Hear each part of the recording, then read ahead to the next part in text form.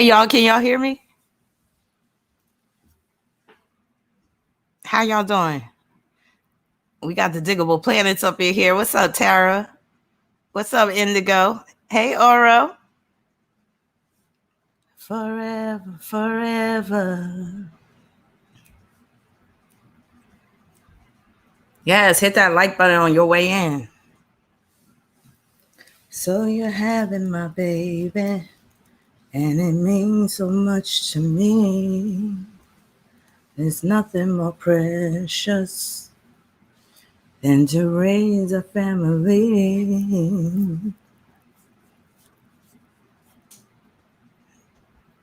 All right, room slowly filling up. I'm gonna wait till the room get populated before I get into this Venus and Libra situation. And if you got Venus and Libra, just press 1 as you enter into the chat. Hey, King of Wands, how you doing?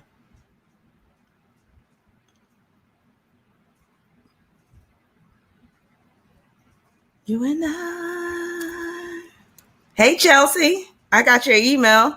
You spazzed out. Yeah, I'll respond to your emails. Yeah, I just cleared out my inbox too, and I see I got 8 emails already. Hey, Golden Owl. Hey, Renee. Hey, Renee. Forever, my lady.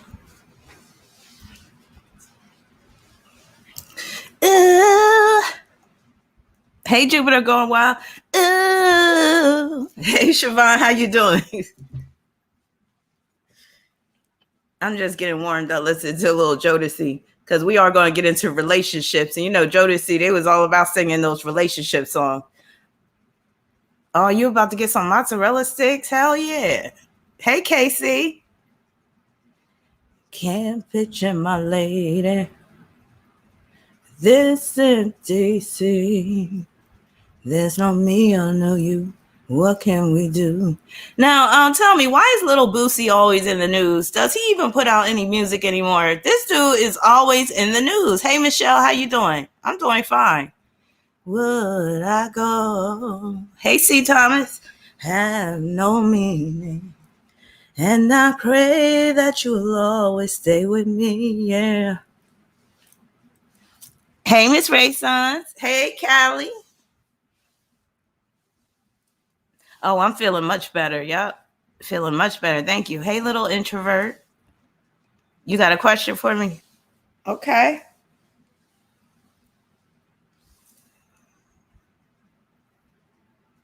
Hey, Leo Rich. Make me think of Lewis Rich, the cold cuts. You know, I always got food on my mind. That's one of my problems. Forever, my lady. It's my part right here. He'd be like, you know, if this is ecstasy.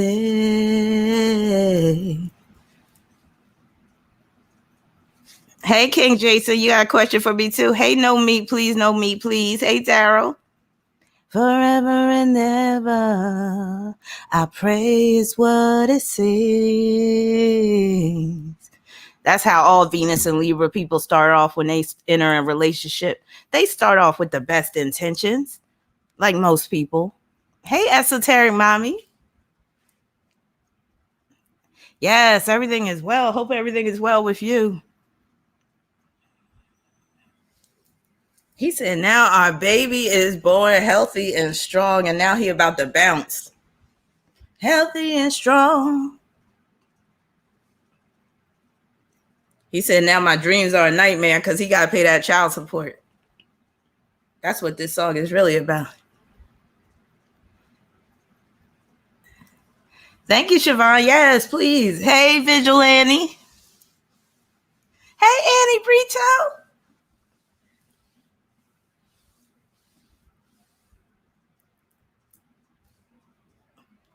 All right, we got 48 people in here in the room filling up fast. We're going to get into some current events first, just to pop things off. Hey, Trinae. You was just watching a past Libra in line. Must be that Venus and Libra working on you. But yeah, just had to get things started with a little music. I just can't get into a live stream without some music. And a big part about that is I do have Venus and Libra. So I'm always listening to music, always singing a tune. Hey Sid, how you doing? I'll be sending your solar return very soon by tomorrow. Mm-hmm. Hey Kenyatta. Right. Ooh, you just brought up a good point, Siobhan. Yes, how that baby healthy and strong when daddy an alcoholic. I was watching a video and it was by Rudolf Steiner. He's like this philosopher. And anyway, he was talking about how alcohol affects the fetus, not just from the mother's perspective or the mother's doing, but if the father drinks. And we're talking about at the point of conception, he was talking about. So let's say a couple is getting it on. They both had a lot to drink. He was saying that both people being drunk that night will contribute to the health of that child, or I'll say the lack of health of that child. And I believe it too. And he was like, for the women, for the mothers, they can give physiological problems to the child. I believe it was saying, and then the fathers can give nervous issues to the child if they are a drinker while they conceive a child. So the nervous issues could be like ADHD, ODD. Yeah. So men, don't think that it's just on the women when it comes to creating a healthy baby. Because if you drinking and drugging at the time you get a woman pregnant, yeah, that's going to end up in your seed, and your seed might be in some, might just not come out exactly right. I'll just say that. And, you know, we got a lot of that going on. People think that, oh, it's just about once you find out you're pregnant, that if you stop drinking, it's all cool. But hey, it's about what you're doing at the point of conception. And it really shows in the natal chart as well. So for instance, if somebody has sun square moon in their chart, their parents at the point of conception, at the point of that child's conception, could have been in conflict with each other, may not have been getting along. So yeah, what your parents was doing when they created you has a lot to do with how you turned out. Don't matter if daddy stayed in the picture or if mom stayed in the picture, you still got their mark on you. You still got their funk on you. And that's basically what it is. Two people rubbing their bodies together, creating that funk, and then sometimes a baby comes out of it. You know, life is funny like that. You got Sun Square Pluto, esoteric mommy. That's a hard aspect right there. Jupiter going wild said, my father and mother were addicted to smoking marijuana. Is that why you so chilled and laid back? Yeah, it does, don't it? You said the fish stinks from the head down. Wait. Right. I know that's right. Yes. Now, it is Virgo season, but we are going to be talking about Venus and Libra tonight. As you see with this image I have up, this very well depicts Venus and Libra, two couples dancing. And Venus and Libra relationships are pretty much like a dance. It's like a dance back and forth. So, and sometimes in that dance, somebody could get hurt. So, but we'll get into that in a minute. But yeah, happy Virgo season to all the Virgos out there. Happy birthday, Virgo. Hey. So you said your daughter has Sun Square Moon. So what was going on with you and her daddy when y'all conceived her? Isn't that photo cute? Right. Yes. So a lot of Venus and Libra people are into dance. They might dance themselves, or they might be into some type of art form. They might be a singer, might be part of a singing group, but we'll get into all that in a minute. But yeah, shout out to all the Virgos. Happy birthday, Virgos. And also I will be offering 1-card readings, but that'll be later on. I'm also going to be bringing some people on that have Venus and Libra. So if you happen to have Venus and Libra, or if you've been in a relationship with someone that has Venus and Libra, feel free to send me an email. I'm putting my email up right now so you can call in, so to speak, even though it's not a phone line, but you can come on and share your Venus and Libra experiences. I'll be sharing some of mine.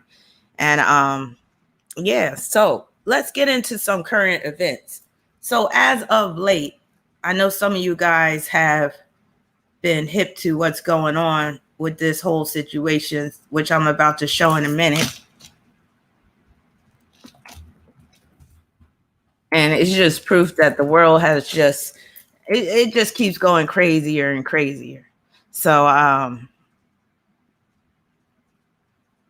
let's see, I guess I'll play this. Now I'm not gonna play the sound because last time y'all was tripping about the echo, and I don't want to turn my mic off. I still haven't figured out how to do this without having the mic on without the echo. But let me just share this. We're gonna play this real quick. But this is bothersome in my opinion. But it doesn't really surprise me. I'm gonna speed it up a little bit.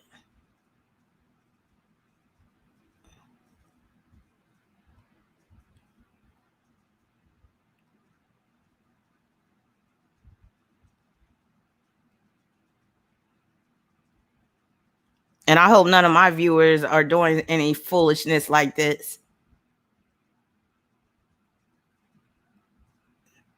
Have y'all seen this? Hey, Johnny boy. Thank you so much for your super chat.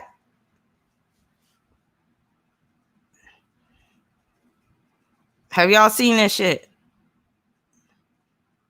Anybody, are they doing this shit in your local area?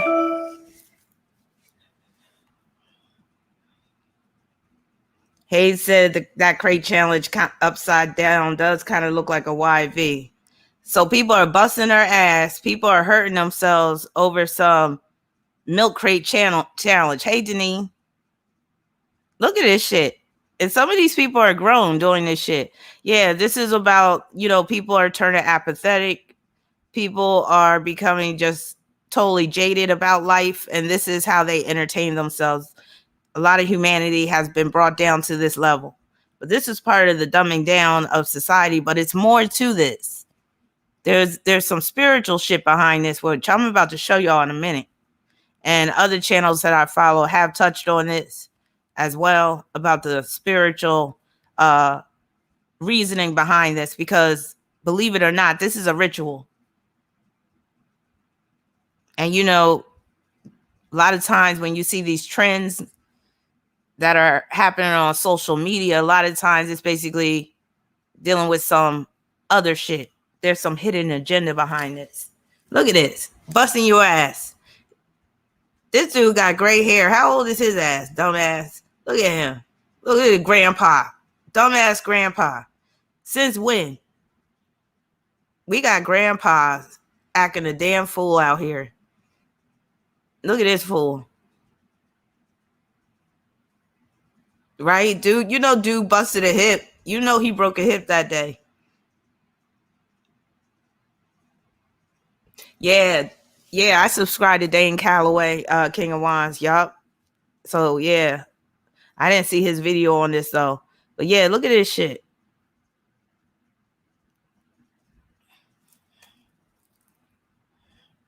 All right, so y'all get the picture. This is basically called the Milk Crate Challenge. And, every now and then they come out with some challenge and shit. And it's always dealing with some shit where you could hurt yourself, it seems like, or where you just going to play yourself and look real stupid.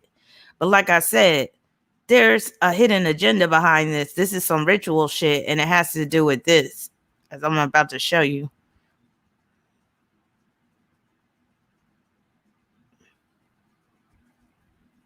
You see that? Now, some of y'all already know about the Freemasons. So this is a Masonic ritual. And they basically showing you that, in my opinion, it's showing you a few things. Number one, it's showing you that everything that's happening in the world right now is by design. They're basically showing you that the world is collapsing, but it's by their own doing. They're basically showing that this is a setup. But if you notice, it seems like there's a predominantly number of Black people doing this, or at least they're featuring mostly Black people doing this. So there's another message behind this, basically just about the fall of the black race, in my opinion. But it's also about the fall of humanity as well. But it's also just showing you who's behind the fall of humanity, who's behind the chaos, who's behind the collapse of the economy. And, you know, some of y'all have heard of that Great Reset. And that's basically what they're pointing to with this. So, yeah, that milk crate challenge is basically a pyramid ritual, a Masonic ritual, and they basically showing their hand. There's this book I have called The Hidden Hand, and it talks about how there's this evil cabal of people up at the top that orchestrate all the events that happen around the world. So everything you see going on in the news is orchestrated, pre-orchestrated. I'll say 95% of the things you see on the news is already pre-orchestrated, including these milk crate situations. So we just got to stay woke, and not in this liberal sense of the word, but, you know, just stay aware of what's going on and don't feed into this bullshit. So I'm just hoping that, you know, a lot of us can see through this stuff. But yeah, once I saw that shit, I knew that there was something up with that. But it's the same with the ice bucket challenge. There was some hidden agenda behind that shit as well. All right, moving along to the next story. And then actually, let me see if I have this person's chart already in my files.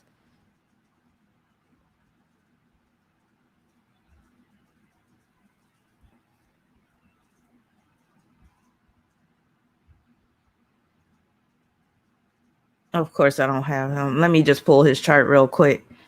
But I hope everybody out there is doing well. Let me see.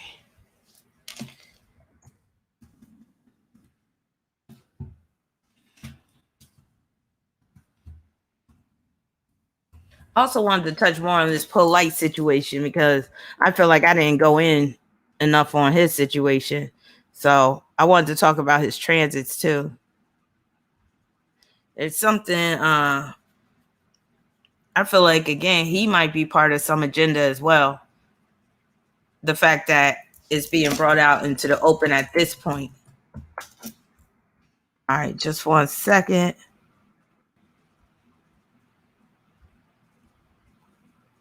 Not surprised at this birth date. Makes sense. 1953, 4 a.m. Right after the demon hour. Makes sense. But again, if anybody got Venus and Libra out there and you want to take part in the discussion, if you want to share your Venus and Libra videos, share your Venus and Libra experience, just send me an email. I'll put my email up there again. Flushing, New York.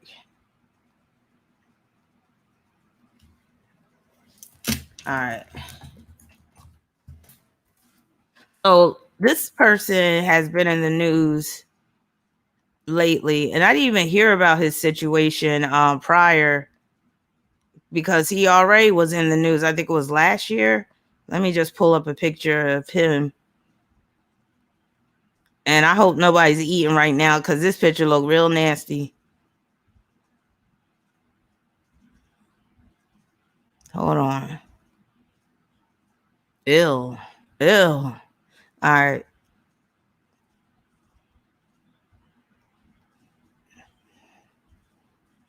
Does anybody know who that is?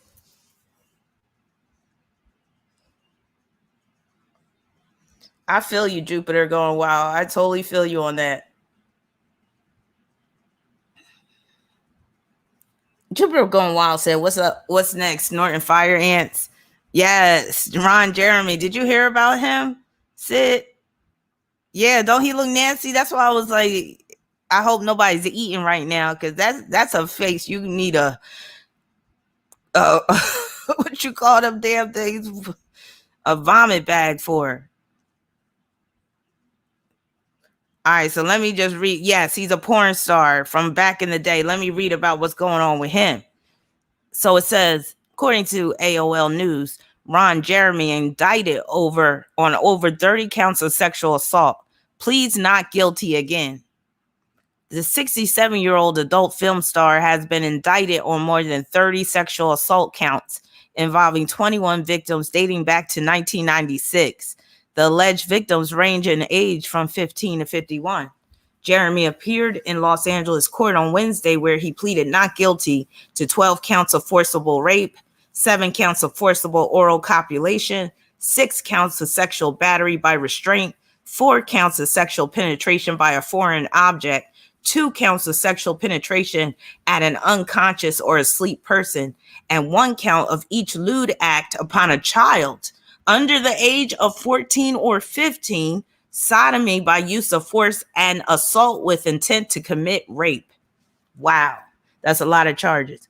Far too often, survivors of sexual assault suffer in isolation. Los Angeles District Attorney George Cascon said in a statement, "We must ensure that survivors have all options available to help with recovery, including trauma-informed services for healing and support to report such crimes." Yahoo Entertainment reached out to Jeremy's attorney for comment, but did not immediately receive a response. Jeremy was arrested in June 2020 and charged with multiple counts of sexual assault. He pleaded not guilty. Jeremy was hit with additional charges in October of 2020 and pleaded not guilty again. The case remained under investigation, and more women came forward about his alleged abuse over a 23-year span. Sexual misconduct allegations against Jeremy were rumored for years before his arrest, but ramped up amid the Me Too era. He has repeatedly maintained his innocence.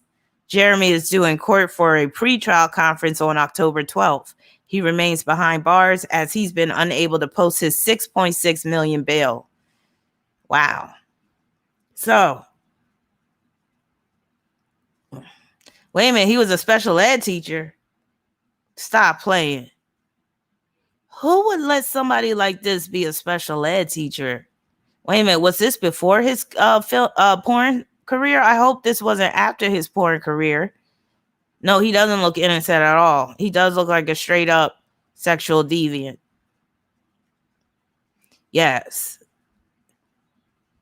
Ellie says so many of these male porn stars are ugly as hell. It's like they want the porn star girlies to suffer. Yeah, how about that? Yeah, I don't even know why they even picked him. Well, they claim that he has a big penis or whatever. He does look like a pigeon. And he looked like a crumpled up brown paper bag or something, like just something that's in a dumpster somewhere. Yeah, he basically ran out of money, jacked off all his money, literally, I guess. But that's the stuff that we know about. Imagine what some of the stuff he's done that we don't know about. So I'm going to get into this pervert's chart. This is why you can't trust porn stars. I'm sorry. It's too easy for them to get corrupted. Not saying that they're all bad, but hey, if the shoe freaking fits, I'm just saying. I mean, I'm just saying, if look, I'm gonna just level with y'all. Think about this, right? Just in terms of the porn world, right? If you're a porn star, now we all got secrets, right? We all have some degree of, or we need some level of privacy, right?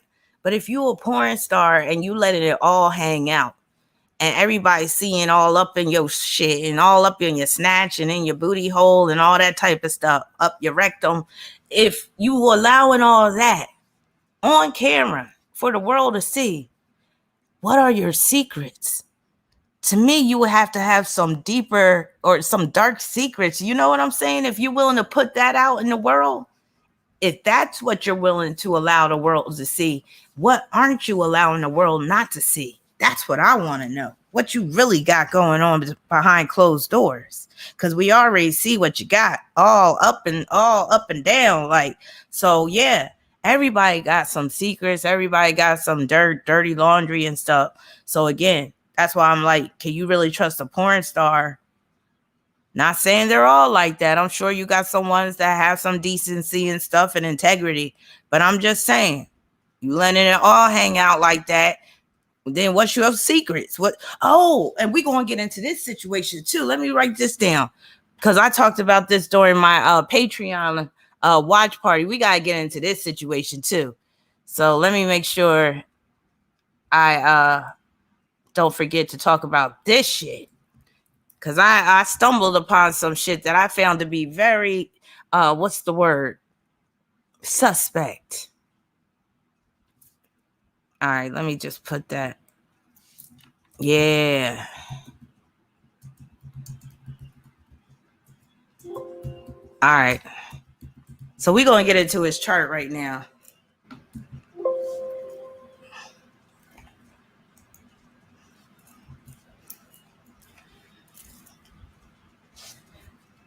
Oh, yeah. That's probably his secret, Siobhan.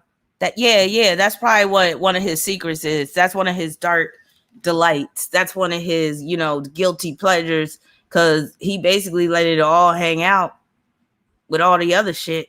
Yeah, that's Ron Jeremy, the ex-porn star. He is being charged with multiple counts of rape, sexual assault, just a whole bunch of nastiness. All right, so let me pull up his chart. He looked like one of them hairless rats. An overfed hairless rat. That's what he freaking looked like. Well, he is an animal himself, so it ain't that far, from it. I'll just say that.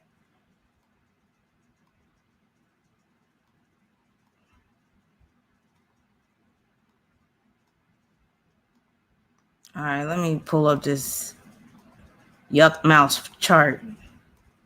Let me just confirm, make sure I have everything. March 12, 1953. Now, of course, he'd be a Pisces. I mean, I always say that dark-sided Pisces men, they're some of the creepiest. I really don't, I'm just saying, you really got to know a Pisces man well to be able to trust his ass. Hey, LaToya, because a lot of them, when they on the dark side, they into some real creepy ass shit. So he was born on March 12th, 1953. Let me just calculate his life path number. Now, 12 is the number of sacrifice and victimization. So there you go right there. Already it's showing up in his birth number.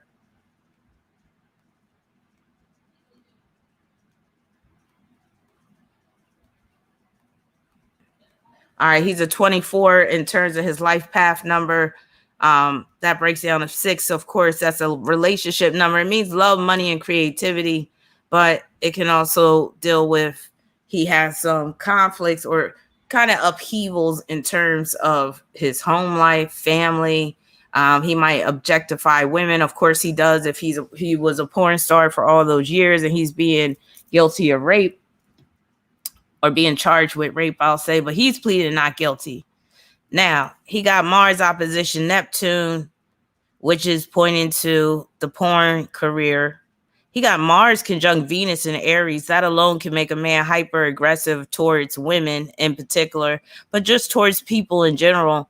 And that is a narcissistic aspect. So he could treat people like extensions of himself with that Mars conjunct Venus in Aries.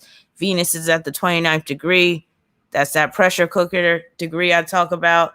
Could deal with high pressure situations, conflicts, could deal with extreme violence. He has like anger problems with that. He also has Mercury in Aries. So while he has Sun in Pisces, he got some heavy Aries energy that really helps him to be very beastly-like, animalistic, just hypersexual with that Mars conjunct Venus.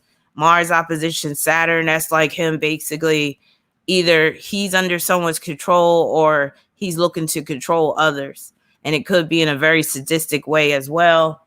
And also that could just deal with his court case, the authorities coming after him, and also having like evidence. He probably took some photographs and stuff with Saturn conjoined to Neptune and videos he might have that they could be using against him. And that just points to his film career, that Saturn conjoined to Neptune. Then in Libra, that just points to him having these co-stars in terms of the world of porn. Let's see what else he got. He got Jupiter square Pluto, and that could be somebody that is like they can't get enough sex. They're like overly sexual, hypersexual. And that can also deal with the criminal charges that he's faced with. And at some point, somebody could have tried to blackmail him. Now, he's an Aquarius rising, and it's at the 0 degree, which can make him a stone cold pervert, especially in terms of who we're dealing with. But that also just points to him being naked for the better part of his life, him being naked on screen. And he probably like belongs to a nudist colony or something with that moon in Aquarius, conjoined to the North Node in Aquarius in the first house. Hey, Adrian, how you doing? I'm gonna send you that link to your email probably in a half hour so you could call in. Wait a minute, how am I going to do the call-ins with that echo? I guess I'm gonna have to turn my mic off or something. I don't know how that's going to work, but I'll figure it out. We're talking about Ron Jeremy, the ex-porn star. So that Jupiter in Taurus can make him just very sensual, strong sensual appetites. And let's see what else. So again, he got strong Aquarius energy. And while that doesn't make everybody a pervert that has this Aquarius hookup, in his case, yes, it very well could. And then he has that moon in Aquarius, sesqui-square, Leo South Node, and that could point to inappropriate involvement with a child. That could even deal with where he had some child at his home and he was doing some inappropriate stuff with that child. And then Sid did mention that he was a special ed teacher. So maybe he crossed the line as a special ed teacher. Oh, God, I would hate to think about that. Yeah, that's a lot of Aquarius, Tara. Who's Ricky Johnson? I'm going to have to look this up. Where's my phone? I got to check this boy out myself. Damn, where's my phone? Okay, Ricky Johnson. Caleb said he liked Ricky Johnson.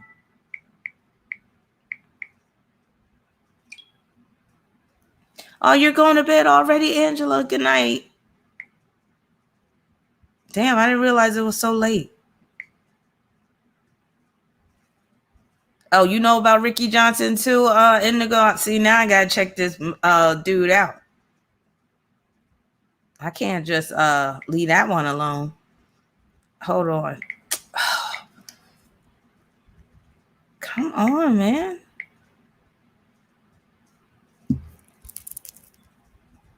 He plays a harmonica too. Weirdo. That's that Pisces shit. Okay, great. Okay, how about Ricky Johnson? We need to talk about that one dude too, because he's weird as shit. What's his name? Brian Pumper. He's like in the not the news, but some people will be like catching him doing some real whack shit. A lot of these porn stars are crazy. I mean, you got to be kind of crazy to be like letting it all hang out on film like this. All right, let me see this Ricky Johnson. Ew. I think somebody did show me a picture of him before. Yes, he got a smackable face. He's annoying as shit looking. Hell no. Nah. Ew, y'all like that shit? You like that shit? Oh no. He annoying as fuck. He wouldn't even have a chance. I'm not impressed at all with his pound puppy face. He got a pound puppy face. Remember them pound puppy? Hell no, he ain't hot. And he got a dildo that's made after his. I am not even impressed. Even though I keep scrolling and looking at these pictures. Yeah, I'm not impressed with his mesomorph. Wait, what would you call that type of body? He got like an ectomorph body.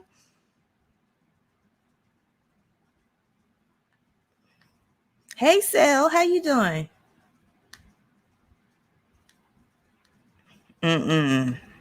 He annoying as. Nah, I'm cool. He look like he still live at home with his mama. And he got an ass that a gay man would love. Has he ever did gay porn? So that's what that is called, a meso. He got a mesomorph body. I'm still trying to get that down.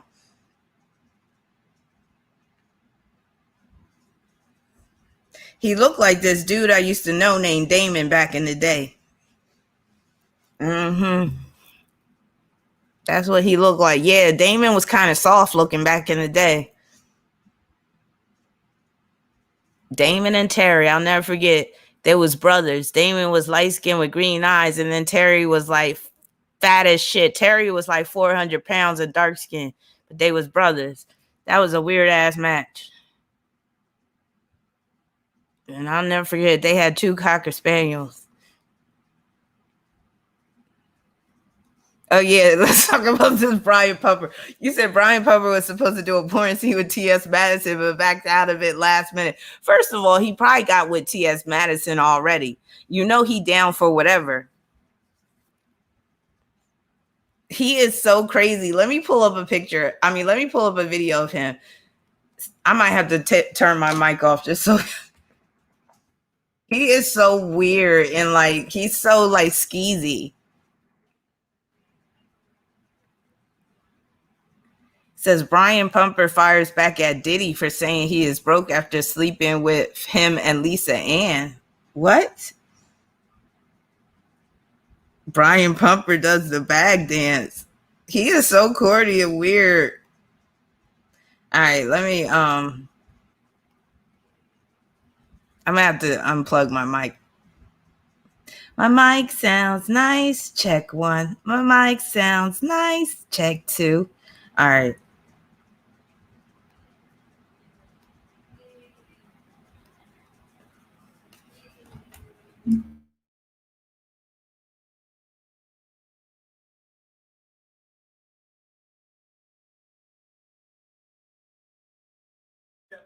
When the hands are low, you're just simply moving like this. When the hands are high, you're twisting the hand, meaning that you have the bags in the actual hand. Do your bag dance, do your bag dance, do your bag dance, do your bag dance, do your bag dance, do your bag dance, do your bag dance, do your bag dance. My niggas, you a thot? Or did you come up on a pot? My nigga, you got guap? Or you a nigga smoking rock? I stay focused in life and I remain about the bag. Some shit gotta be sold. Bag dance. My niggas, you a thot? Or did you come up on a pot? My nigga, you got guap? Bobby can let Crystal irk his soul, push his buttons, get underneath his skin, make him boil, drive him up the wall, or he can stay focused and be about his bag. Crystal can take a different route, be a team player, have his back, be a down queen, aim for a bright future, and they both be about the bag. Doing your bag dance can basically just be executing life. A simple mom who's not gonna let her ex-husband kill her buzz, ruin her potential, blow her chances, make sure her little ones are well taken care of, get her pension, her retirement, great local mom about her bag. A granny could be about her bag. Mommy and daddy wasn't there, grandma took her grandchildren.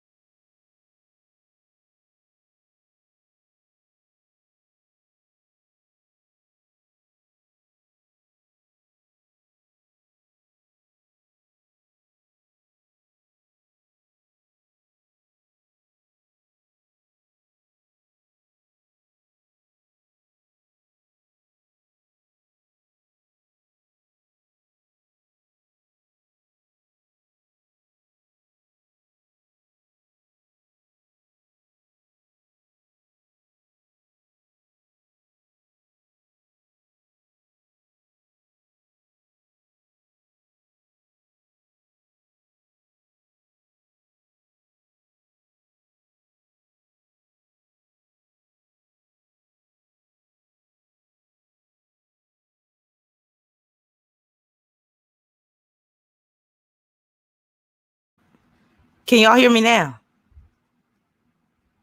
So y'all missed my serenade. I was serenading y'all and everything. Y'all didn't. Damn. Press a 1 if you can hear me now. Okay, now you can hear me.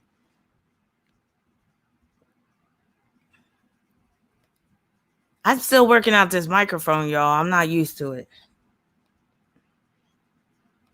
Okay, y'all can hear me. Cool. All right. So let me get into this dude's chart. So Brian Pumper, he was born April 25th, 1981. Let me just double check on that. Oh, that makes sense. He's a sniffer. Oh my God, he got a wicked stellium in Taurus. Let me share my screen and pull this up. He does like to smell things, I'll say. Well, somebody told me he likes to smell booties, but I never really seen a porno of his. But he definitely special. He got, let me see if he got any red flags. He got Sun conjunct Venus, which, you know, that brings him to that little femininity he got oozing out of him. He got Sun square Aquarius South Node, which can be a perverted aspect. Mercury square South Node, Mars square South Node, Venus square South Node. Damn, his Mars, Mercury, Sun, and Venus are all square in the South Node in Aquarius. He is straight up pervert. But remember, I said, oh, there it is. Where you at? You said Brian is in, I don't even want to say that word. Brian is into play. He likes his women to be unclean in the booty. So yeah, he likes, now when you see somebody with all that Taurus energy, they have a strong sense of smell and they like to smell a lot of things. They get off on certain smells. And his situation, let me see if I can see the funkiness tied into it. It would have to be something in Scorpio. Yup, he got Uranus in Scorpio. What is it doing? Making a quincunx with his Mars and Mercury. So there it is right there. Mars, Mercury, quincunx, Uranus, and Scorpio. He's into some weird, nasty, funky stuff. Can't get enough of that funky stuff. That's what he be saying. Can't get enough of that funky stuff. Get down, get down, get down, get down, and down. Jungle boogie. Yeah, he about when I see that Mars quincunx Uranus, Mercury quincunx Uranus in Scorpio, I'm like, he down for whatever. He'll get in where he fit in. I believe it, Indigo. Won't you take me to Funky Town? Won't you take me to Funky Town? We want the funk. We gotta have that funk. Oh, we want the funk. Gotta have that funk. Jamaica funk. That's what it is. Woo! Let it get it into you.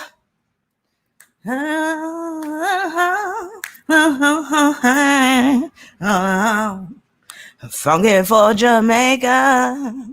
How you feel it? But yeah, brand new funk. Doom, doom, doom. Doom, doom, doom. Keep it funky now. Yes, Tom Brown. Jamaica funk. That's what it is. Let it get into you. Yes.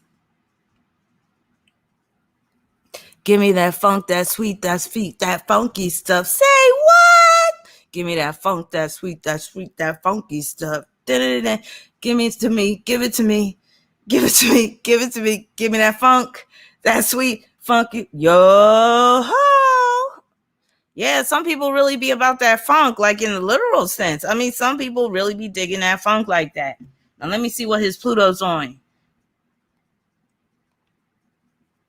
Give me that funk, that sweet, that funky stuff. Well, his Pluto is in good shape. He just got that regular sex law with Neptune. That's nothing spectacular. He got the North Node in Leo. And it's squaring that same hookup, his sun, Mercury, and Mars. I wouldn't be surprised if he's crossed the line with an underage person, I'll just say. My funky sensation. Can you feel it? Can you feel it? My funky sensation. Do you wanna get funky? Do you wanna get funky with me? Do you wanna get funky? Do you wanna get funky with me? Yes.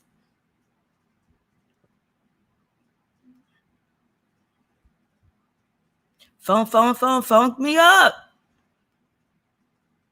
Gonna have a funky good time. Gotta have a funky good time. Gotta take you high. Yeah, you don't know nothing about that. We that's going all the way back to James Brown. Make it funky. Yeah, but let me stop. All right, yes, gotta take you high. That's the shit. Yeah, baby, yeah. Do the funky chicken now. Do the funky chicken now. Just had to get another one in there. All right, you said you love baths, so you ain't about that funky life. Yes. Put the funk on it.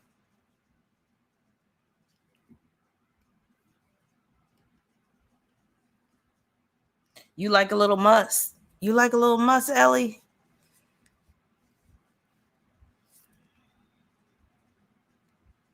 Now, I got Venus and Libra, so I'm not really about that funky. Not about that funky stuff. I'm just not. Yeah, my Mars and my Mars and Gemini is a little activated. It is a little turned up, ain't it? Yes. And probably in 10 minutes, I'm gonna have to put one of them root beers in the freezer. You know how I do. All right. So what else we got going on in the news? Oh, this is going on. So yeah, enough about that whack ass Brian Pumper. No, basically, I've concluded that he's another perv. All right, how about this situation? Your favorite rapper has gotten himself a big deal. Lil Nas X has been named Taco Bell's Chief Impact Officer of Taco Bell. So let me just read about Lil Nas X's recent deal with Taco Bell. I mean, this just proves that we are living in clown world, people. This is actually per NBC News. Now, this sounds like it could be a spoof, but this is really real.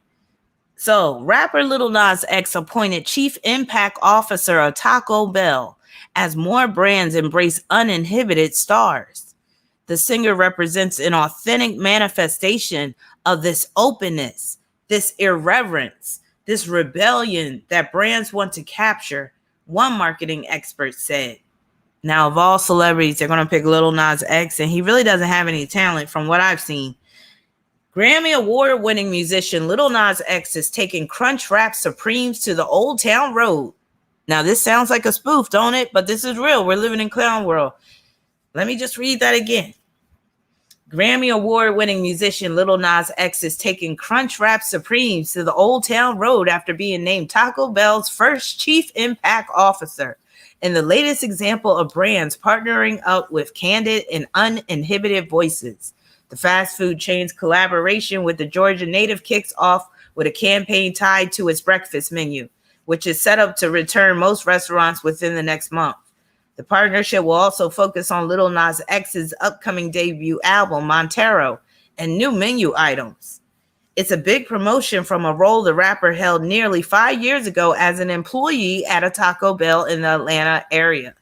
In a tweet Monday, he acknowledged that life has come full circle. I officially work at Taco Bell again. Earlier this year, he even featured the fast food chain in the music video for the song Sun Goes Down as a paid tribute. Lil Nas X knows the job, the experience, and the culture Taco Bell creates for its fans, including its people, Taco Bell CEO Mark King said. Taco Bell's move follows a series of partnerships between McDonald's and musicians such as the hip-hop artist Saweetie, which includes a merchandise line and a chicken nugget meal that features Saweetie and sour sauces. Saweetie also changed her name on Twitter to Big Mac Mama. The burger joint launched similar campaigns with the rapper Travis Scott and K-pop group BTS within the last year. Earlier this year, Lil Nas X faced criticism for releasing Satan's Shoes with the Brooklyn-based company Mischief and a music video in which he can be seen giving the devil a lap dance. In December, Chipotle named a burrito after singer Miley Cyrus, who has faced her fair share of criticism during the last decade. In March, Prince Harry, who faced backlash after stepping back from his role as a senior member of the British royal family, was named Chief Impact Officer of the personal and professional wellness coaching company. So that's Lil Nas X. So basically, we've come to this situation where people like him, I won't even call him an artist. He's a tool. Tools like him are given these deals that, you know, with these mega corporations, and it doesn't matter how lowbrow they are. It doesn't matter how low down they are. It doesn't matter how disgusting they are. It doesn't matter. And it all started back, how many years ago? Maybe we're talking about like 10 years ago. Maybe more than 10 years ago. I can't remember. But it all started kind of with this. With this chick. Who's that? Yeah, he's an industry plant. If you notice, shit really started to get really cheap and lowbrow around the time when this chick started to become well known. Y'all remember that?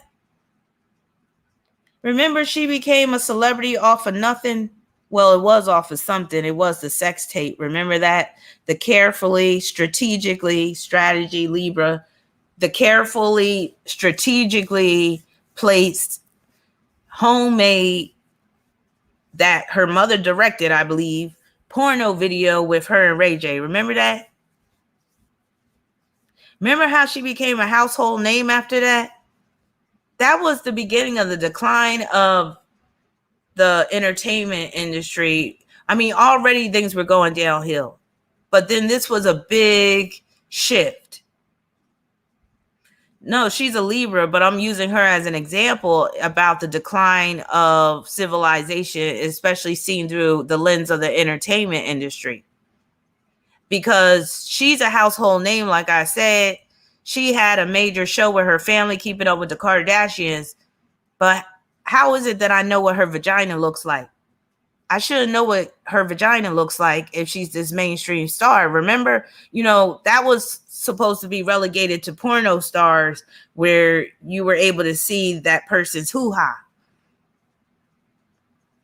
But I know what her vagina looks like. Why? Because I seen that sex tape. Now, again, back in the day, that would have never flew. She would have never been able to have this breakout mega stardom off of that sex tape because people had somewhat values and decency back then. And, you know, if you want to go look at her hoo-ha, you know, just Google it. You could go see the video if they still have it available somewhere. I'm sure it's on Pornhub still or whatever. But that's what I'm saying. Like, she was like part of the beginning of this shit where now nobody has any shame anymore. Ellie, I'm done with you. She seems so dead in that little film. But yeah. You see how they basically broke down the door, and they're now basically the line has blurred between what is appropriate and what is inappropriate, and they're shoving it down kids' throats. That's the problem. Main problem I have. They don't want kids to be innocent anymore.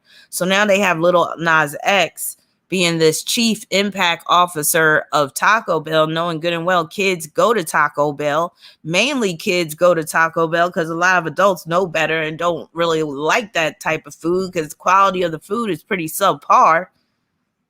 So they know that kids will frequent Taco Bell, and if they see Lil Nas X being the chief impact officer, there you go.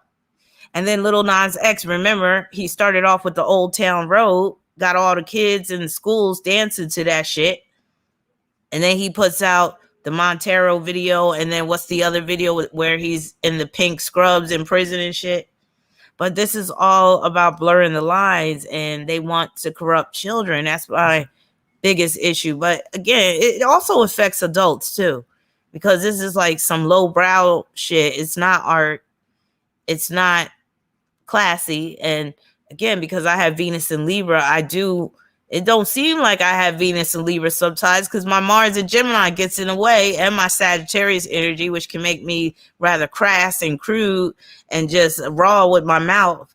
But I do have a certain amount of decency, and I do believe that certain things should be reserved for behind closed doors, I'll say. Or like, for instance, I don't have no problem with strip clubs, but don't bring the strip club to a regular R&B concert. That's my problem. Or don't put the strip club in a regular R&B video. Like, I believe that there's a time and a place for everything, and that's very much Venus and Libra type of standards. Like, there's a time and a place for everything.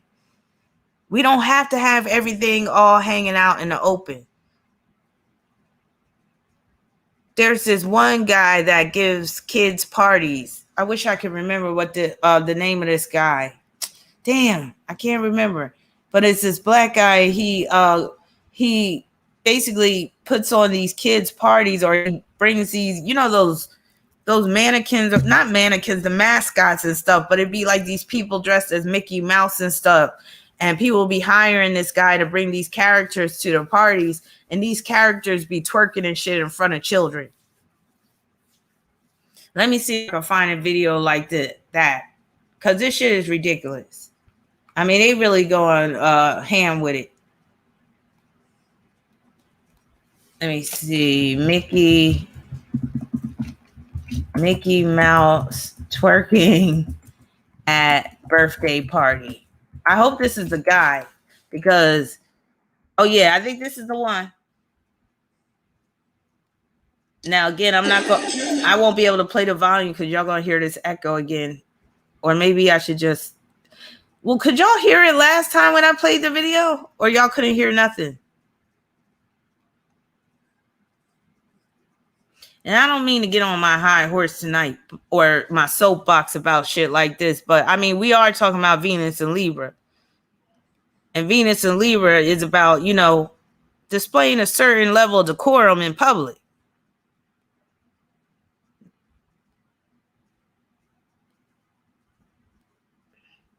But this is how kids' parties in the hood sometimes be nowadays, y'all.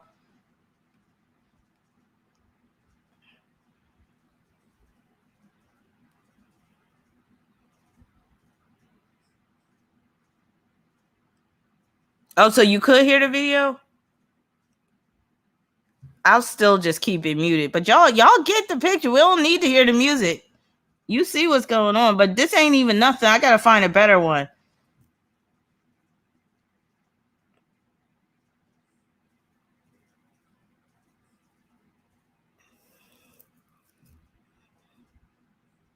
I don't mean to laugh. This is terrible.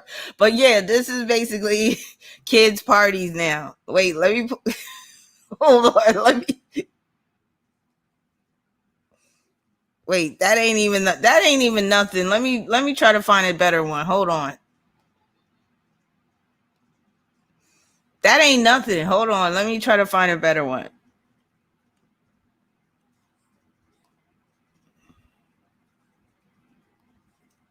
And these they look like they're retarded in these costumes.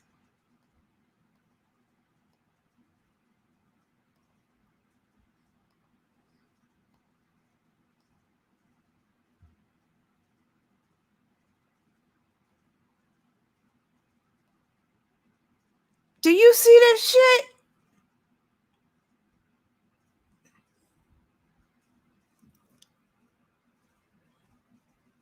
Even the kids are just looking like, what the fuck? Do you see what's going on with our... You said, well, Mickey, come get your wife. Do you see this shit?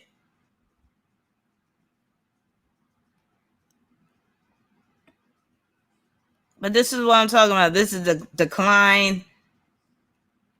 This is the wait. I just got to show one more because this shit is ridiculous.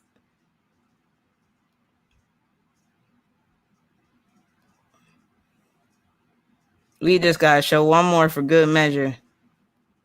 Because again, there's a lot of these videos. I mean, it's not just one party that this is happening at. This time I'm gonna play this audio. I'm gonna just have to unplug. Well, let's see.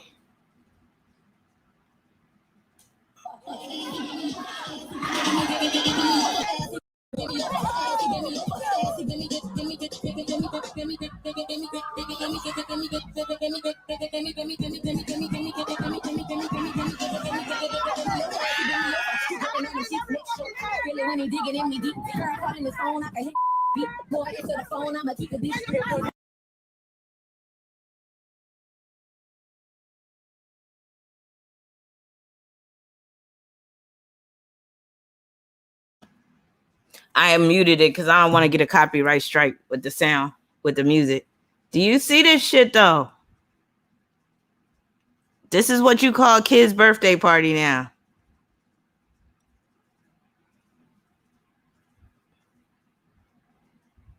Look, they dancing for themselves. I mean, this ain't for kids.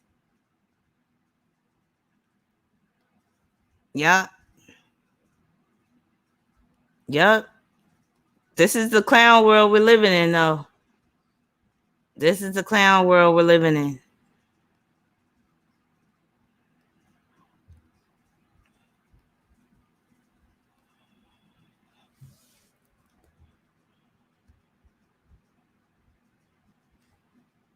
You said now they play pin the tail on the donkey legs. Yeah, did you see Cookie Monster acting a fool? Yeah, you said it's more disturbing with the sound off, right? Yes. So far we had the situation involving Ron Jeremy being charged with the rape and sexual assault. We talked about the milk crate challenge, which is really a low-key ritual, Masonic ritual. We also talked about Lil Nas X being appointed chief impact officer, which brought us to the situation involving these twerking Muppets, these twerking Sesame Street characters, these twerking, what was that? Mickey Mouse and Minnie Mouse. Oh, you love the sound of the mic, Destiny Child? I did it all for you. It's all for you. If you really want it, it's all for you. Yes. All right, now we're going to bring up another situation. It's kind of along the same lines, the corruption of children. Because, again, during my last Patreon watch party, I noticed something that seemed off because somebody brought this up, I think. So we're going to get into this real quick. Some of my Patreon, y'all remember we was talking about this shit. And then I started to pull more pictures and I was like, what the fuck is going on with this shit? We just going to pull this shit up right now. I'm going to start off with this picture because this shit is disturbing in my opinion. But we're going to pull up an article. Well, I'm going to pull up an article to go along with this.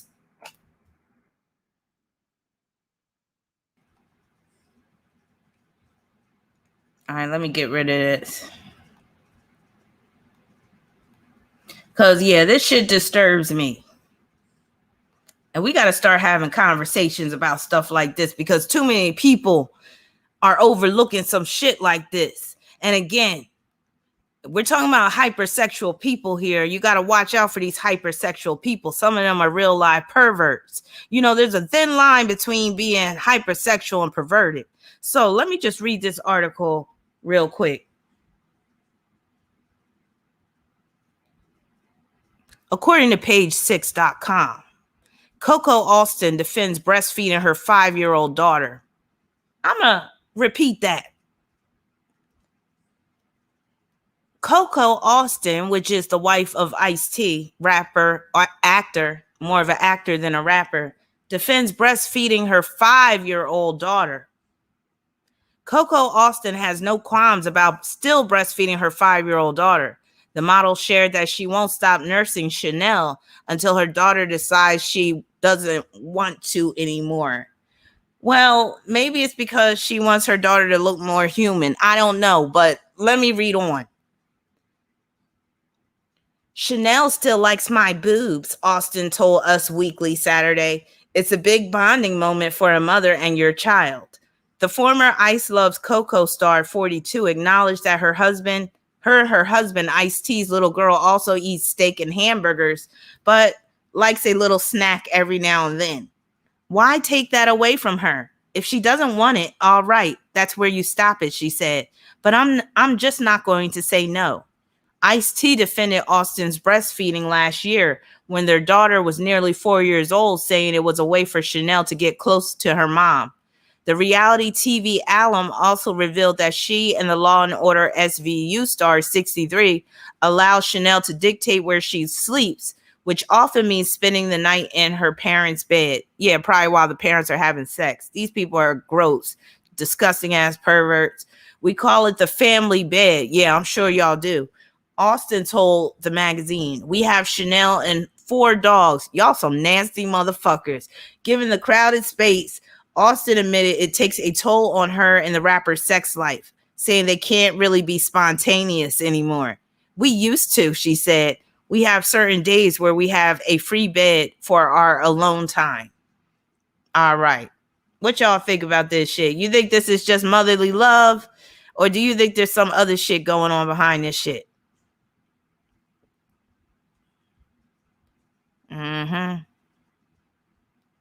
You said your coach was breastfeeding her 6-year-old. That's just going too far.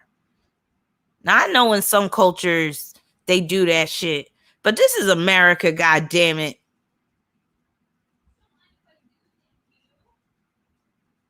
Right? How is that a fucking snack? What happened to animal crackers? What happened to Cheez-Its? What happened to fruit snacks? What happened to a goddamn apple? You calling that a fucking snack? I feel like the breastfeeding is more for Coco's benefit than it's for her damn daughter. Oh yeah, that came out too, that she don't take baths except for every like 7 days or whatever, you know, when her coochie demanded, I guess when Ice-T get tired of, you know, picking lint out his mouth and shit. I don't know. But she's nasty. She's disgusting. And again, she's hypersexual. We know that she has basically been walking around half naked for the past 20 years or whatever. We know that she's an exhibitionist. Why would that stop at her own child? Yeah, she is an exhibitionist. Now, let me see if I got her chart.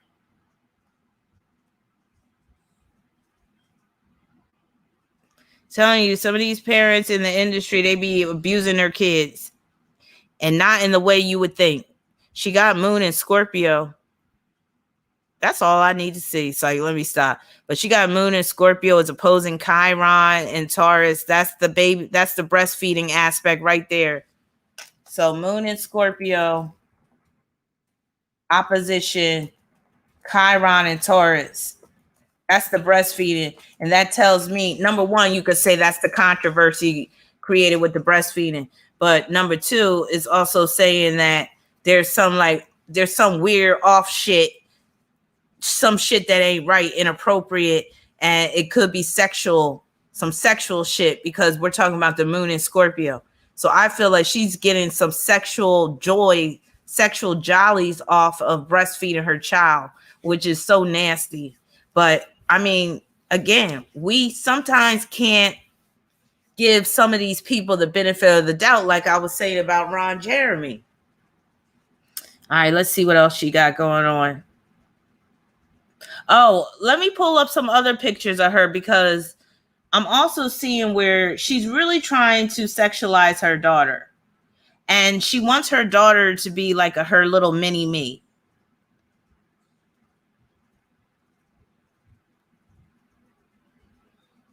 And that girl got a face only a pit bull could love. Let me stop. I'm not going to talk bad about that little girl, but god damn. She do look like she part Ooh, my bad.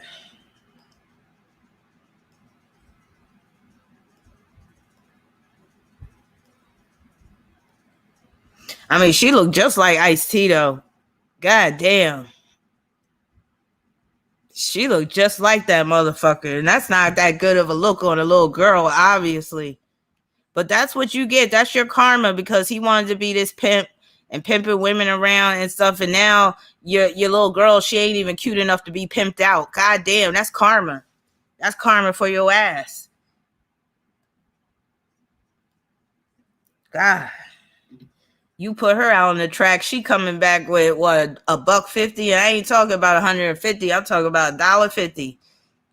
But that's karma though. When you want to be a pimp and pimp out these hoes and shit like that, and objectify women, now people objectifying your daughter. Your own wife is objectifying your damn daughter. That's the karma that you got to pay back, Ice-T. Yeah, she'll grow into her looks. I'm just playing. I'm really taking digs at the parents, not really this little girl. She can't help the way she looks. But damn it, she looked just like her damn daddy.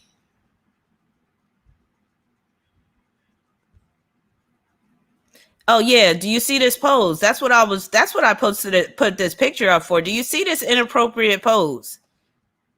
Do you see this shit? And this ain't it. This ain't it. Where's the one that really had me like, what the fuck?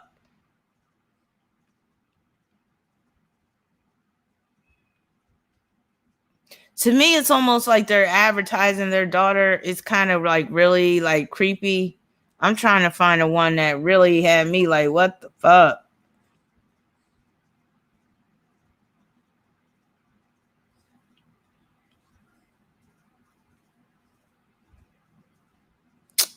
Of course, I can't find that one right now. Hold on.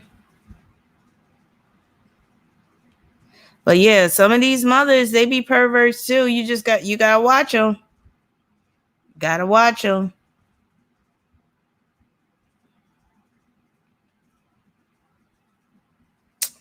And just about every picture she has with her daughter, they got the same outfit on, which tells me that like she's treating her daughter like an extension of herself, which is a form of narcissism, or I'll say it's a sign of narcissism. She don't even want her daughter to grow up to be her own person. She's gonna force her daughter to be this sex kitten type of character. That's not even the one that where's the one?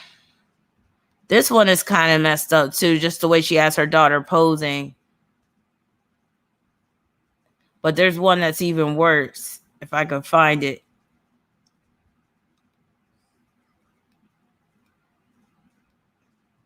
And I got 2 daughters, and I don't have no pictures of my little daughters, posing with their hip out like that, because I would immediately cut that shit out.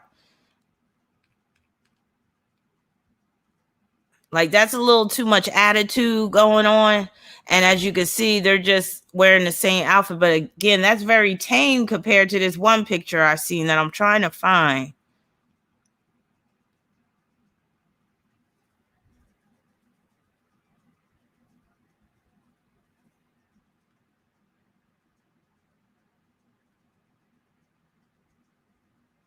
And of course, I can't find it. Hold on.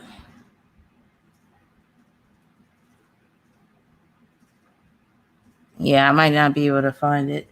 They probably hurry up and took that one off the internet real quick after I did my watch party. It was like, oh shit, they on to us. But basically, you just gotta watch these Hollywood types. Some of them are just into, and again, we gotta think about who Ice-T is. And Ice-T, at one point, he tried to be a real live pimp. And does a pimp really have a moral compass? Or I'll say, can you really trust a pimp? I'll just say that. But yeah, unfortunately, I can't. But just here's another picture, though, of them wearing the same damn outfit. And again, it's just showing you that she's just basically, she's basically treating her daughter as an extension of herself. But I can't find that one that was real inappropriate. But I feel like it's almost like she's advertising herself like it's a 2-for-1 deal.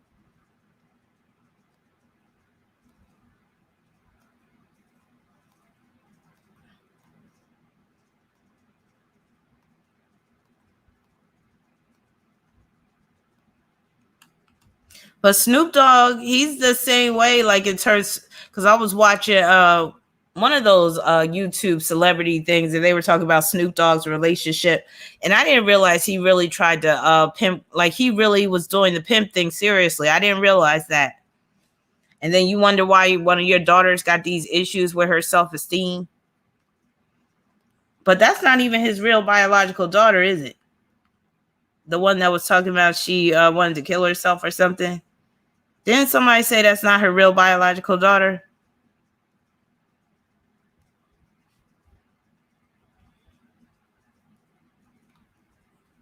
I mean, not Snoop Dogg's real biological daughter.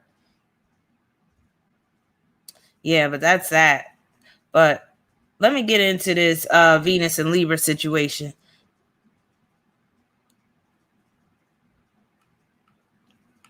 What's Loom?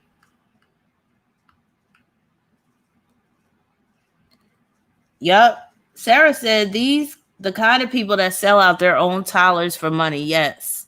Siobhan said so inappropriate. Yes, she did. She stole her daddy's face. That is true. How do we know the girl is a girl? Lots of Hollywood are gender swap now. Yeah. She does just look like her daddy. She's twinning with her. It's disgusting, isn't it?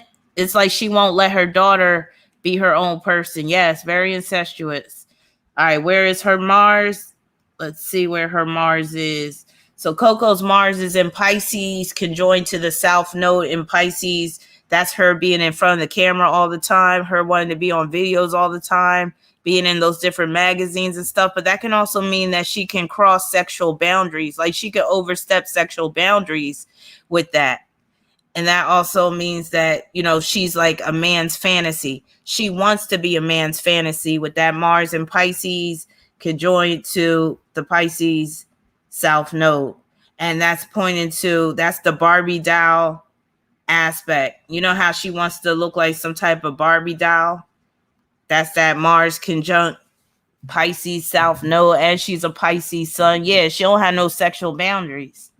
Yeah. And with that Mars opposing her Saturn, that's like her being owned. Like she's owned by Ice-T. She's under his control, you might as well say. But that could also deal with like she's really like all about grooming, and she probably spends a lot of time in the mirror just primping and stuff. Basically, her whole life is about getting dressed up and getting dressed in these little clothes, these skimpy outfits and stuff. Yeah, she's a full-blown narcissist with that Mars conjoined to that South Node in Pisces. Like, she believes her own hype, like, straight up.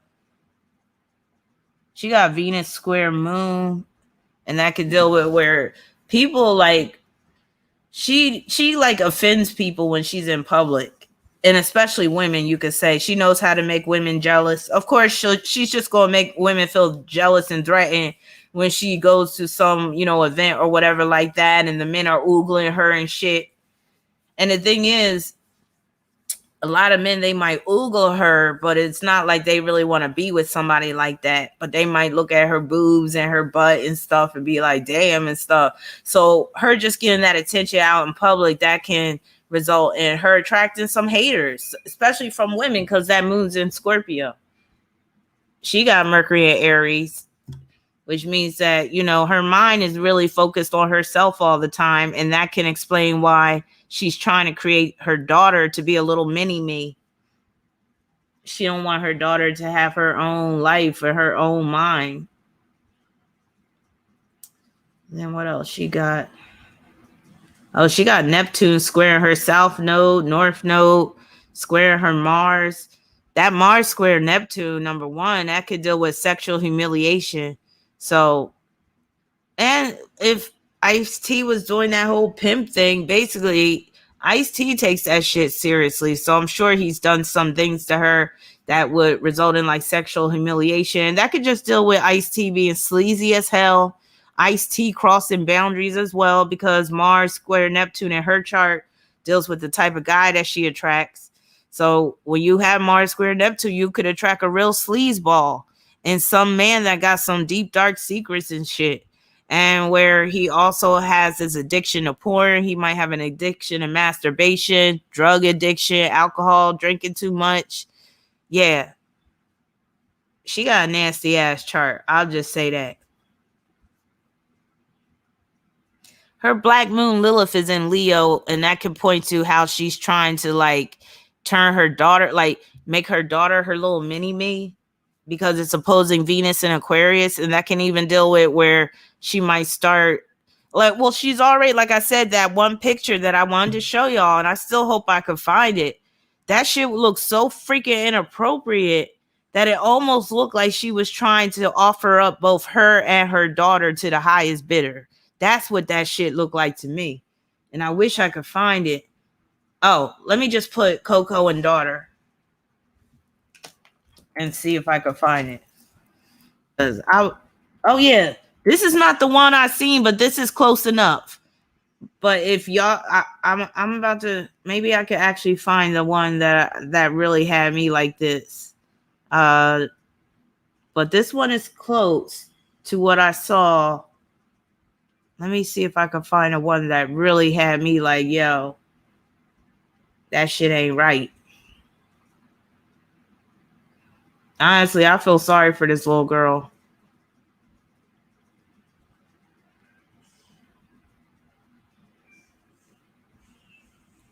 Yeah, I guess this is the one. This is the closest I'm probably going to get to the one. Ew. Is that her butt hanging out? All right, let me show y'all this one.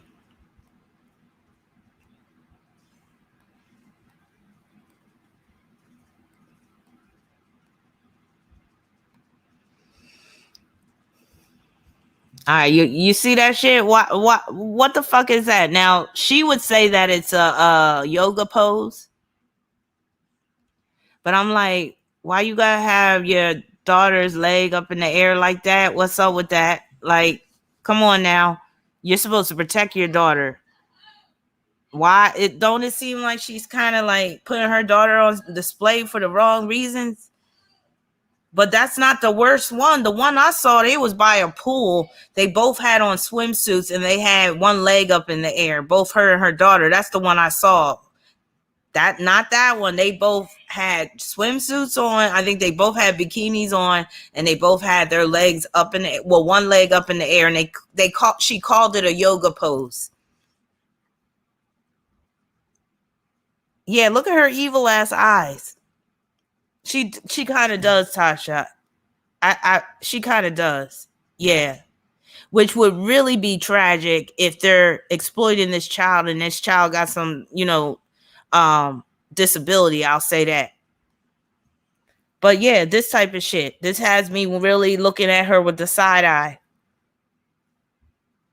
So we could basically know where this girl's life is headed unless she has somebody in her life that's going to kind of shield her from her parents' influence. Yep. So that's enough with the current events. I just wanted to get that out there. Let's get into this Venus and Libra situation. So let me just pull up a picture of a celeb that has Venus and Libra and get this shit started.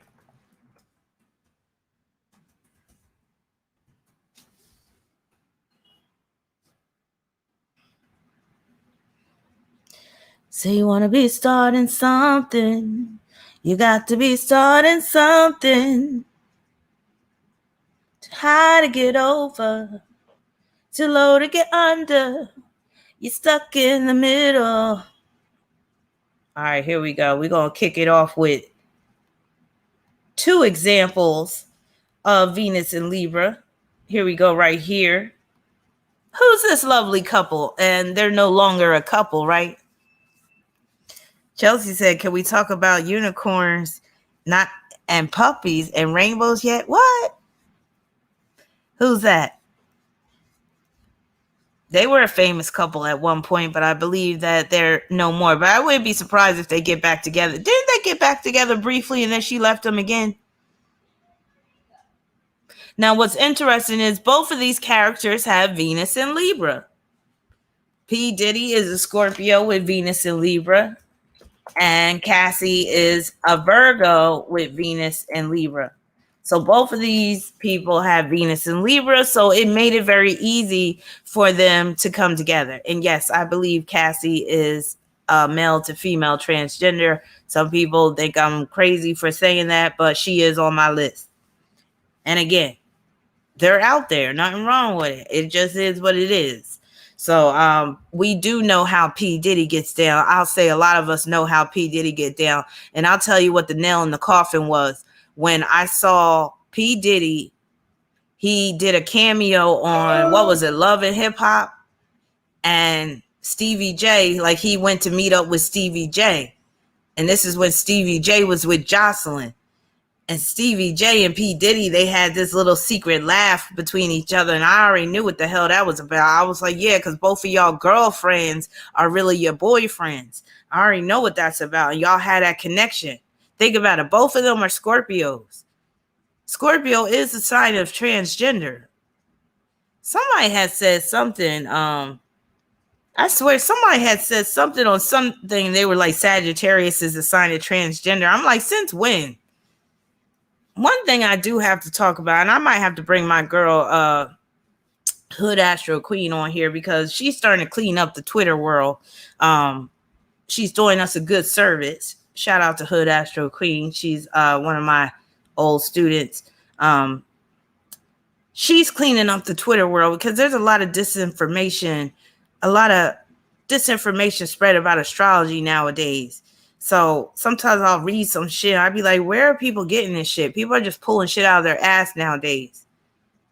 But basically, you just got to wonder. Now, again, the reason why it was easy for these two to hook up was because they both have Venus in Libra.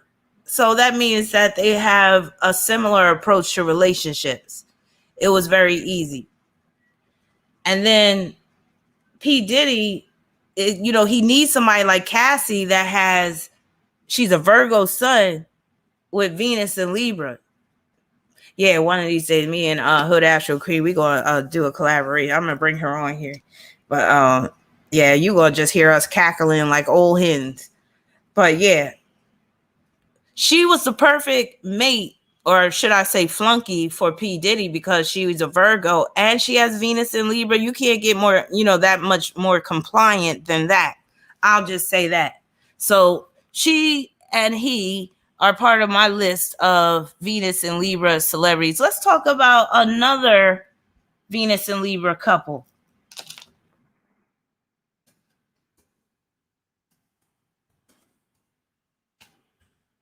It's getting hot in here, man. I can't wait till this summer is over. Oh. Let's do this. I like this. I like that. Girl, damn. That was a perfect picture and they won't let me get it. Hold on. Girl, get comfortable. We're gonna do something you never done before. Whoa. Woo! All right. And I talked about this situation, I think, during my last live stream, but this one is really going to it's going to give you a real clear picture. Now, what's interesting, what do these three folks have in common, y'all? What do these three folks have in common? And I'm not saying their genitals. Yeah, they might have mixed their genitals up and all that, but what do they have in common? Tonight we're getting unpredictable. Well, we got two Virgo suns, but we also got a Libra sun, but that's not what they all have in common. Yes, Tasha, they all have Venus in Libra. Isn't that something? Look at that. So that explains why Jada can easily get with both of them. And that's why Will didn't trip. Because, Venus and Libra, they can be very much agreeable. And sometimes they can even be doormats. And sometimes they can be pushovers. But, Will, he got his own thing going on. So Will didn't really care much. Will got his own relationships. Now, keep in mind that Libra rules relationships. Venus rules relationships. So it just compounds. Wait a minute. No audio. Can y'all hear me? Somebody keeps saying, Adora keeps saying no audio. Maybe she's late. Press the one if you can hear me, because somebody's saying, Adora is saying no audio. Adora, are you late? So you can't hear me? Okay. Adora, you must be kind of like back on the live stream, like a little far back, because there was a time where you couldn't hear my audio, but you can hear me now. But y'all see what I'm saying? Like with Venus and Libra, like these three people, at the end of the day, they can be diplomatic about what occurred. And, you know, oh, this is what I was saying. Venus rules relationships. Libra rules relationships. So the relationship theme is just compounded. So it doesn't mean that, you know, we're talking about monogamy here. We're talking about relationships. Hey, Yudi, how you doing? Diggable Planets. We're talking about relationships, period. And, you know, there's all kinds of relationships relating to one another. Relations, very much just Venus and Libra. So person could be in a relationship, but also be in another relationship with somebody at the same time, and then find somebody else that they, you know, might want to get a little taste of here and all that. Yes. And like Jada said, Siobhan, yes, entanglements. But you see how they were able to work it out. Like nobody got hurt. Well, August Alsina, I think he did get his heart broken a little bit, but nobody really got seriously hurt out of the deal. And I will say that, you know, sometimes with Venus and Libra, you can have an amicable split or whatever, or you can be able to talk your way out of shit and make it even seem like it was the other person's fault. That's what Jada did. Jada was able to use that Venus and Libra and, you know, turn the tables around like a smart ass attorney. And, you know, Venus and Libra can make a really good attorney. And if you have Venus and Libra, you might need an attorney at some point, because Venus and Libra can produce legal problems. So that's another thing. And just think about how these two will not get divorced, Will and Jada, even though they claimed at one point they was getting divorced and they was like, oh, that's a rumor. These people will stay together because they both got Venus and Libra. And then with Will being a Libra, hey, it just works out for them. Oh, yeah. Will's first movie, wasn't that 6 Degrees of Separation, where he was plugging that boy up the butt? Mm-hmm. Yeah, he was basically telling on himself. Yep. Stony from Set It Off. Now, she actually, matter of fact, she really did show that Libra, Venus and Libra side in the movie Set It Off, Jada Pinkett with Stony. Because remember, at the end, Jada was the one left holding the bag of money. And Venus and Libra on the dark end can be a traitor. So you can kind of look at her in that film like, yeah, she was kind of a traitor. And she did it in a real slick ass way. Like she was able to like maneuver that shit in a way that nobody suspected her at the end of the day.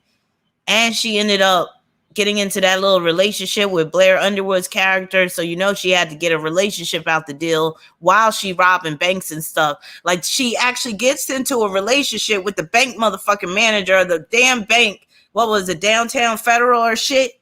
Downtown Federal Bank. She ends up getting in a relationship with dude that work in the bank. If that ain't some dark side of Venus and Libra shit, I don't know what is. And actually used him to kind of case the joint. While say she basically met him while she was casing the damn joint. He was none the wiser this whole time. He thinking she this good girl and shit. That's very Venus and Libra, because we can play that role like, you know, we just these upstanding individuals and we don't do anything wrong and shit.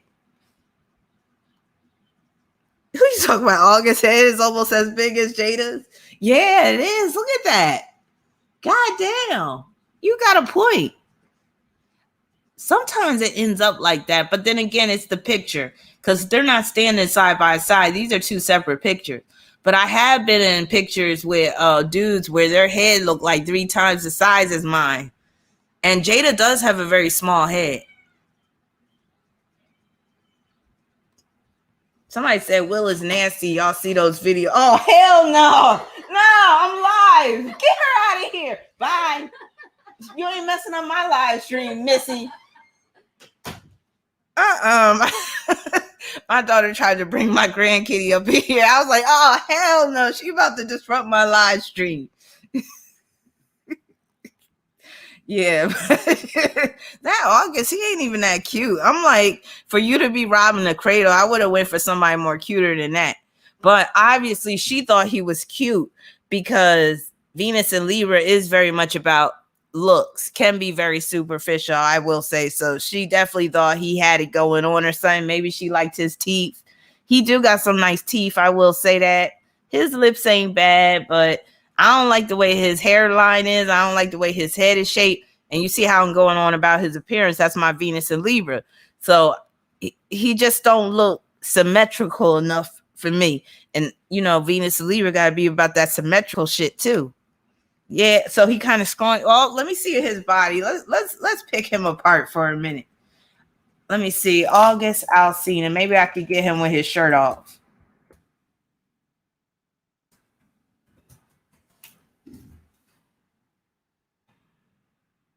Oh, he look kind of sickly here. Look at him here. I don't know about this type. I don't know about this picture. Y'all gonna have to help me out with this one because damn, he is kind of giving the Libra shit right here because he's really channeling the opposite sex in this picture.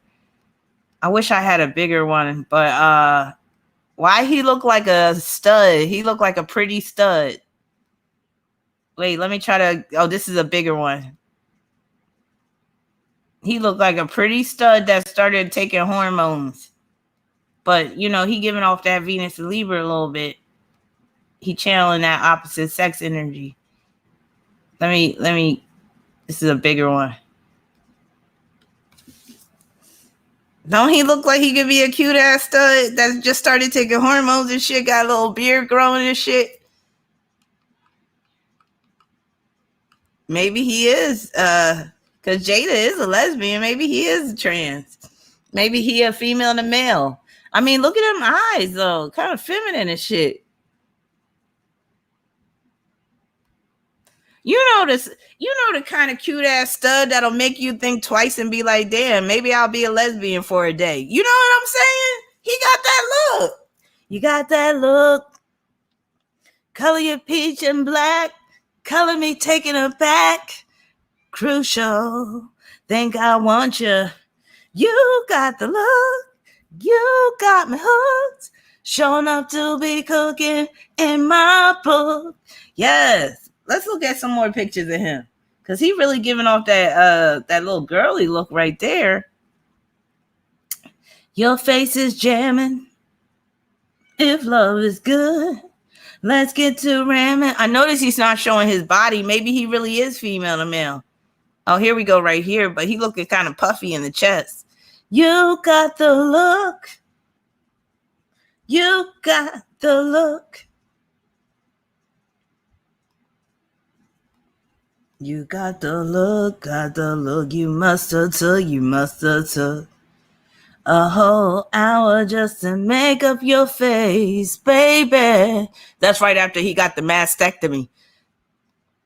Closing time, ugly lights, everybody look.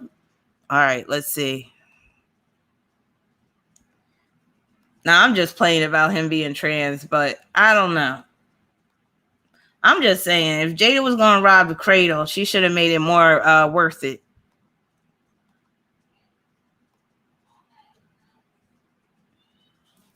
Yeah, I'm not feeling those tattoos. Yeah, I don't know what he was trying to achieve with that look, but yeah, he do got them puffy boobs on him. He could, right. He could play lesbian. He could be in, what was that Showtime show? Remember that Showtime show, the lesbian show? What was that shit called? I forget what that shit was called. All the women was in that shit. They was telling on themselves. All right, who else we got? So enough about these two. Well, these three. So again, just to recap. Will Smith has Venus in Libra. Jada Pinkett has Venus in Libra. And so does August Alsina. And they all had some type of entanglement. Next on the list, we got, and everybody should already know about this one, How many times we gotta look at this one?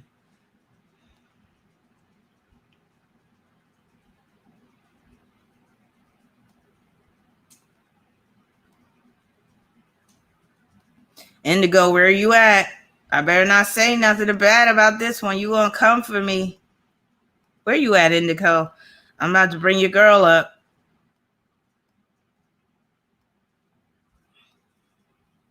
You're so controlling, you say, but you love me, but you don't. All right, so Beyoncé, you know, she's a Virgo, but she got Venus in Libra. Beyoncé got a whole stellium in Libra. Let me pull up her chart. Me, myself, and I, that's all I got in the end. That's what I found out. I still don't have this whole chart in my files. Damn, what I got against Beyonce? I'm just so tired of her. I'm going to pull her chart for real this time. Oh, I know why I don't have her chart in my files. Because everybody talks about there's a discrepancy with her birthday. And I think that's why I just got fed up and I said, I'm not pulling her chart at all. Now, does anybody have the official birthday for Beyonce? I'm about to go on Astro theme. But remember, people always be saying that she lies about her age. You can't trust what they say is her birthday. But we'll see what's Astro theme saying. So September 4th, 1981.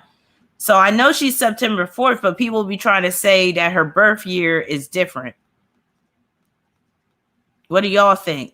You think 1981 is her birth year, or do you think she was born? Some people say she's older than that.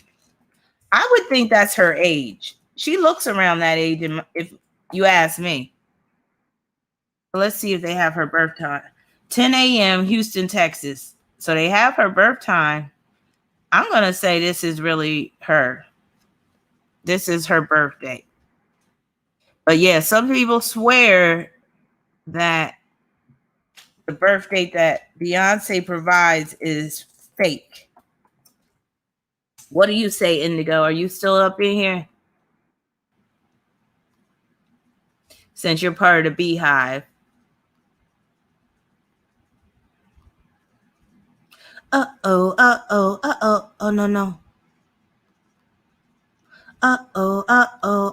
Oh, no. Somebody said 1964. I'm done. So Gabrielle Union said they went to school together. But wait a minute. Gabrielle Union, ain't she kind of old? I thought Gabrielle Union was born like before I was, like in 1972 or something. Wait a minute. Something ain't adding up. Tisha, give me more information on that. Because I swear, wait a minute. Let me pull Gabrielle Union's chart. Unless Gabrielle Union is younger than me and I thought she wasn't. But I thought Gabrielle Union was older than me. Yes, 1972. I knew. Hold up. So wait a minute. Is that true? Gabrielle Union said that her and Beyonce went to school together. If that's true, that means Beyonce is older than me. But I don't know.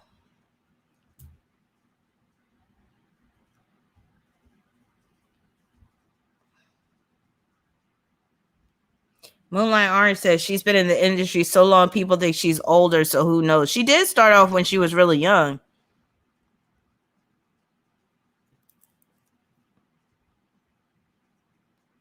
Yeah, October 72 for Gabrielle Union. So yeah, they can't possibly be the same age. Even though Gabrielle don't look old at all. She looks good for her age. You said she was actually 29 in the Crazy in Love music video. Of course, when I'm talking about his girl, Indigo ain't here. Because Indigo probably had an official info. Keone said, Bae definitely older than she claims. You can see her aging. Yeah, she might be a 70s baby instead of 81. Wait a minute. Destiny Child said Beyonce looked to be in her mid-20s when she was in No No No video. Enrique said, well, I believe the 1981 figure because it would make sense with DC starting out. If you look at Bay circa 1999, she looks like a teen. So Ellie is saying she's 39, which would make her, that would be 81, right? Bay is mature for her age.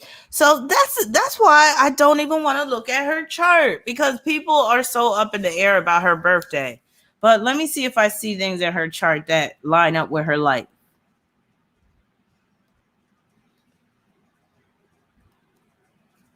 Okay, so again, she has that crazy Libra stellium, Mercury conjunct Saturn, Jupiter, Venus, and Pluto. Venus conjunct Pluto can deal with her being cheated on by Jay-Z. And that could also deal with her facing the hatred within Destiny's Child, and just, you know, her doing some of them Destiny Child members wrong and stuff. Just nastiness going on in that Destiny Child group, you could say. What else? Mars and Leo.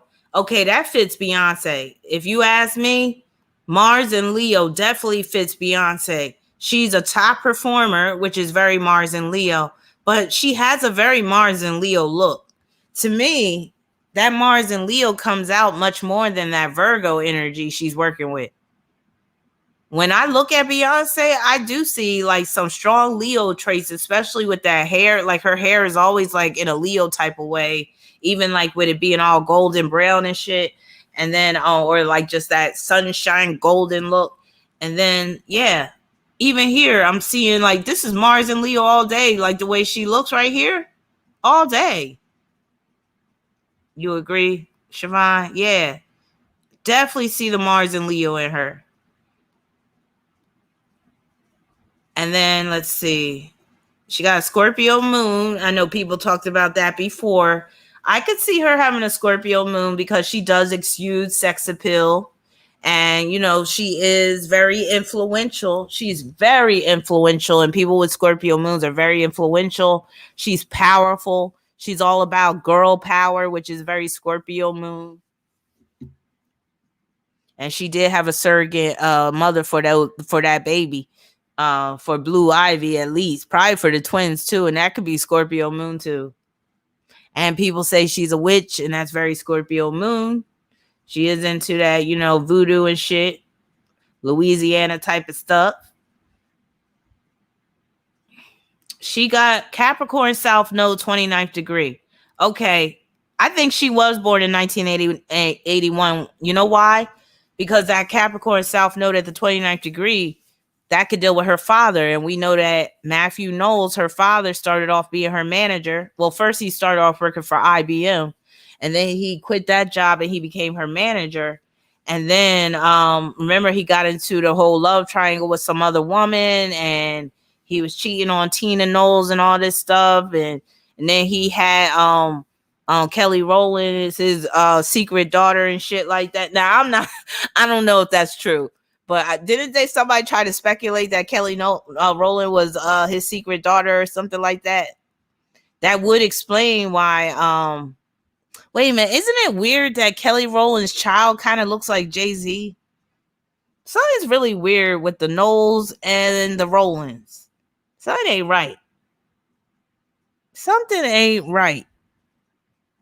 Oh, that moon in Scorpio can deal with her mother being very involved in Beyonce's life, being very influential in Beyonce's life, you know, doing the costumes and all that stuff. Sometimes Beyonce mom, Tina, she need to cool it with some of them outfits.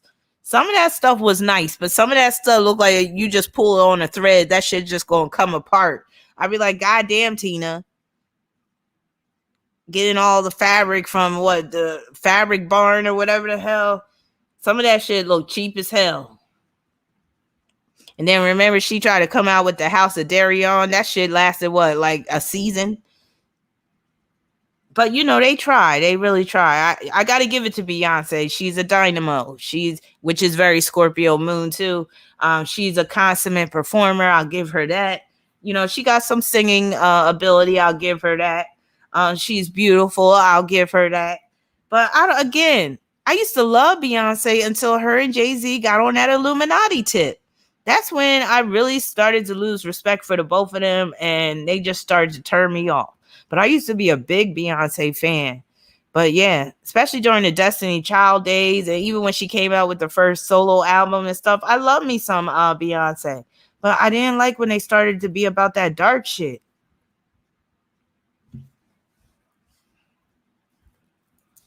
Moonlight Orange said, that was my era. I was hooked with Beyonce's family business dynamic. Now, you see how she is in her relationship with Jay-Z. So let's go back to her Venus and Libra, because again, this is about Venus and Libra. So I told you she has Venus conjoined to Pluto in Libra. When you got that hookup, basically you can't expect to be, or I'll say you can't expect to have your mate fully to yourself. You got to basically share your mate with others. And that can also deal with where her spouse is a powerful person, which Jay-Z is. And that can also deal with where he's into some dark ass shit, which he is. That could even deal with where he's into some criminal shit. He might even have some bodies on him, which I believe he does. So that Venus conjunct Pluto can also deal with where she is into that hoodoo shit, and she will put a curse on somebody. She will hex your ass. And remember, her drummer came out and said, let's talk about that. Let's bring up that article, Beyonce drummer, real quick. Because again, we're talking about Venus in Libra, and with Beyonce having Venus conjunct Pluto in Libra, she could be a fierce opponent. She could be a fierce enemy. I wouldn't cross Beyonce with that conjunction. I'm just saying. All right, so Beyonce drummer.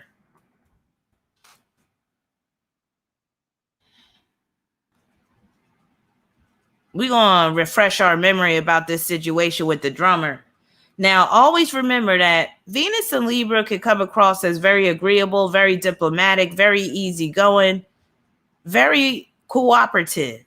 But never forget that Venus in Libra, or Libra alone, is the open enemy, is the opponent, is the one that is going to basically go against you. I'll say. So, 1 minute, the person could be loving you. Next minute, they could turn into your enemy. So you always got to keep that in mind when dealing with a Venus and Libra person.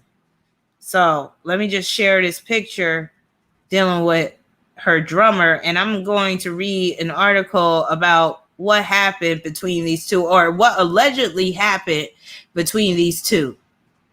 And didn't it come out that they had some type of love affair too? I mean, it has been rumored that Beyonce is bisexual, or even more so a lesbian than anything else. And maybe that's why she had the surrogate. Maybe she ain't letting Jay-Z touch her like that. I don't know, just put in Beyonce drummer accusations. So it says, and this was dated September 20th, 2018. So this story is rather old. But some of you guys may never heard of it. Some of you guys may have forgotten about this. So it says Beyonce's ex-drummer files for a restraining order alleging extreme witchcraft. Real quick, let me go back to Beyonce's chart. She got that moon conjoined to Uranus and Scorpio. That could be extreme witchcraft. Hello.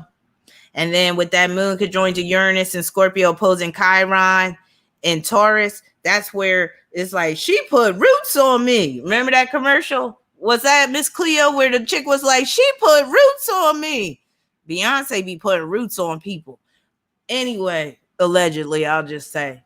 Let me read this article. So it says Kimberly Thompson reportedly claims that she suffered from Beyonce's magic spells of sexual molestation, and that Beyonce murdered my pet kitten.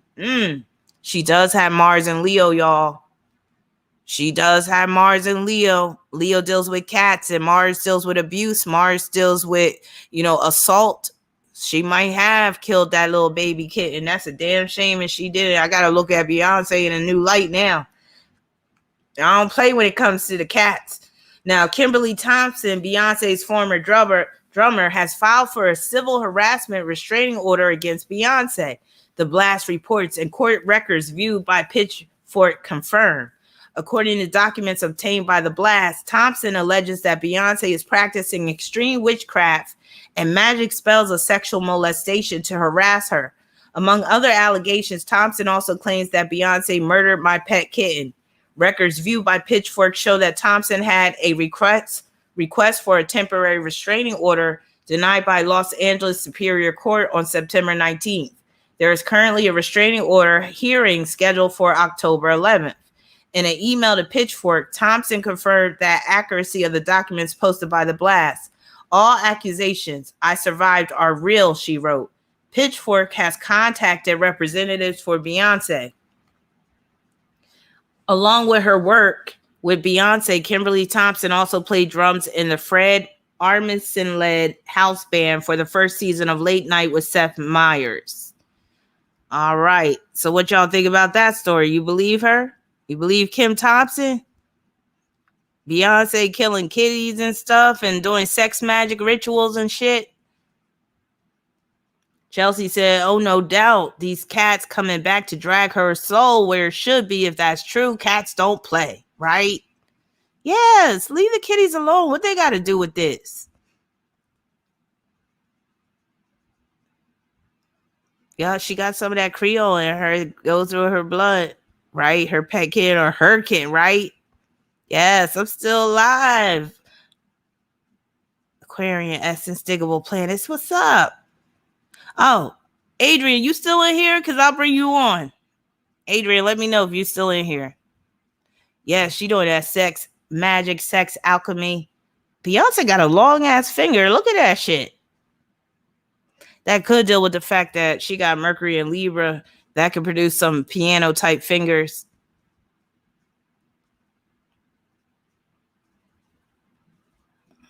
And she is a Virgo. Virgo rules the fingers.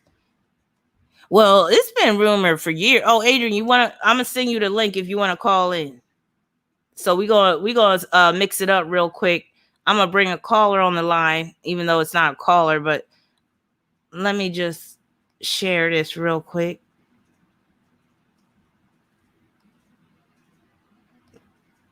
And like I said, if anybody wants to share their stories about Venus and Libra. Oh, okay. I see somebody sent me a Cash App. Another person sent me a Cash App. Actually, it looks like the same person. 8, huh?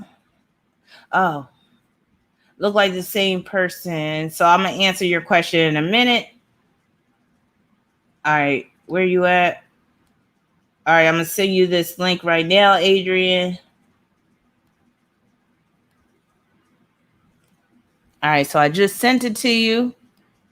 And then let me just answer Trinae's question. Thank you for your Cash App.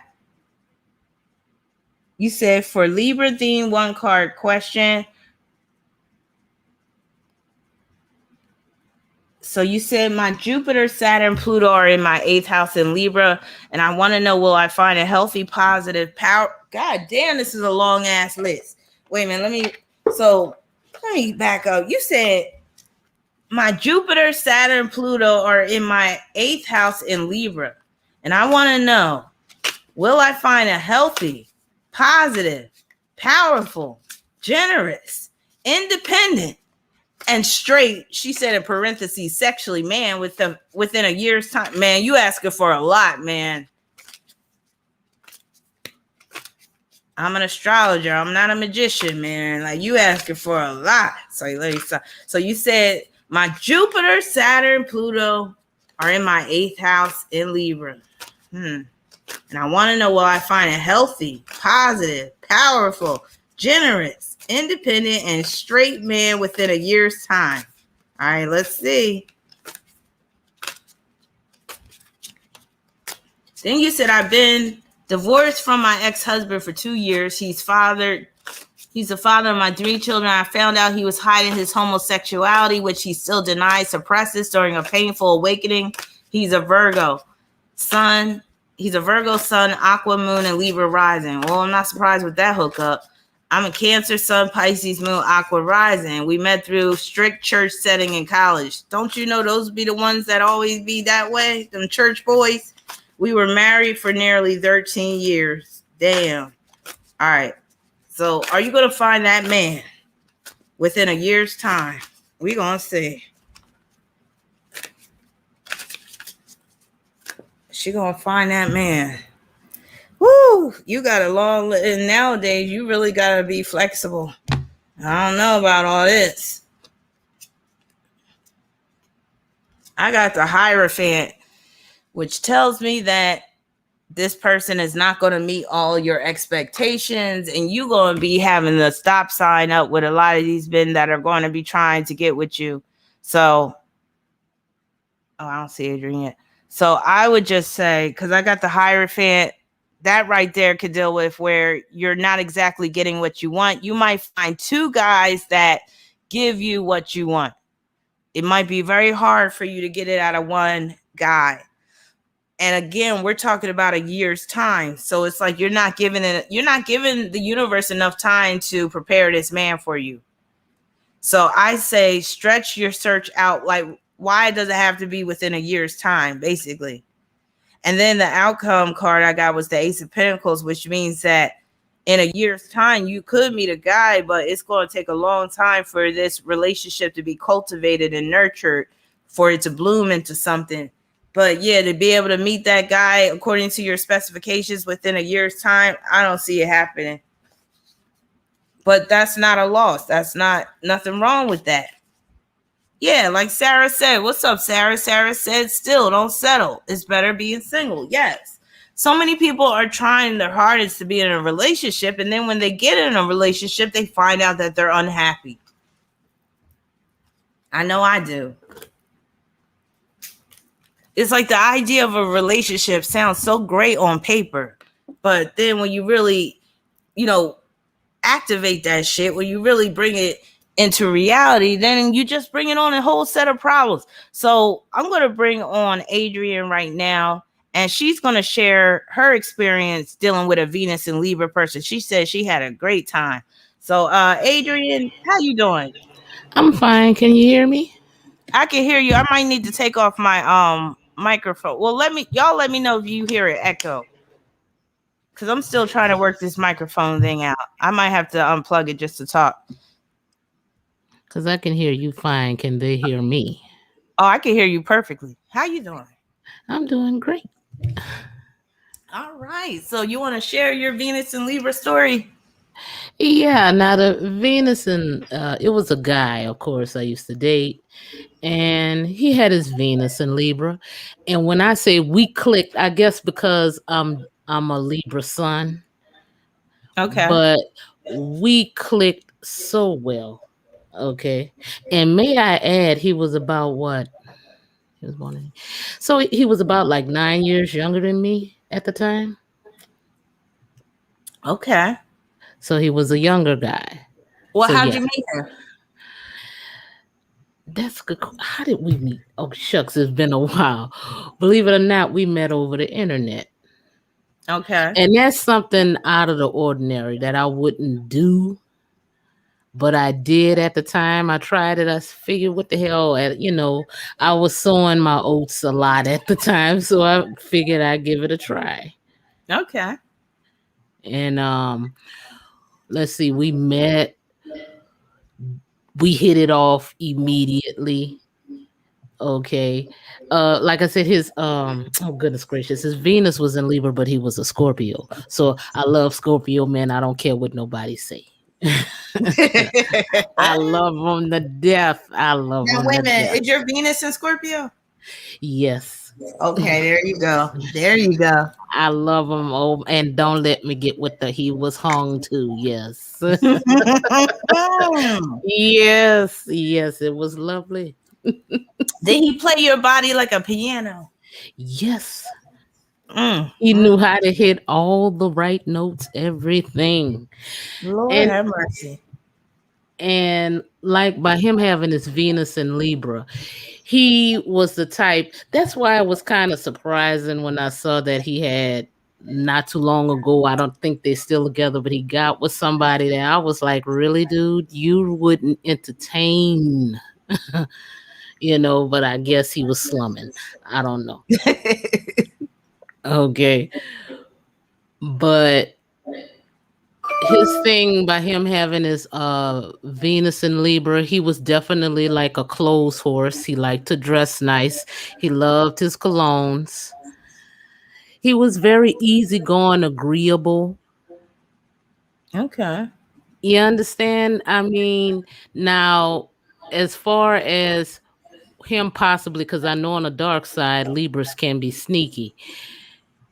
My thing was is that it was enjoyable. It really wasn't serious, although it could have went there had I put forth the effort, but I wasn't trying to do that at a point in my life. Mm-hmm. And he, like I said, it was just enjoyable. He was cool. He wasn't with no drama, none of that stuff. He was very laid back. That's what I remember what I liked about him the most. So how did it end? The thing about it is it ended because I moved out of state. It really didn't end. We didn't really like say, oh, we're over, we're through. We just kind of fell off with each other. Mm-hmm. And did y'all remain cool? Did y'all, talk to each other ever after that? Not really. We're friends on Facebook. And I think I chatted with him like once, but I think at the time I was turned off by it because I'm like, hold on, ain't you supposedly with someone? Okay. Wait a minute, why you say that? Because you don't remember me saying about how he was dating somebody who was kind of questionable as far as aesthetics is concerned.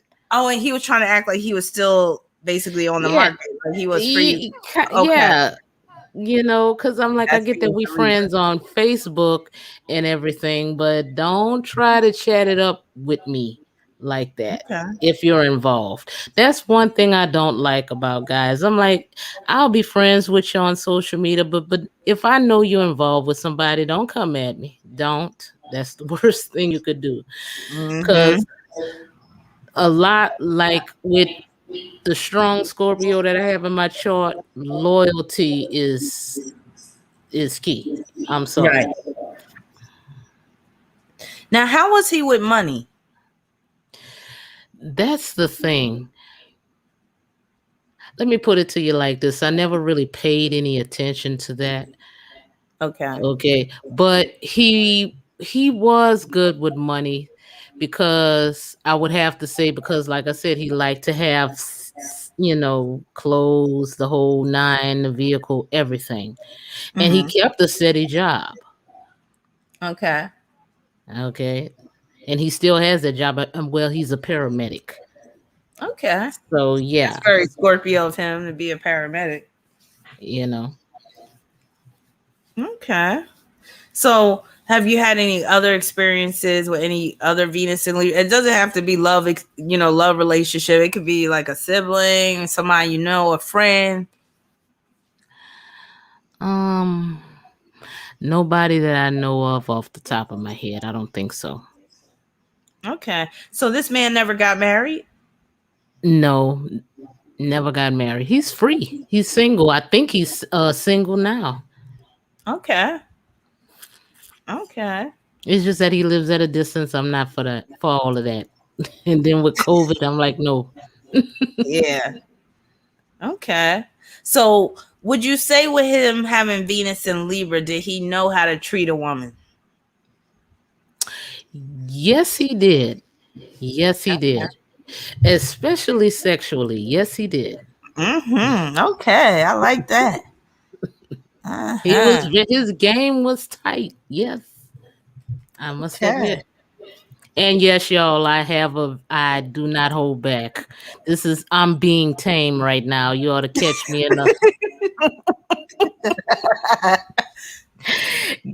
in the other lives we have with the movie night and stuff. Well, I always like your contribution when it comes to celebrities. So let me keep you on the line real quick, and let me bring up a celebrity because I like when you give your input on some of these people. So let's see who we could choose. We could talk about Kobe Bryant. He's a Virgo with Venus and Libra. That speaks of his wife, Yeah. Damon Wayans. He's a Virgo with Venus and Libra. We could talk about him. We could talk about Sierra, Scorpio with Venus and Libra.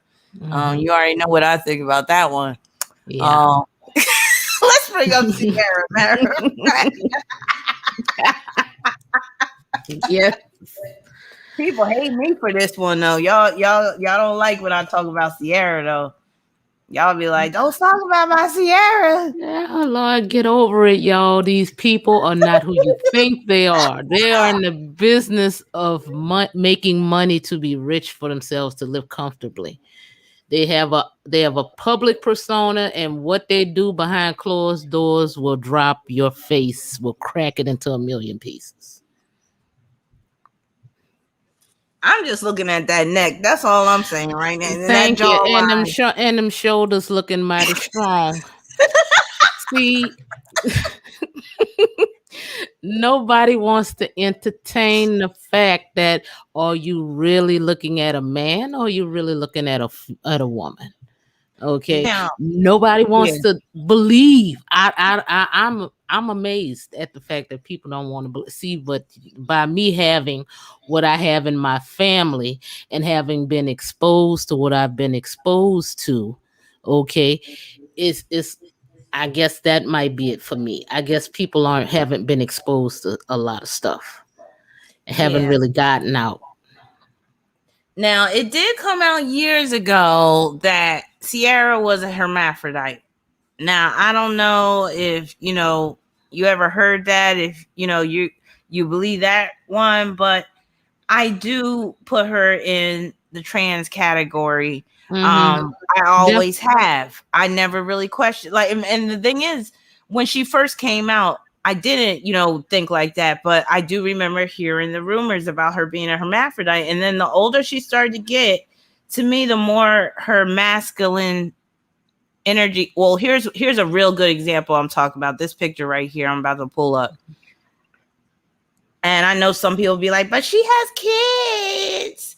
Oh, please. That's what surrogates are for. I'm like, unless, yeah.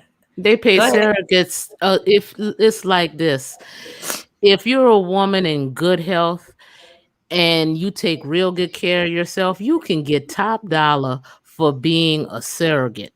Because a lot of these women, if they really truly are women, for one, they don't want to ruin their figure. You got to understand, their body, their face is what makes them money. And if they're a guy pretending to be a woman or a trans person, okay, they can't give birth. So of course they're going to need a surrogate. I don't know why people don't want to believe this stuff. It's been going on. I know. And again, I'm not even saying nothing against the transgender community. It just is what it is. Exactly. And there's more out there than we know, than we think. Thank you. They got some from way back in the day. I'm like, really? I'm like, now that I'm older, I'm like, damn. Yeah. And I think a lot of these celebrities that transition, and they transition at an early age, a lot of them have ties to the military, interestingly enough. And I think Sierra is one of those where her father was military brat. Yeah, she's a military brat. Mm-hmm. I knew that about her. Yeah, there's a strong military connection with a lot of these artists that have these ties like this. So I'm just saying, and again, it's nothing against transgender individuals. I'm just saying that there's some artists out there that could very well be trans that we think aren't. And it's just plain and simple. Let me just get another picture real quick. And then, people talk about, what's her boyfriend's name? Russell Wilson. Yeah. Why do everybody hate him for some reason? I don't understand all the hatred towards him. I got an even better thing. Why is it so hard to believe that a lot of these men are gay? Just why? Right. They find it hard to believe that a lot of these entertainers are gay. Will Smith, you name them.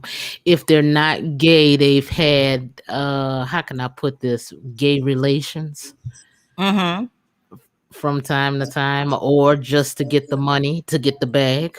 You got to do what you got to do in Hollywood to get on. Am I right? You got to do what you got to do. Yeah. Okay. You can be gay for like what, a night or two just to get that movie contract, that record deal. Okay, now they're gonna videotape it to make sure you stay the fucking line, but you still gonna get that bag. It's basically the way it is. It's Hollywood and the music industry is just more fluid than regular life. But as you see, regular life is starting to become more fluid too. More and more people are Right. becoming accepting of different lifestyles and stuff. But just in the art world, it's always been more fluid than regular life. Artists typically tend to be more fluid in terms of gender and in Mhm. terms of their sexuality. It just always has been like that. Right. Look at them breast implants. She got them baseball breast implants I that, mean, can't you tell? And yeah. don't Go ahead. I was about to say, even though it's a not a, I don't think she's a, or he or whatever is a Venus in Libra person, but vanity. You know what I'm saying? Remember that Mhm. talk? Hmm. Yeah. Yeah. And a lot of people don't want to have that Oh conversation. But Lord, again, you would hurt some you gotta people's have an feelings. open mind. You gotta have an open mind about this stuff. Hmm. Yep. So basically, Sierra has Venus in Libra, and she has a high profile relationship. So a lot of these celebrities that have Venus in Libra, they are going to have high profile relationships. Sierra being with Russell Wilson. Who was she with before that? Didn't what's his name? What's that rapper name she had the baby with? Future. That's his Yeah, name. Future. Oh, and guess what? He has Venus in Libra. Let me pull up a picture of him. So he's another one with Mhm. Venus in Libra. So Right. again, a lot of times it is very easy to get with somebody who shares your Venus, because it means that you guys approach relationships from the same perspective, or you have the same approach to relationship. Now I used to talk about how Future probably is female to male. Wait, let me get a big picture. Oh Now I know God. I was just mainly carrying on about that, but goddamn, he does have some strong feminine touches to him, I'll just say. So let me pull him up real quick. And that could be that Venus in Libra. So, he has a little softness around the eyes and shit. Locks blowing in the wind. Yes. Yes. Very, very fluid looking. But again, I do believe he's a man, but I was just playing around. I can see that Adam's apple poking out and stuff. But yeah, he's just a softened variety of somebody screaming Meryl Streep.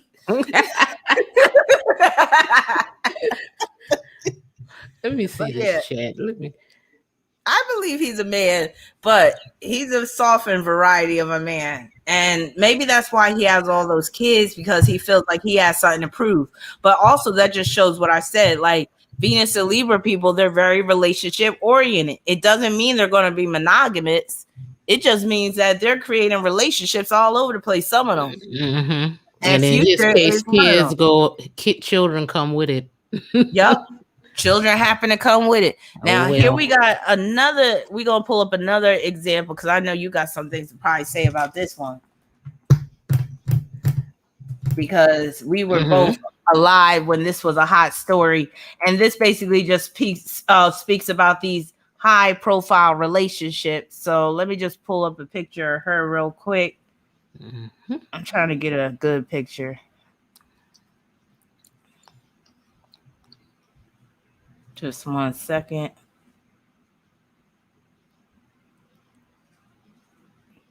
All right. We're going to segue over into this territory. So remember her? Oh, good Lord, yes. Yeah. What's her name? Nicole. Anna Nicole Smith. Smith. Yeah. Yeah. Didn't she have a high profile relationship? Well, she had two well, the guy, when she was with Howard Stern, not the radio host, wasn't he was the lawyer. That was kind of high profile, because that by then she was on the reality show. But before that, wasn't she with the old ass man? Yeah, she the one that she married, that she grabbed that bag. Yeah. Oh, It was yeah, all that was about a the hell of a bag for her. bag. That was a Yep. mean bag. Yes, it was. That was a vicious bag. She got like hundreds of like almost billion. Dare I say? Wasn't he like some type of a tycoon, like an He oil was an oil tycoon? tycoon or something. Yeah, J. Howard Marshall, that was his name. Now you he know was with an a name oil like J. tycoon. Howard Marshall, you rich as shit. Mm-hmm. That's like Thurston Howell from the Yeah, from Gilligan's Gilligan's Island. Island. Yeah, Thurston Howell the third. But yeah, J. Howard Marshall. You know he got banked with that name. Yes, But you see, yeah. Go that was ahead. historic. That was epic. That Mm-hmm. marriage, and I'm like, oh, good Lord, he had spitting distance with Jesus first of all, and he's gonna marry Anna Nicole. Is a couple of years older than me, but at the time she was like what 25, 20. She was in her 20s, and I'm like, this man, barely got a pulse. This is about the money for her. Yeah, you Okay. gotta check out this wedding photo. And the thing, like I said, with Venus and Libra, they can be strategic when it comes to relationships. And she definitely had a strategy with this shit. I mean, it took strategy to be able to deal with this type of shit. Look at this shit. That was like, that's him on his Look at wedding day. him. He couldn't even stand up. Thank you. He right there. Jesus is standing on the other side. Come on now. He got one wheel in the grave because he was in a wheelchair in that picture. Yeah, and she pushed him the rest of the way in. Thank you. But then remember his son and I think his other children, they fought her for that money. But she won out in the end because there was no prenup or anything. Mm-hmm. That money was tied up for a number of years though. But she died, and then didn't her son die first? And then she died. Yup. Wasn't her son named Daniel or something? Yeah. Yup. She had a tragic life. Yeah, she was a mess. Drugs, all of that. Mm-hmm. Siobhan said he was already on the stairway to heaven, right? he was on the chairlift to heaven. Just slowly coasting up, dropping hundreds as he just going up. But yeah, that's what happens though. Now again, she played it in a very strategic way. She's a Sagittarius, but she had that Venus in Libra conjoined to her moon in Libra, like both at the 19th degree. And then she had the South Node in Libra as well. So she really didn't have no business being married.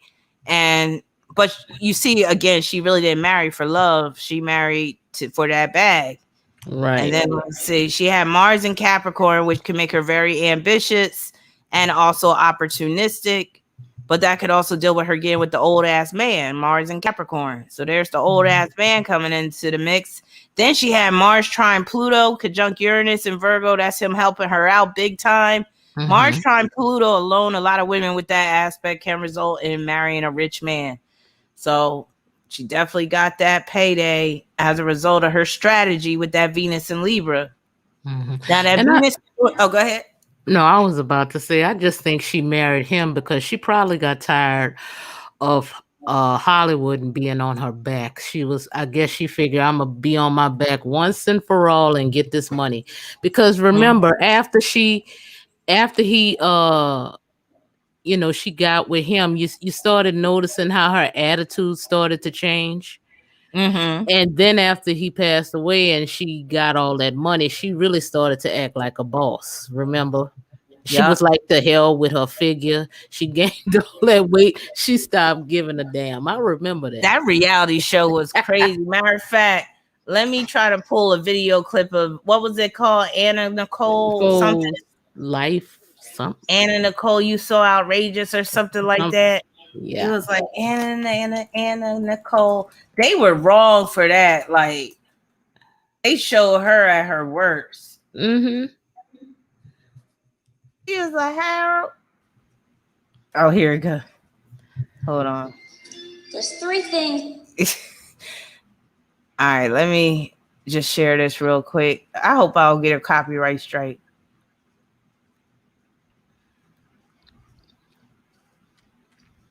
Oh, we need the Chrome tab. This is when she had put on a lot of weight. Mm-hmm. She was out of control. She was on drugs. She was just a hot mess. She just stopped caring. They think I'm rich. I'm not rich. I'm gonna be rich. They think I'm a gold digger, and they think that I'm fat. Well, maybe I'm a little big bone.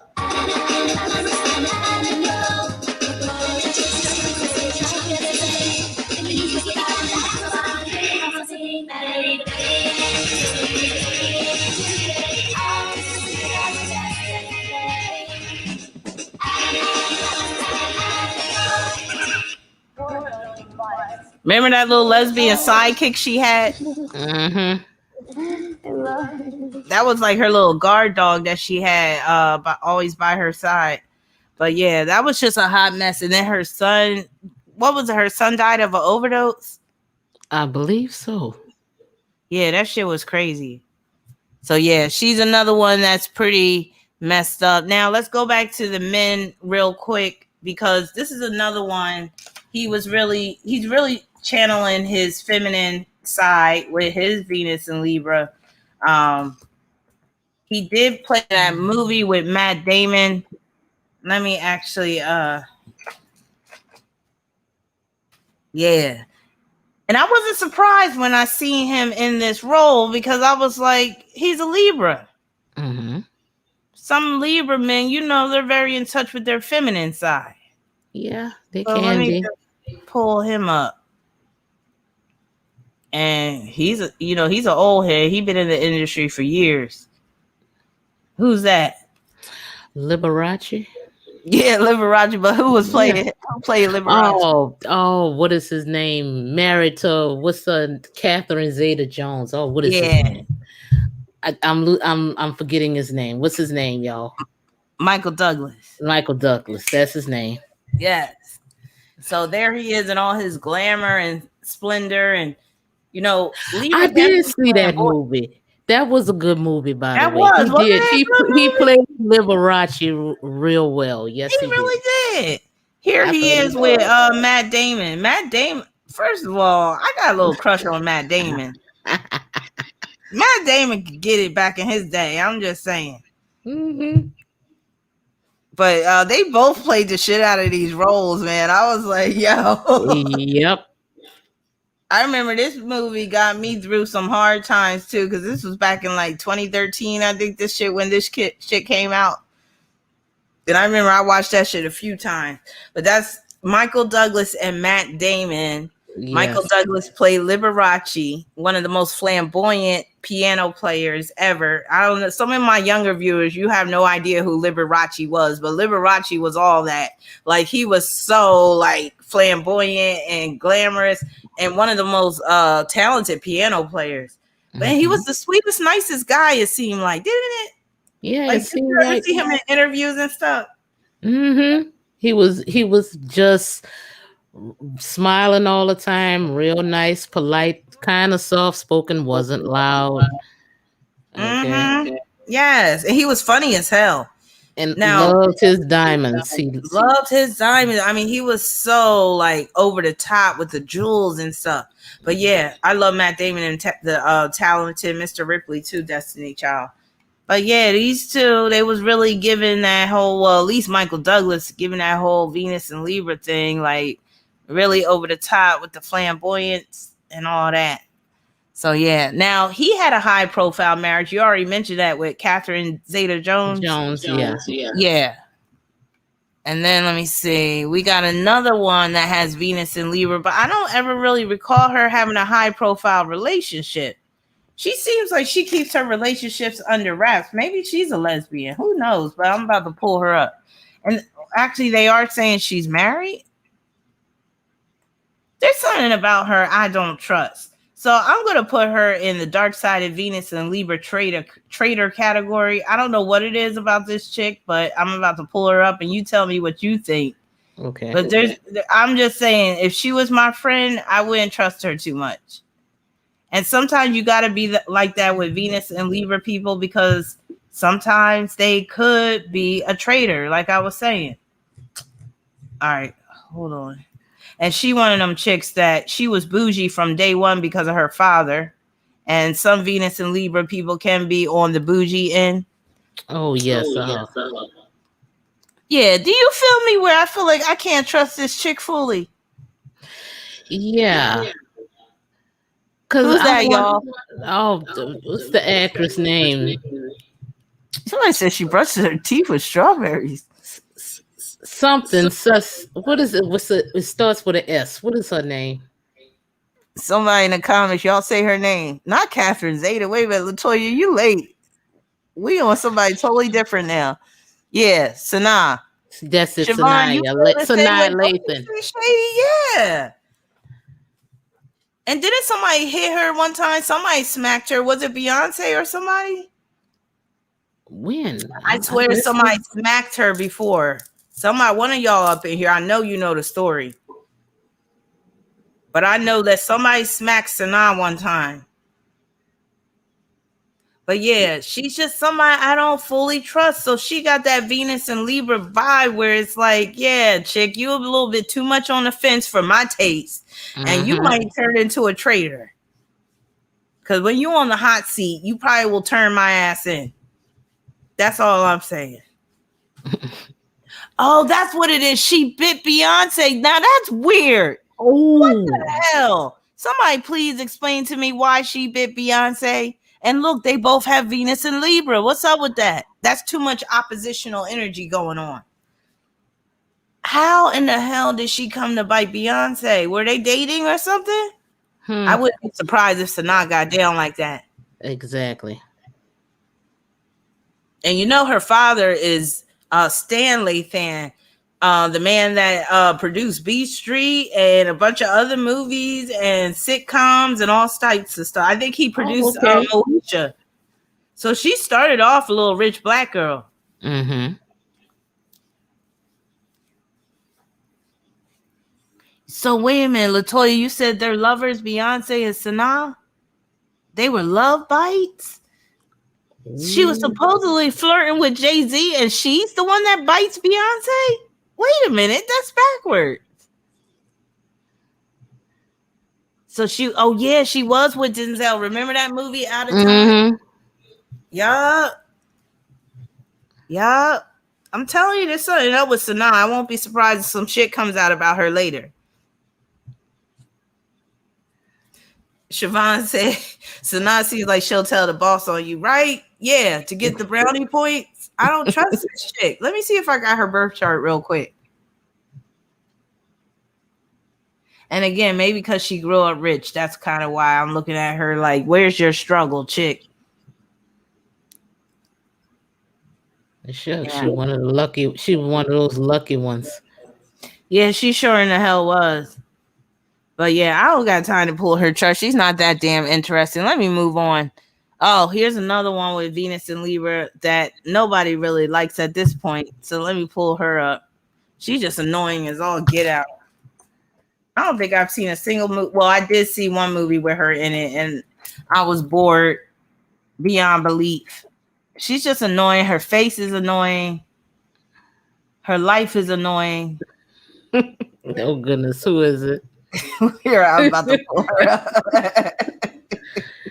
I was actually surprised to see that she has Venus and Libra. And let me see what her she's another Virgo. Virgo with Venus and Libra. Now remember what I said, dark side of Venus and Libra could be a traitor. Mm-hmm.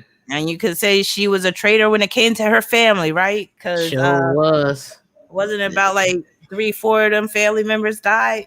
Mm-hmm. Next thing you know, she doing Dream Girls, doing Secret Life of the Bees and all types of shit. The weight fell off. The weight just fell off. Weight Watchers, remember she had the Weight Watchers and shit? Yes. She got handed the keys to the kingdom. Yes, she did. All it cost was a few family members. That's all. No biggie. Yeah. And again, remember, Venus and Libra could be about that strategy. Mm-hmm. But sometimes you never know what side of the fence they're really on. And I bet you her family thought that she was on their side. And then they found out wrong. Totally wrong. Mm-hmm. And didn't she just do what's that Aretha Franklin thing movie? Didn't she do that? She did. Oh Lord, she's playing Aretha. Oh Yeah. hell no. And if you ask me, Jennifer Hudson, she oversins. Let me see if I got her chart to see if I could see what's in her chart that makes her oversing. Like she does too much. You know, there's a thing about singing. Like, you know how Aretha Franklin, she had a big voice, but Aretha didn't oversing. Right. Aretha was perfect with the way she would carry those notes and stuff. Jennifer Hudson, she does it. She's too much with it. All right, let me see if I can find her birth chart. Oh, good. I have it. All right. So she got Venus in Libra. She's another one with Venus conjoined Pluto. Betrayal. Yeah. And wrapped up in some dark shit. Murder. Jealousy. Got a body count. Yeah. Mm-hmm.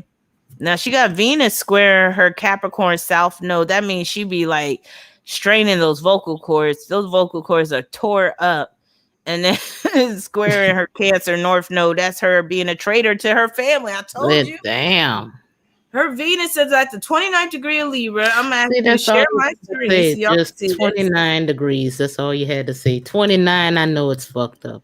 Yeah, and that can produce conflict with family all day. Yes.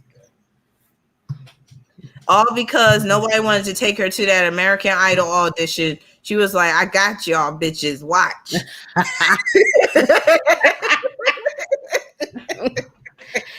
Venus and Libra can't be tit for tat. She didn't get right to that American Idol audition. She was like, fuck all y'all motherfuckers. I'm done. And she was like, wait. Like, I'm gonna get y'all a good use out of y'all in one way or another. And hey. Right? She just sashayed up to Clive Davis. Clive Davis was like, say no more. Next thing you know, she in Dreamgirls. She in, what's that other movie she was in? She just doing it all big. Like you said, the weight just fell off. You just blink and she's a size.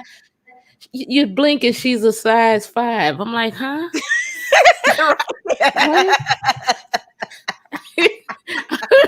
What happened? I just turn around like, whoa, wait, oh. And that's that Capricorn South Node, 29th degree. The devil was really good to her. South Node, sextile Uranus, Scorpio. Oh yeah. Mm-hmm. That's a vicious stellium in Libra she has. Yep. She's another one with Mars and Leo. That can contribute to her like just over singing because she could just. Sometimes Beyonce does that shit too. Now that I think about it, they both got Mars and Leo. Some people with Mars and Leo could be a little overly dramatic. So yeah, Beyonce don't do it nearly as much, but Jennifer Hudson does it too much with the runs and shit. Mm-hmm. But yeah, another dark-sided Venus and Libra character. All right, one more. I'm gonna let you go. Okay. Just in case you got a male friend that you got to get to. Your Venus Scorpio.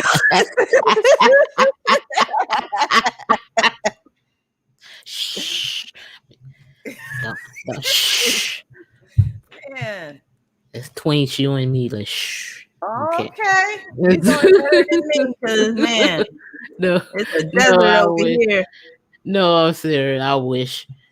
Please, with COVID going around, no, I'm not trying. Look, at this point, I'll risk getting the COVID to get some dick. No, just...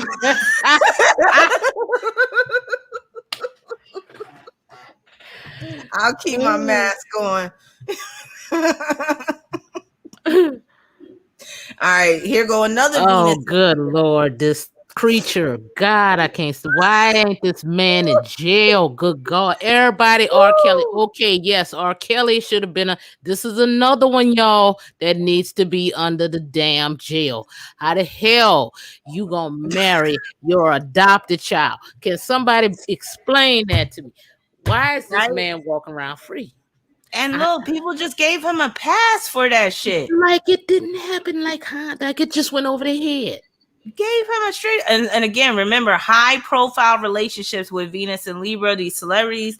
So he first started off married to Mia, what's her name? Why can't I think of her? Mia Farrow.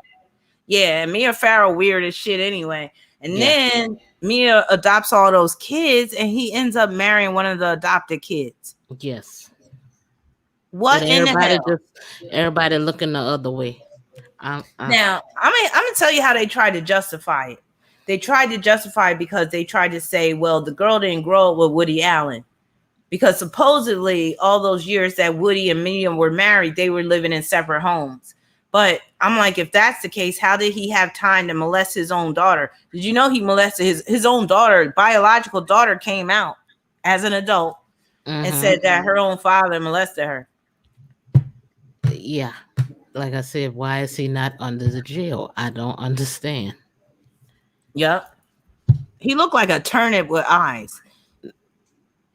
And he looks, if you look at his eyes, he looks evil in the eyes. It's all in the eyes. I tell people that if you Why is his eyes so dark?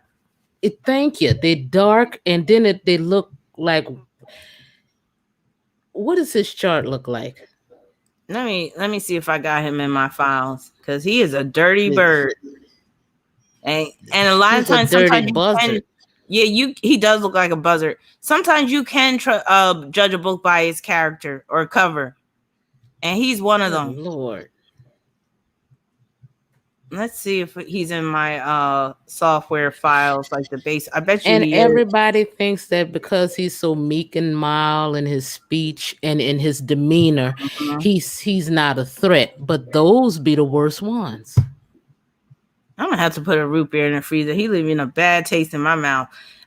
So he's a Sagittarius. Unfortunately, he make a Sagittarius look bad. And then he got Sun conjunct Jupiter, and also conjunct. That's all those adopted kids. Sun conjunct Jupiter in Sagittarius, conjunct Mercury. He got his South Node in Cancer, meaning he got karmic debt dealing with women.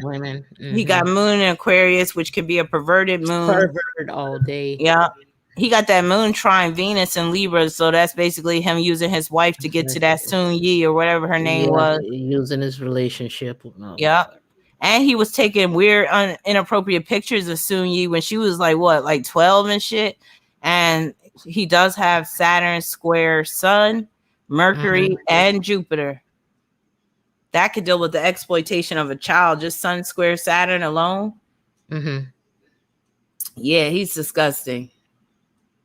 You know why I asked about the chart, because I thought he might have Gemini in there. He got that crazy he got Gemini. Chiron and Gemini. See, he got that crazy Gemini eye. That look, you know what I'm saying? That wonky eye look.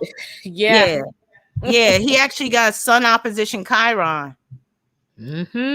Yeah, that could deal with where he is really off. And he could inflict wounds upon children. Could be mental wounds, but that's like touching. He's like he got his hands out in a creepy way trying to touch children, basically. You could say. I mean, no offense to any Geminis here tonight, but there's this. I have my Saturn in Gemini. Okay, there's something about Gemini, especially that evil, when it comes to being evil or whatever, is something about that eye. It looks like crazy eye or lazy eye. I call it crazy eye look. You're right about their sun with evil people, and usually one of their eyes is all wonky and messed up. Yeah. And Gemini, let's not forget, it's an immoral sign. That doesn't mean that all Geminis are immoral, but Gemini just doesn't have that moral compass. So Gemini can rationalize just about anything because it's a total mental, intellectual sign. And, there's danger in becoming too intellectual. Right. Oh, yes, Dr. Ken. I'll do consider doing pick a card videos. Yeah, that'll be fun. Yeah, I do want to start mixing things up. Thank you for your super chat. Oh, yeah, Jeff Bezos looked like he got a mechanical eye. But yeah, you see how one of his eyes is all droopy like that? That's weird. Yeah, and then one eye is looking. It's weird. Like one eye is glassed over, like, Mhm. and then the other eye is not. But he's still looking. It's just weird. They look off, but it's Yeah. intent. But it's always deep and intense with the stare. You ever notice that? Yup, always. Yeah. And a lot of them had that hungry look in their eye too, like just almost like a ravenous look. Yep. Yeah. But I got a cash app one card reading that I gotta answer. So I'm gonna let you go, Adrian. But it seems like you're popular on here. People want you to stay. So hopefully you'll come back on another live stream and contribute. Yes, if you'll have me, y'all want me, I'll come back. Okay. Because yeah, we got a lot more stuff to get into to unpack. But yeah, for now, thank you so much for joining me. I'm gonna bring another person on soon. But let me get to this cash app reading. So thanks, Adrian, and You're I'll talk to you welcome. later. All right. Smooches, All right. y'all. All right. Bye-bye. Bye-bye. I love Adrian. That's my girl. All right. So I got a cash app. Rena, thank you for your cash app. You asked me. Hey, where's my cards? Oh, here they are. You asked me, I like this question. You said, how'd it go if I spend tomorrow night at my boyfriend's house? Damn, you lucky. I could use a boyfriend right now. All right. How will it go if you spend the night at your boyfriend's house?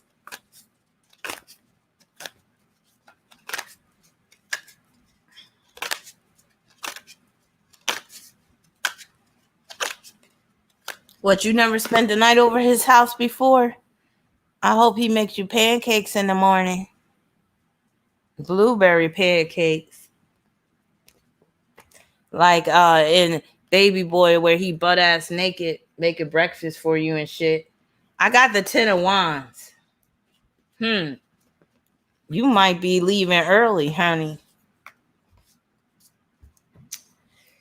That 10 of wands can deal with where, you might not feel like staying the whole night, or there could be some issue where you do feel like leaving earlier for whatever reason.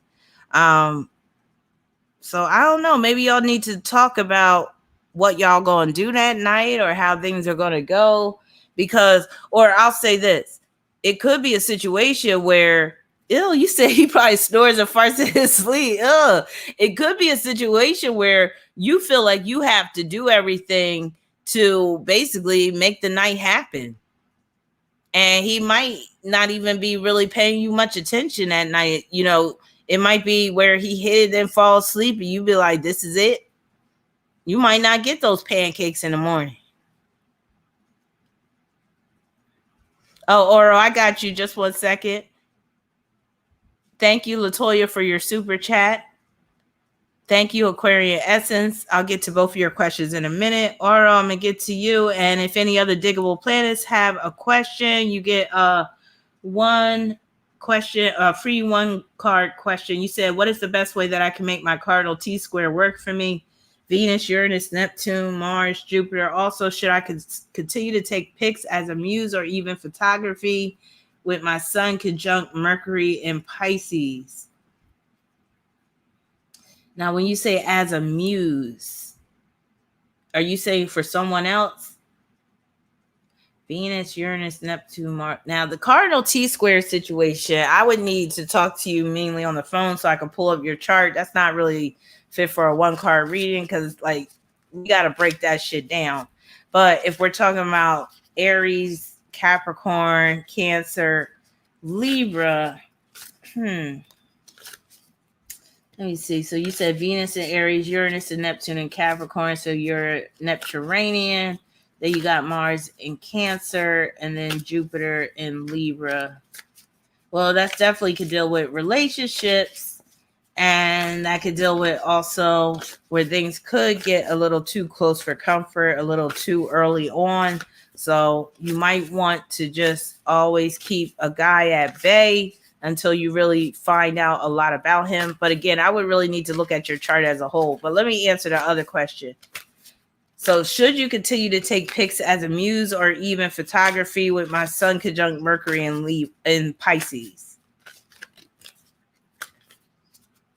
Thank you, Sugar Shane, for your super chat. I'll get to you in a minute. Thank you, King Jason. Sugar Shane, that sounds like Sugar Shane Mosley, the boxer. Wasn't that his name? So I got the King of Wands. So that tells me that, yes, you should continue to take pics as a muse or even photography with your sun conjunct Mercury. When I see that King of Wands, that makes me think of professional astrologer, photographer. And you know I love me the King of Wands. And the King of Wands can deal with making some money too as a result of you continuing to take the picture. So there could be some money to be made out the deal, Oro. All right, Latoya, thank you for your super chat. You said, is G who has Mercury and Venus and Gemini stalking my house? When a man has Mercury and Venus and Gemini, he could be up in your window looking all, he could be a peeping Tom. I ain't even gonna lie. That is a voyeur type of aspect. So let me see if he stalking your house. He could be doing the drive-bys with that Mercury conjunct Venus and Gemini. I don't like the way that sounds. You should put some tax on the road.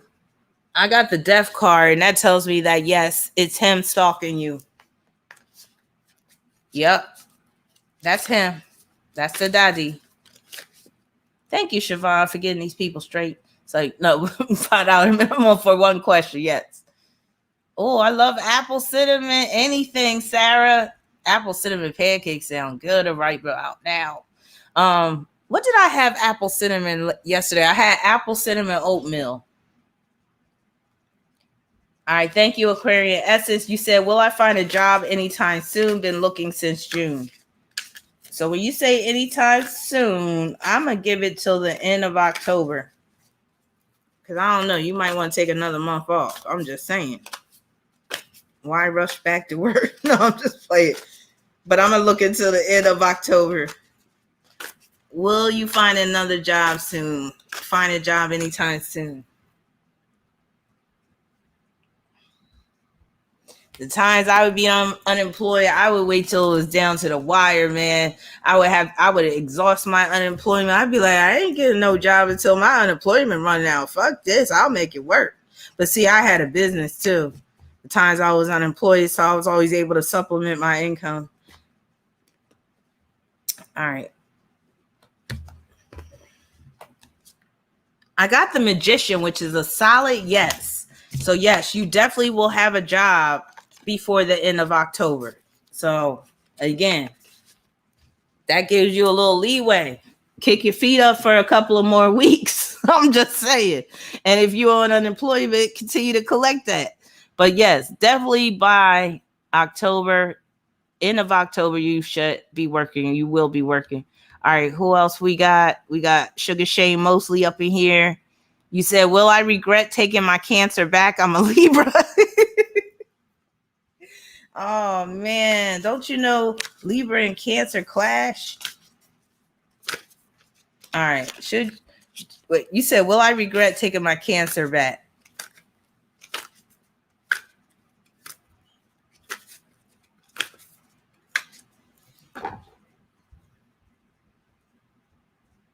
Them Cancers sure love to weasel their way back into a person's life. I got the Hermit card, which tells me that, yes, you're going to regret it, girl. You're going to be ready to be single again pretty soon. But have fun while it lasts. Just make sure you get enough back rubs and stuff, because they're pretty good at that. You know, have him rub your bath water and all that stuff and make you food and stuff. Get the most out of it while it lasts. That's what I'm saying. All right, King Jason, thank you for your super chat. You said, what would be my karma with, wait a minute, King Jason, aren't you always asking about karma and shit? What would be my karma with a Libra South node? Is my Virgo friend a narc? Wait a minute. Is this a two-part question, or are you trying to slide two questions into one? I see what you're trying to do, Slick. Slick. That's what I'm gonna call you, Slick. Is my Virgo friend a narc? That's the question I'm gonna ask. Or answer. Is my Virgo friend a narc? So born on 9/20/89.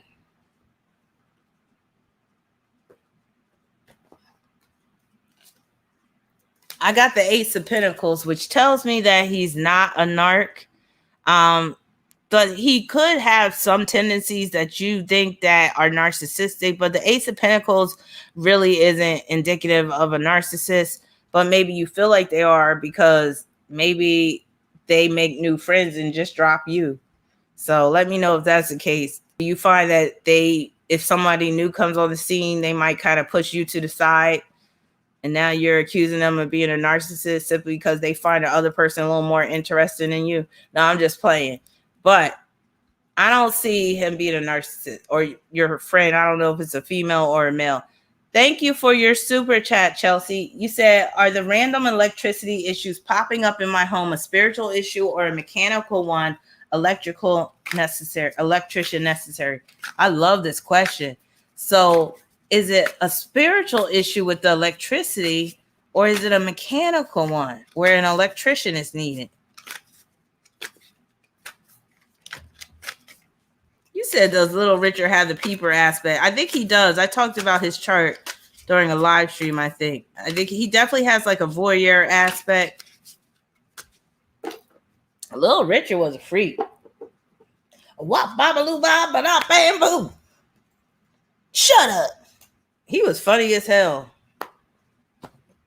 Tutti Frutti, you know, in the his original lyrics for that Tutti Frutti was Tutti Frutti good booty.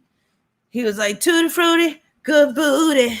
Tutti Frutti, good booty. Tutti Frutti, good booty.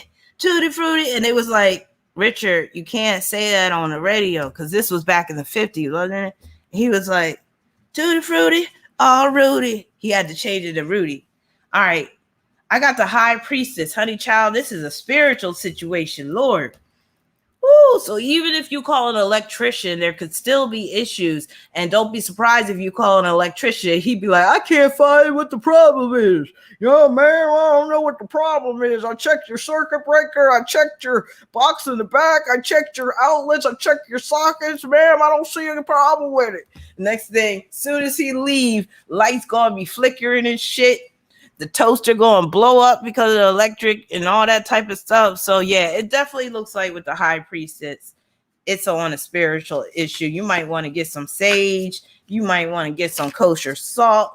You might want to do a cleansing up in that house because you dealing with Amityville horror, child. I don't mean to scare you like that, but yeah, it definitely looks like a spiritual issue. So just, you know, you might need to do a little cleansing. All right, Sarah, you sent your question. So you already posted it. Hold on, let me go back up. Okay, I see it. So you said, how come I really don't care why Lewis dumped me by text? It's just that he did, and I'm not crying as usual. Seriously, I don't even care. Why? Vacation, freedom, my own business. Well, Sarah, aren't you moving soon? Maybe that's why you don't care, because you're about to start your new life. But let me see what the cards say.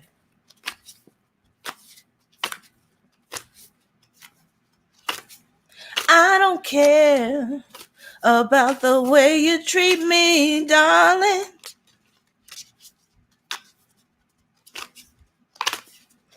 Don't you love it when a guy dump you and you don't even give a fuck? You don't even shed a tear. You like good riddance.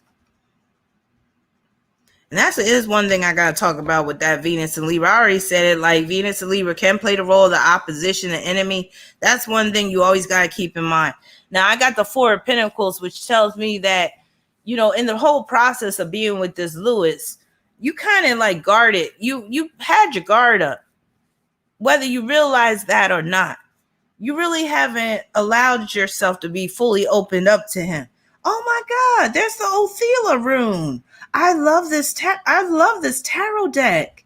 This woman in this image, she has earrings on, and it's the Othela symbol. That's so dope. And Othela does deal with like family situations. and like home and stuff. That's dope. But no, this also, the Four of Pentacles could deal with a new home.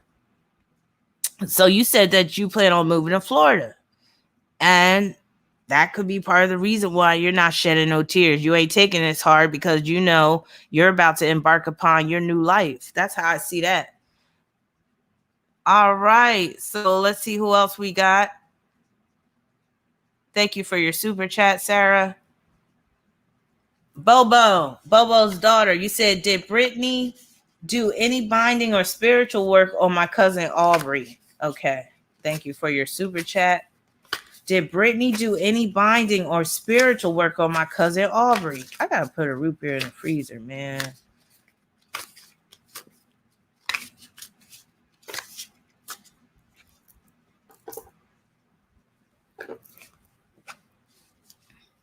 All right. Oh my God, it's been 3 hours so far, and I still haven't really got deep into this Venus and Libra shit. I got 4 of Wands. So you said any binding or spiritual work. I don't see the 4 of Wands as being anything dealing with binding or spiritual work. So I would say as of now, she's in the clear. But this could be the beginning of something. Now, do you know if Brittany does this on the regular? Does she do any magic on the regular? Because I really don't see this. You could even see the 4 of Wands as there's boundaries up where maybe she wouldn't even go to that extreme. So I'm going to say no. Dr. Ken, make me think of that delicious Ken's dressing. I like the honey mustard. I don't put it on salad, but I'll put it on some chicken tenders. So Dr. Ken, you said, is my future husband a Scorpio? You're welcome, Sarah. Is my future husband a Scorpio? Yeah, Bobo's daughter. I don't see her doing any binding ritual or spell. She said root beer freezer means 3 more hours. No, I definitely can't. I got to finish a couple of reports tonight. I definitely can't. I can't help it. If I wanted to, I wouldn't help it, even if I could. All right. Is my future husband a Scorpio? I got the Hierophant, and that means that the Lord is telling you to stop it. Just stop trying to get with some Scorpio because you don't want that wreck that they gonna bring you. That's what this card is saying. Hierophant, no. So I'm going to say no. And what's so interesting is the Hierophant is a Taurus card. So you might get the complete opposite of a Scorpio. But yeah, basically that's the universe saying, no, we ain't going to let you. We ain't going to let you go there. Nope. You said cry. All right. So let me see. Did anybody else? I think that's it for now. If I missed anybody, please let me know before I get back into this Venus and Libra situation. And then I did have a couple of people that wanted to come on the line. So let me invite a couple of more people. That's if they still want to come on the line.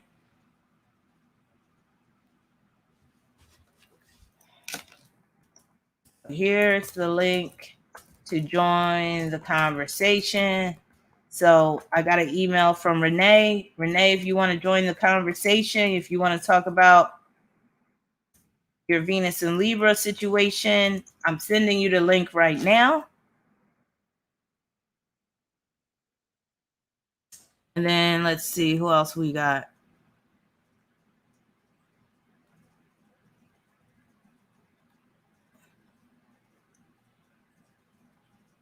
Messile. I guess that's how you pronounce your name. Here's the link right here. I don't know if you're still up.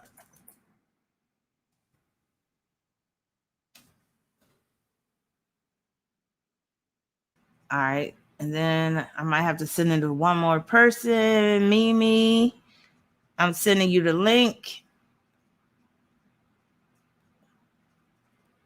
If you want to join the conversation as well. Okay. So while I'm waiting for some people to come on the live stream, let's get into this Venus and Libra situation a little bit further. Oh, Ask Mahogany, thank you for your super chat. So you said Saturn 27 and Pluto 28 and Libra, square ascendant, Venus. Why that look like a banana? It look like Venus and banana. My dad and stepmom have their sun at 27 degrees Libra and my Saturn, Pluto, and unsure of intentions. So you're unsure of your dad and your stepmom's intentions? But what do you mean, like intentions towards you? About what? Like, said you're unsure of your dad and stepmom's intentions. So wait a minute, both your dad and your stepmom's sun is on your Saturn and Pluto? Both of their suns are at the 27 degree of Libra? I'm confused. What kind of relationship we got going on? Yeah, I know it's the moon, but it looked like a banana.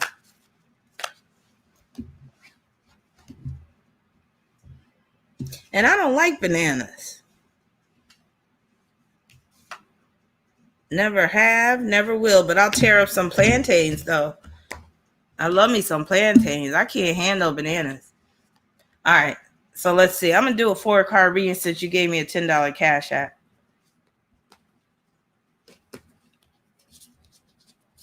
So starting off with the 7 of Pentacles, that's basically you wanted to know about. That's like you showing that you're unsure of them. The challenge is the Queen of Wands, which makes me think of your stepmother in particular.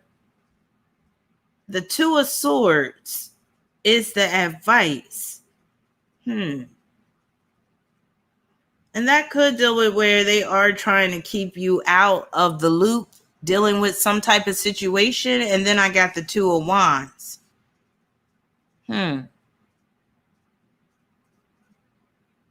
So yeah, when you talk about you're not sure of their intentions, I'm not really sure what you're referring to. Like, so I guess you said yes. So, it says you're a pawn.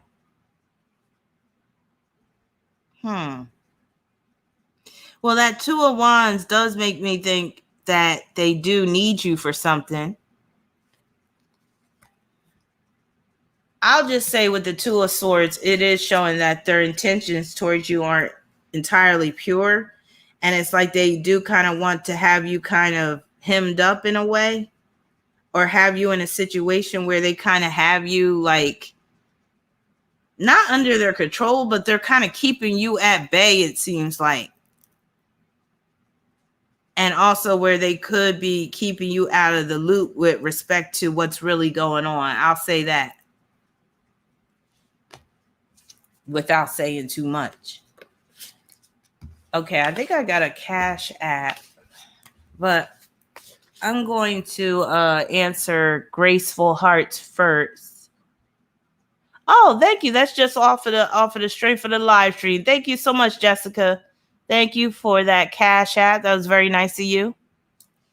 So you said, Graceful Heart, will this Taurus Sun, Taurus Moon, and Virgo Rising be a good partner for me? That's a lot of earth. Damn. Well, let's hope he has plenty of money with all that earth energy. I'm like, what's that earth do? Like, this is a show and prove type of man. Let's hope so with all that earth energy. So you said, will this Taurus Sun, Taurus Moon, and Virgo Rising be a good partner for me? He better be reliable with that energy. He better always be on time with that energy. Oh, Tara, I'll look for your question in a minute. Thank you.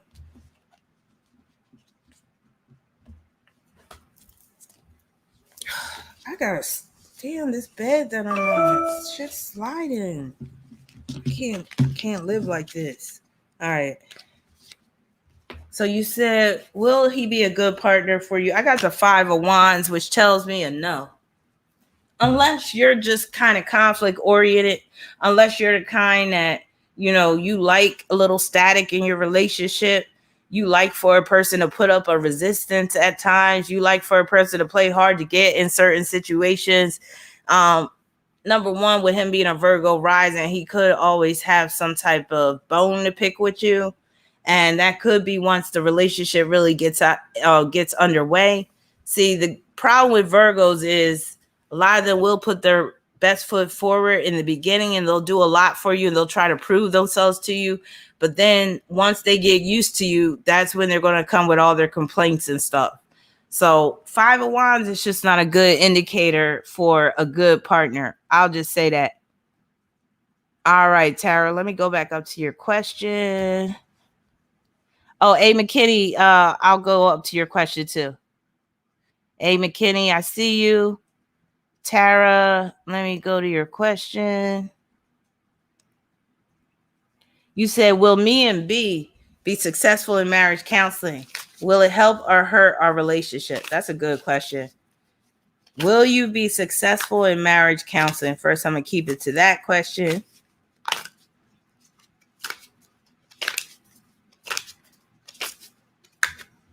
All right.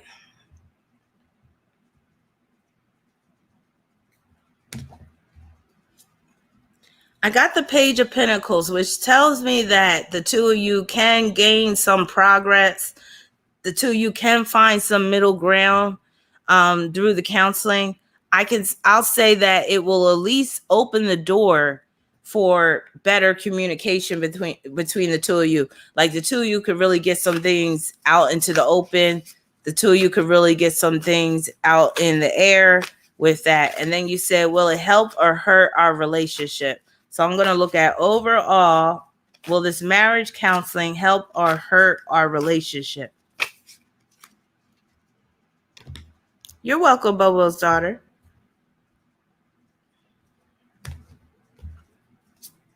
I got the Judgment card. So I'm not seeing where this is going to hurt the relationship. For the most part, it's going to basically just bring things more out into the open. So I'll basically say, if things are already on a rocky hill, you could say, the counseling is just going to bring it more out. And that will force the two of you to deal with these issues head on instead of pretending like, shit ain't that bad. I'll say that. So just expect this counseling to reveal some things, like for some things to be revealed about your marriage, about how, each other really feel about each other, some things that you probably don't even realize about each other. And next thing you know, it could cause arguments at times if the two of you aren't really focused on the end goal. So that's the best thing I can tell you. Focus on the end goal. The journey might be rough when it comes to this counseling because, again, during the counseling session, some things might be revealed. And then once y'all come out of counseling, you be like, how come you didn't tell me that?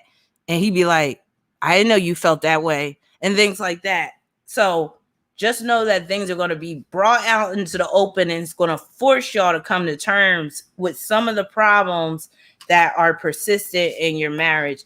And you might even be making a determination from that point on about what you're going to do from that point on. And you can even say your relationship will experience a rebirth, because that Judgment card could definitely deal with a rebirth. All right, A. McKinney, you said, my question is, did Jeremy steal from me? Lord have mercy. Jeremy, no. Jeremy spoken class today. Make me think of that Pearl Jam song. Clearly I remember picking on the boy. Seemed a harmless little fun. Ooh, but we unleashed the lion. Gnashed his teeth and bit the recessed lady's breast. How can I forget? Sorry, I'll get carried away with Jeremy. It's my shit, though. Never heard of that song. Listen to that song. Jeremy spoken. Oh, that song is so sad, though. Class today. Jeremy spoken. Class today.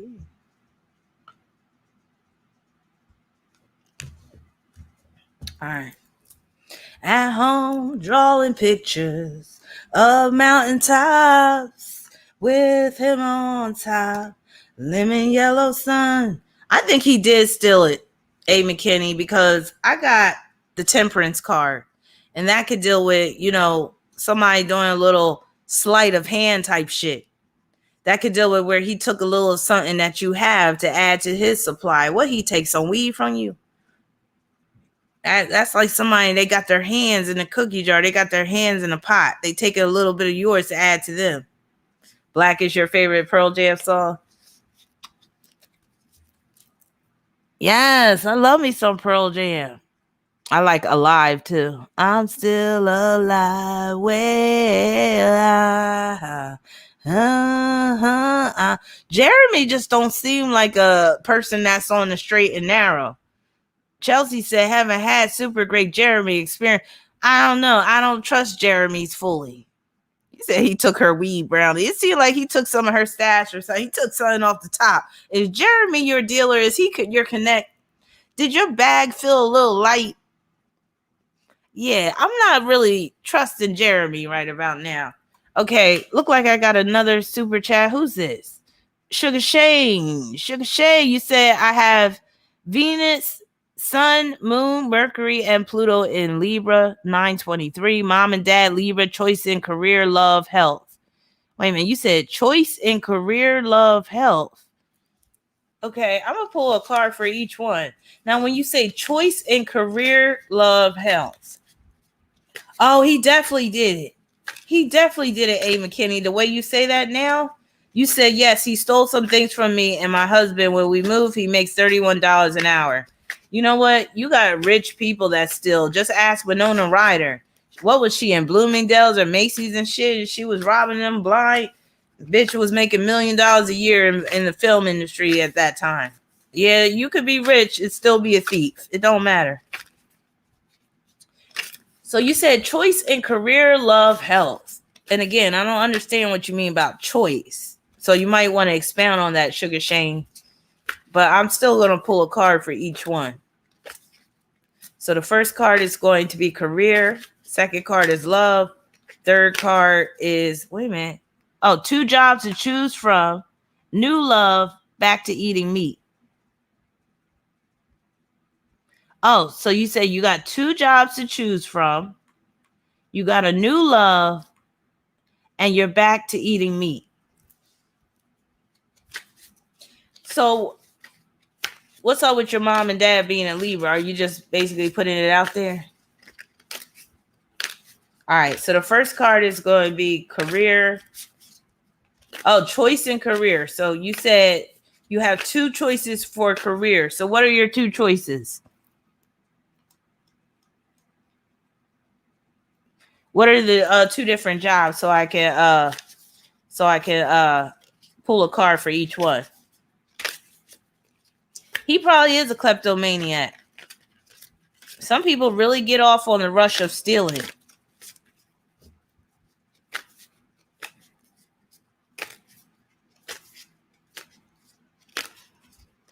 He was like, a little of that, a little of this. It ain't gonna matter. She ain't gonna miss this.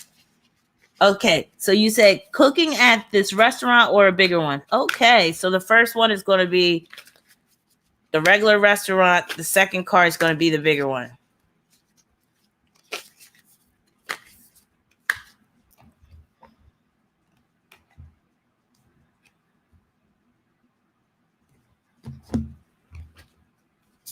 So the first card, I got the 3 of Cups. Second card, I got the 2 of Swords. You definitely want to stick with the first restaurant.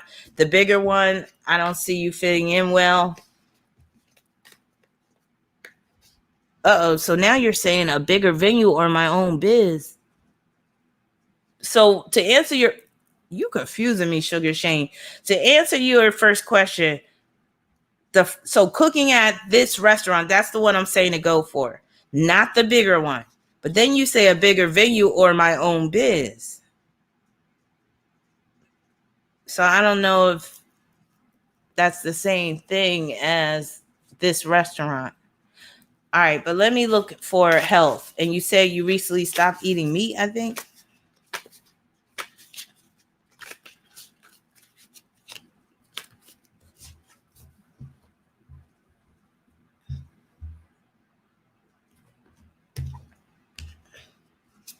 All right, I got the death card, and that death card is just representing that you cut some stuff out of your diet, namely meat, and that's telling me that you may never go back with that death card, because we're talking about this is a new life. It's not just changing your diet. This is a lifestyle change.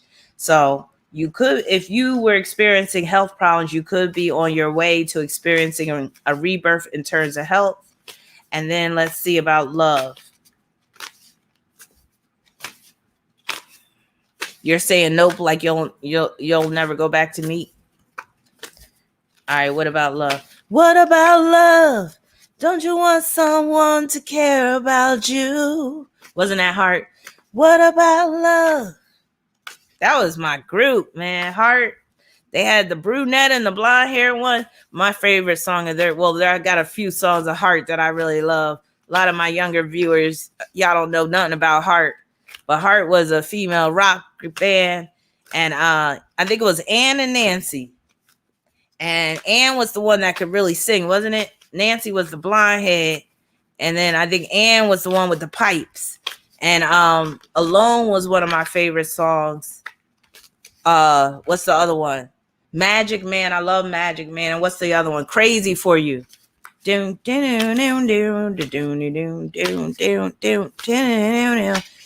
Well, we still have time to, and every time I think about it, I want to cry. Oh, man, I love Heart. But I tell myself that I was doing fine. Oh, that's the shit. It go crazy on you. And then, what was the other song? I hear the ticking of the clock. I'm lying here, the moon's pitch dark. But there was the other song, Not Alone. It was the other slow song they had. I forget. These Dreams. Yes, Delisha, These Dreams. Yes. White skin and a linen, perfume on my wrist, and words that have no form are falling from my lips. Oh, yeah, These Dreams was the shit. Oh, Black Velvet. That's Atlanta Miles. Atlanta Miles sang Black Velvet. I love Black Velvet, too. Black velvet, a little boy smile. Black velvet, that song of struggling child, whatever. A new religion that'll bring you to your knees. Black velvet, if you please. That's the shit. What's another one that was around that time? Remember Melissa Etheridge? But I'm the only one, the one that caused the fire for you. That was the shit. It's only fear that makes you run, the demons that you're hiding from. Please, baby, can't you see I'm trying to explain? I've been there before and I'm knocking the door and I'm not coming back again. That was the shit. All right. And then I love, damn, I wish I was your lover. I love you till the daylight comes.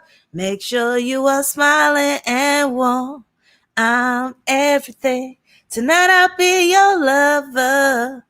That was the shit. Y'all don't know nothing about that. We talking about 80s, 90s type music. Free your mind and you won't be ashamed. All right, did we talk about love yet for you? Let's talk about love. I got distracted. Love. All right, I got the Seven of Swords. Oh, Lord. I don't like that Seven of Swords for love. That's basically creep, creep, creep, creep. She creeps. Creep, creep. Creep, creep, creep, creep. So I creep. Yeah, 'cause he doesn't know what I do. Just check this guy's intentions. Do not give this guy your heart. If you just met a guy, where you at, Sugar Shane? Did you just meet this guy? Are you currently in a relationship with this guy, Sugar Shane? So I creep. Yeah, just keep it on the down low, since nobody is supposed to know. So I creep, yeah, cause oh, it's a she. Okay, that's even worse. Well, no. Seven of Swords. Well, it depends. Is this your first time dealing with a woman? Because that could be representative of Seven of Swords if this is your first time dealing with a woman, because that could mean you going in a different direction. You doing something unexpected. You're saying this is an older woman, but are you normally a lesbian, or is this your first time dealing with a lesbian?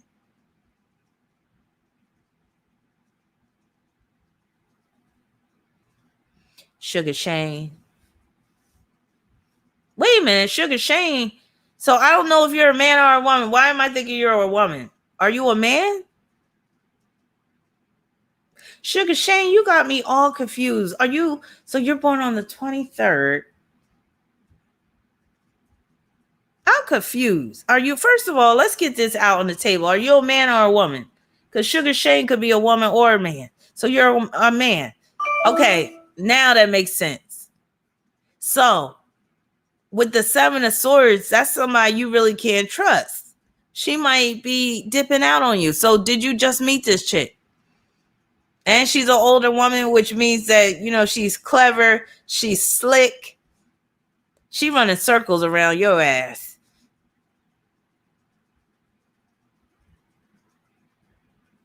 So tell me about this chick, Sugar Shane. What's she about? Talk to me. Come and talk to me. 2 years. So you've been with her for 2 years, and I got the Seven of Swords. So are you the one thinking about dipping out? Because if you aren't, then you better pay some close attention to this chick, because I don't see her being loyal. So is she telling you that she's getting tired? Is she looking for something else? She wants to take a break? What's going on, Sugar Shane?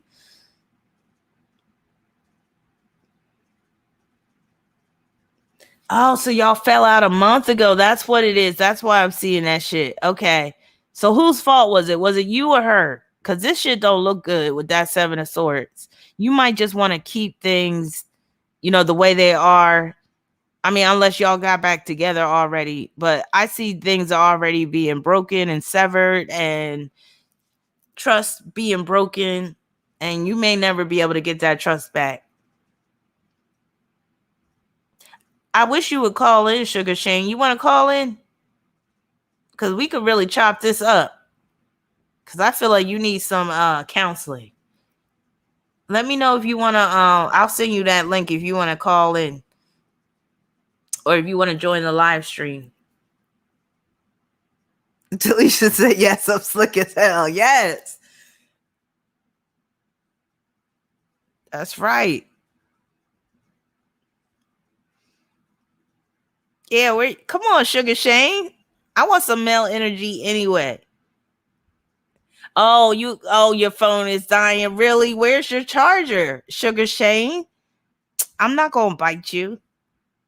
And I hope she listening, because I'm gonna flirt with you something terrible too. Make her jealous and everything. Sugar Shane talking about his phone is dying. Good one, Sugar Shane. Acting like he don't see his charger right there. Oh my God. That's okay though. That is okay.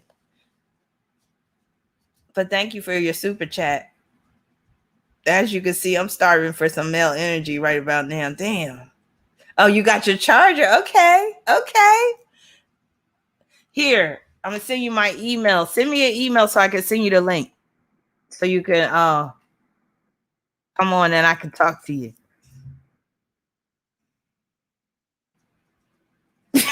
Sarah said Sugar Shade, she won't bite the first night. Come on, I can use a little testosterone. Testosterone.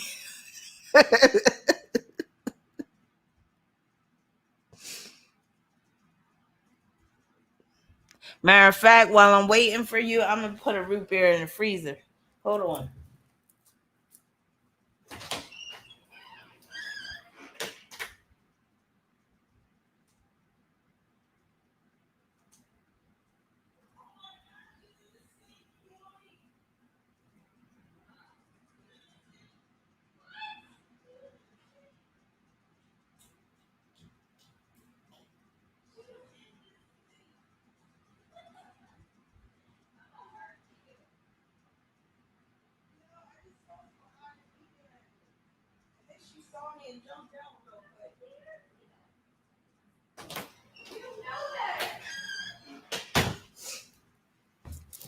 All right. Sugar Shane, did you send me an email? Oh, Roto. Oh, Rena too. Thank you for your cash app. You said, how'd it go at my boyfriend family barbecue Sunday? Are you saying this Sunday or the one that already passed? Y'all throwing me some confusing ass questions tonight. So it said, how it go at my boyfriend family barbecue Sunday? Do you mean how is it going to go or how did it go? I'm going to take it to mean how is it going to go? Yes, I could use some testosterone. I'm not talking about no 40-year-old testosterone either. I want that young shit at this point. About circa 19, let me see. Circa 1999 shit. No, that's too young. Hold on. I went in the wrong direction. Circa 1992 shit, I guess. Anything under 30, I'll take. I don't want no old ass testosterone. That shit be all stale and funky and musty at that point. So how is your boyfriend's barbecue going to go with his family on Sunday? Oh my God, that's exciting.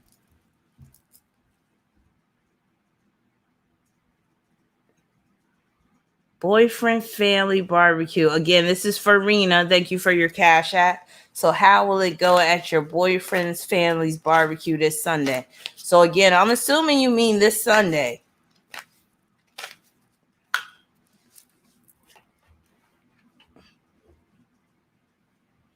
Confusing as fuck, right?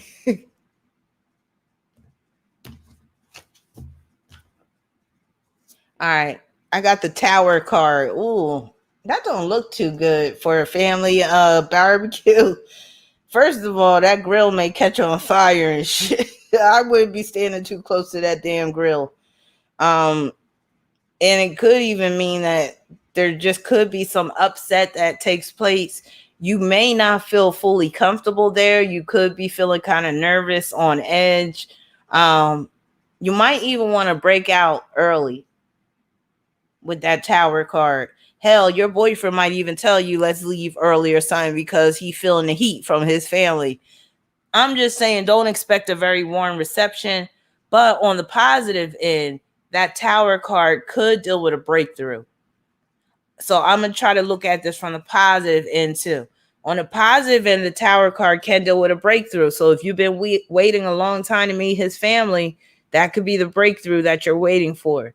Breakthrough, you meet his family, you break the ice, and next thing you know, you in like Flint. So I'll just say, don't have too high of expectations with this barbecue, but also try not to be too rigid either. Just, be loose about it, be friendly and all that type of stuff. But if you do feel like it's kind of awkward, if you do feel like, there's some tension and that you're just not getting that warm reception, shit, make an excuse so you can cut out of there early. That's what I say. His mom gonna be all eyeing you up and down and stuff. She gonna be looking at you as you put that food on your plate. She either gonna be like, she eats like a bird, or she gonna be like, that girl can eat. You gonna have to watch that one when she get older. You know how mothers be talking shit.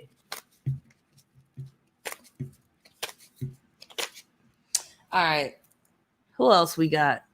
I got another cash app. This one is for Roto. Thank you so much, Roto, for your cash app. So did you post your question in the YouTube chat? Let me see if I see it. Roto, where you at? Oh, yeah, here you are.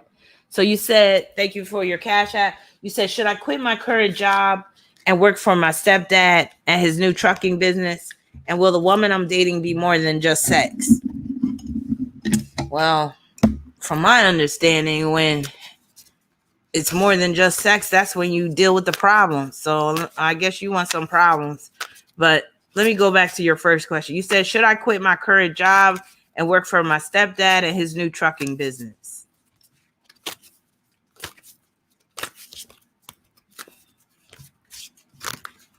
All right, let's see.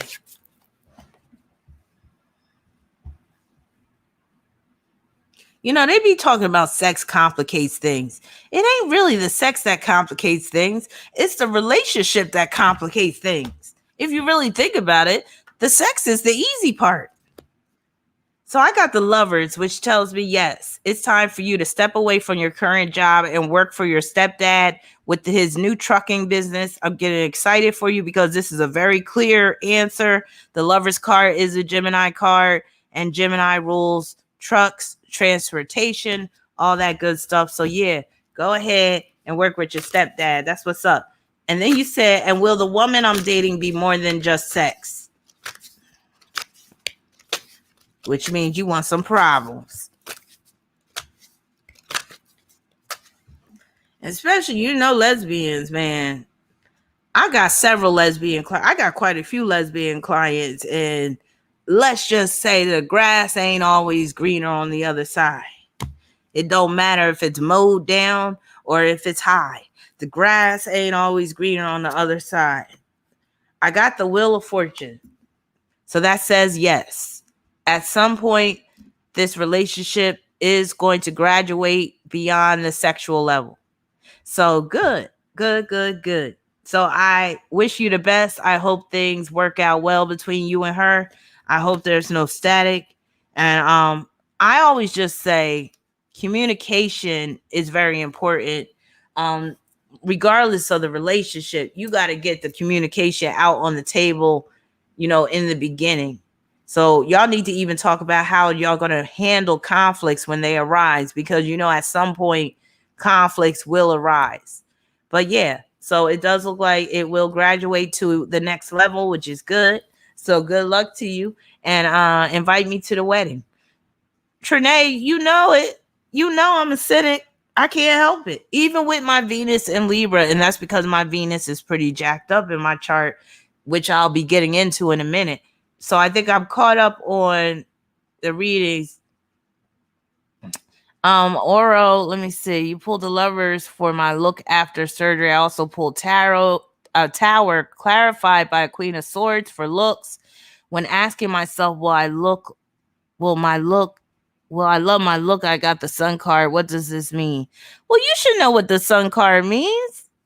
That's one of the most positive cards out the deck. That's saying that you will like your look. So, yeah. So you really can't go wrong with the Sun card. All right.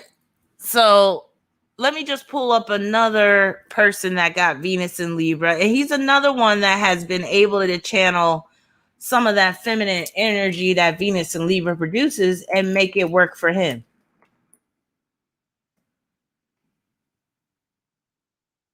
And he has been somebody I have really questioned over the years in terms of his sexuality, just because he's so good at what he does. Hated it. All right, let me pull him up. I always thought he was a nice looking brother, but, you know, he just don't do it for me like that. But he's not a bad looking brother, as well as his other brothers. You know, the Wayans brothers, they got that good look to them. They're very funny, but they're also funny in a different way. Something's up with them Wayans brothers. They funny as shit. Like, and I don't mean just in terms of humor. Their sexuality is kind of funny. And I suspect that there was some incest between them when they were growing up. I'm just saying. Can't put it really past these Hollywood types. So Damon Wayans, he is a Virgo, and he has Venus in Libra. And like I said, if you ever saw in Living Color, he really channeled that Venus in Libra through, you know, the Antoine, Merriweather, and Blaine, the Men on Film, the two snaps up in a circle or whatever the hell. Yes, they were very, very feminine in that skit. So the fact that Damon Wayans has that Venus in Libra, that really helps him to get into that character, to get into that role, I'll say. But yeah, let me see if I can find a picture where he's dressed up as, was he Blaine or was he Antoine? Which one was he? I forget. Let me just put men on film.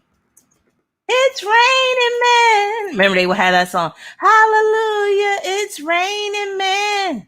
Hey, hey, it's raining men. Hallelujah, it's raining men. Tall, dark, long and lean. All right, I'm trying to find a good one. 2 snaps up in a circle.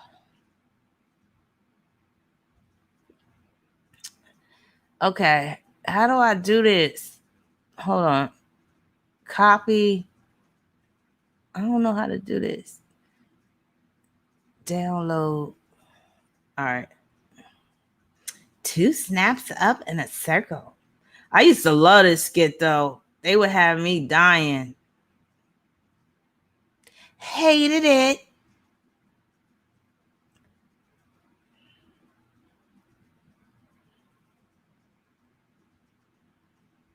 Here they go. Just giving the fabulousness. So that's Damon Wayans and David Alan Grier. Yes, like Sarah says, In Living Color was one of the greatest shows, and so was Wayans Brothers. Yeah. So I got to give it to them. You know, the Wayans brothers, they're funny as hell, but like I said, they also funny in another way as well. And sometimes they take some of that humor a little too far. I'll just say that. Now, we're going to pull up another person that has Venus in Libra, and he's actually a Libra sun. Some of you people know who this is. Other people don't. But if you don't know who this is, you're about to be educated pretty quickly. And some celebrities, they swear by this man. They love him. Me, on the other hand, I think he was a clown. Trying to find a big enough picture.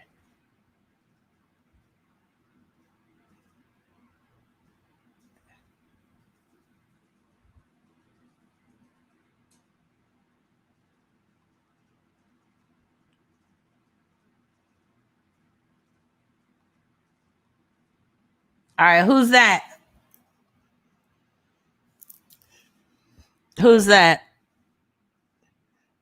Some of y'all, you know, some of y'all, y'all believe in this dude. Y'all might have one of his tarot decks. Y'all might have some of his books.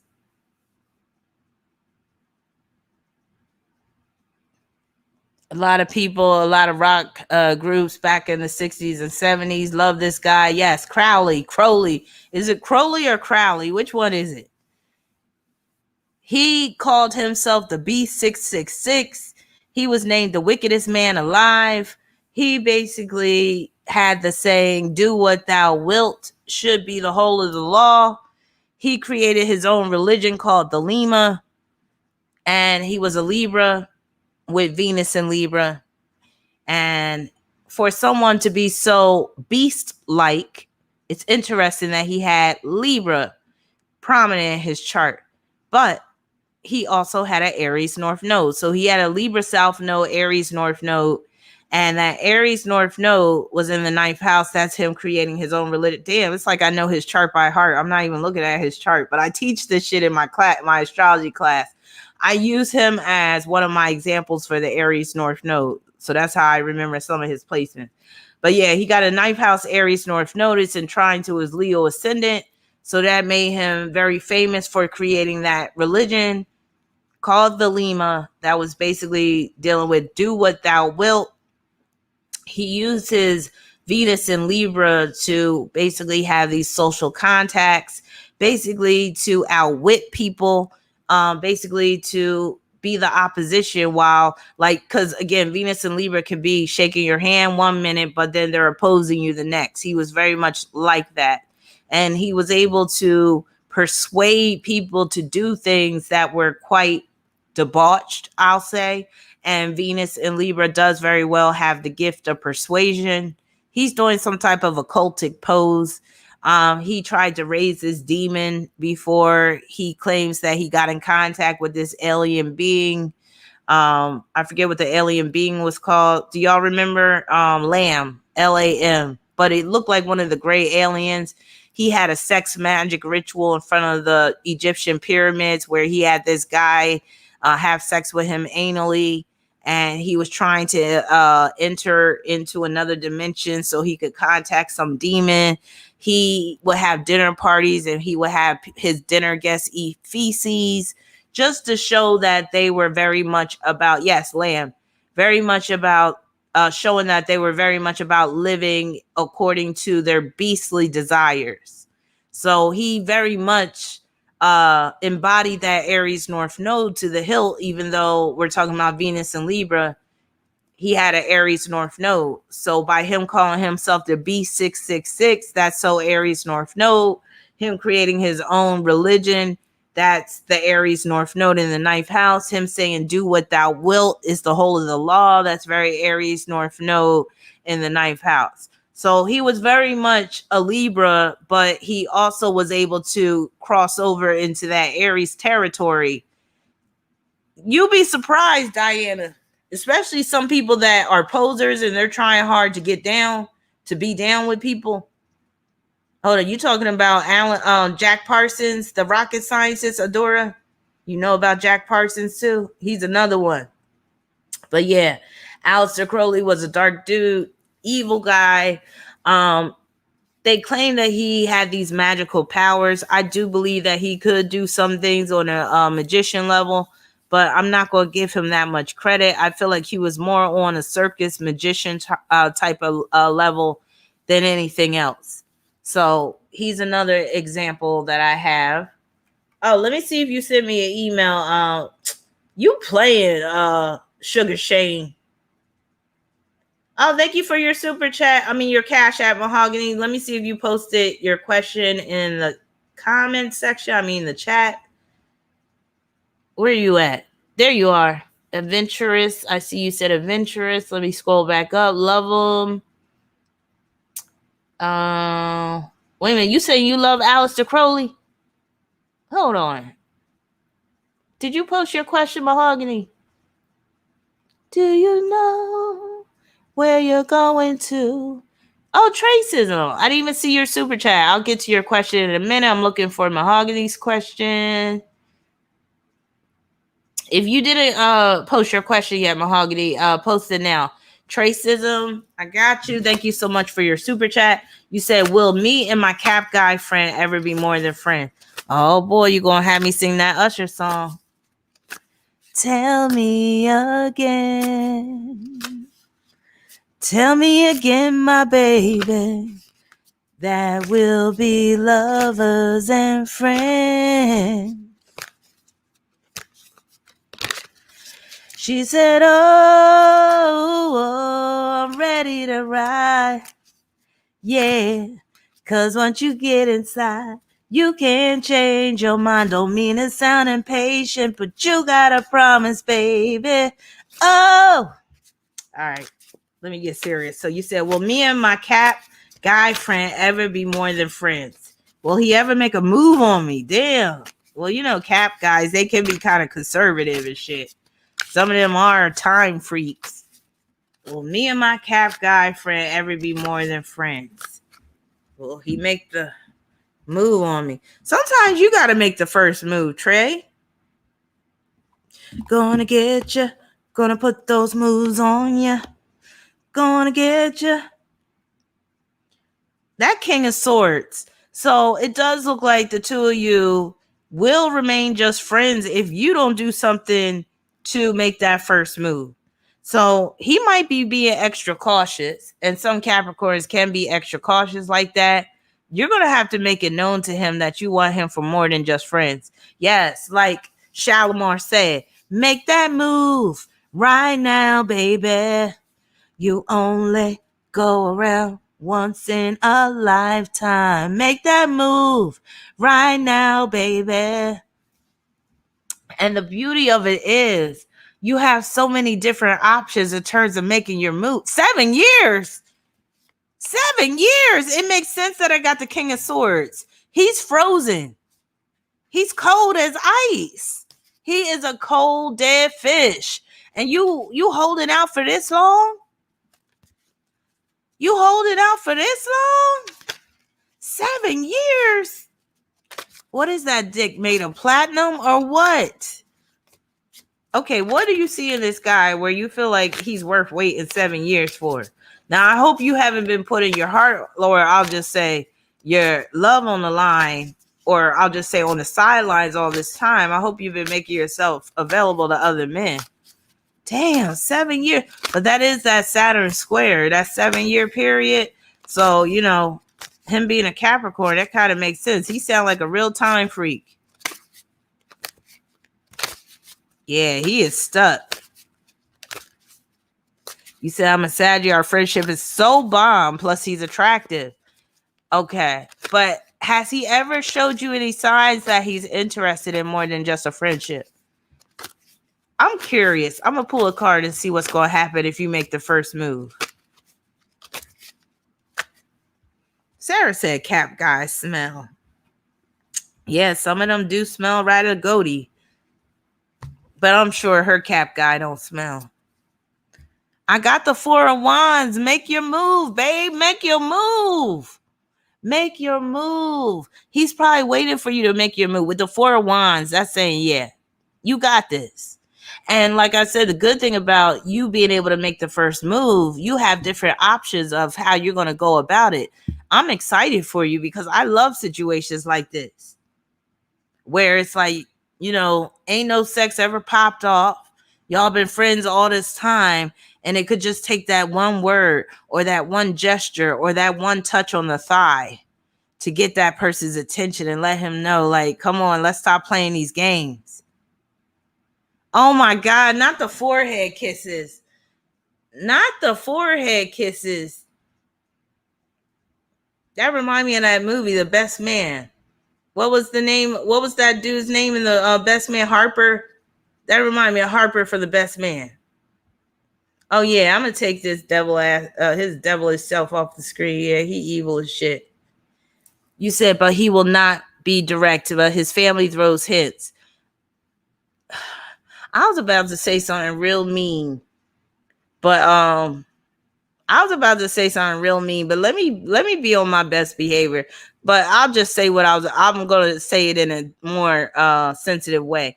I was about to ask, is he a little slow?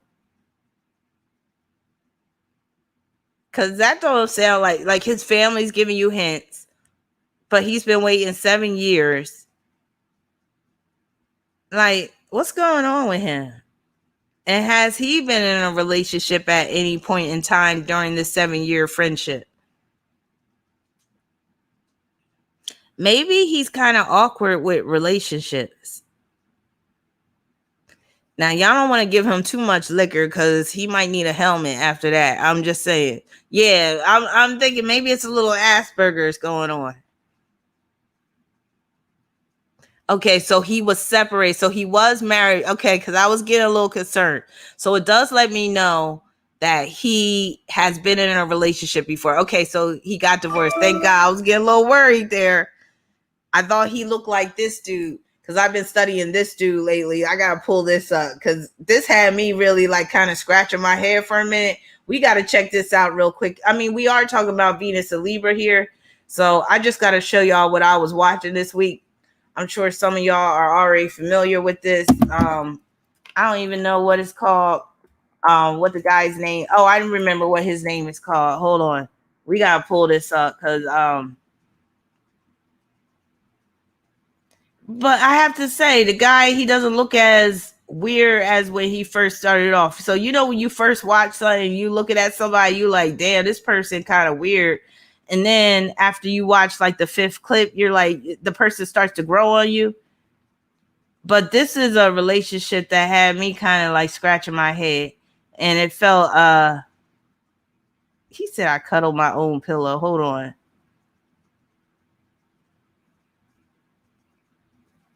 This one right here.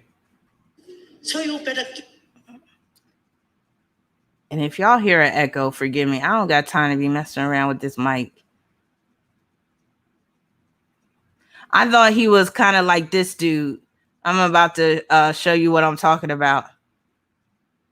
I thought he was kind of like him. Give more money for me. So they're just supposed to fight so that you're happy? Lisa, why are you asking my mom? Tell me, why are you butting in? And I'm No, talking because mom this to is mom. my mom. This is Okay, my mom. and I know about Sorry, I don't being lazy, but I want him. I have to defend my I mom. want him to send money more to me. They can't give you what they don't have. You can't tell my mom. I My can mom tell your mom as in well. a sweet, loving, respectful way, please. All right, all right. There's no sense of getting all crazy and wild up over this. I think that Asuelu's family conversation, I don't want. I'm your mom. I love you so much. I don't want to lose you from my hands. If I ask you money and you think it's not okay, it's up to you.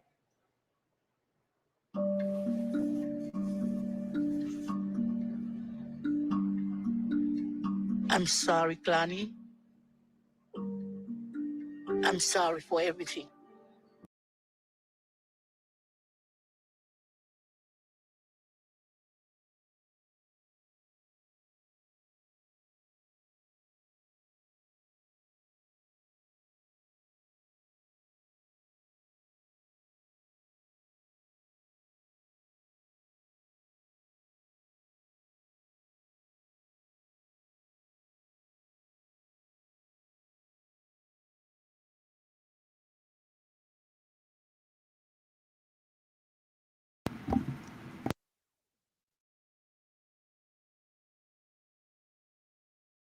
It's bleak. Okay, can you hear me?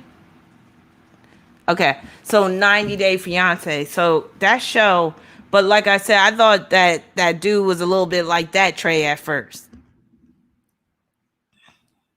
So you say you should make a move. You're still not going to make a move, Trey? Wait a minute, y'all can't hear me again?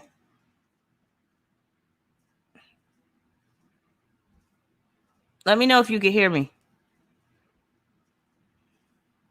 Yeah, honestly, I don't know what she saw in that dude. So you can't hear me? It claims the mic is working. Okay, so you can hear me. But yeah. But he started to change up. This just shows you that if you marry a geeky dude and you bring him to the States like that, he going to change up eventually, because that's what I heard. So you said, I have never made a move on a man, but you're a Sagittarius? What? But once he makes a move, I will devour him. Damn, what you got in Scorpio? Chelsea said, even if you are friend zone, cap egos love a good shoot your shot. The arrow said, is she his physical type? So you got Mars and Scorpio. That's why I knew it. As soon as you said devour, you was like, devour him. I was like, she got Sun in Scorpio for real. Because only Scorpios use that type of language. Devour him. Yes, I'm back. Did I go somewhere? All right. Couple of more people. But let me just get into this Venus and Libra situation. Because I got some things on my list to talk about with this Venus and Libra. So let me pull up another representative of Venus and Libra. Who do I want to choose? Let's choose this fool.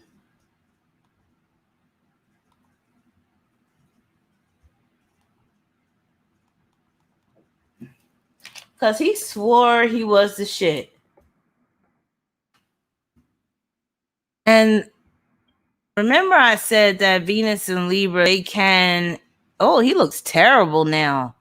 Remember I said Venus and Libra, they can, kind of get away with shit because of their agreeableness, their cooperativeness, how they can be all diplomatic and shit. All right, where'd he go? Damn. Hold on.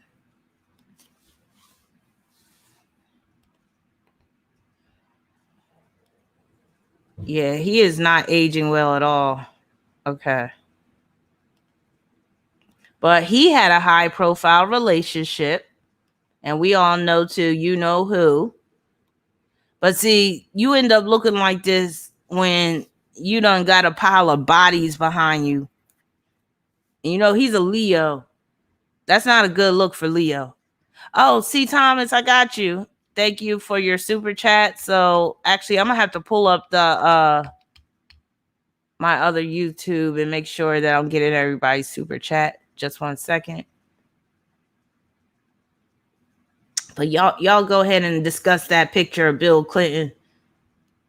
Like I said, he's not aging well at all.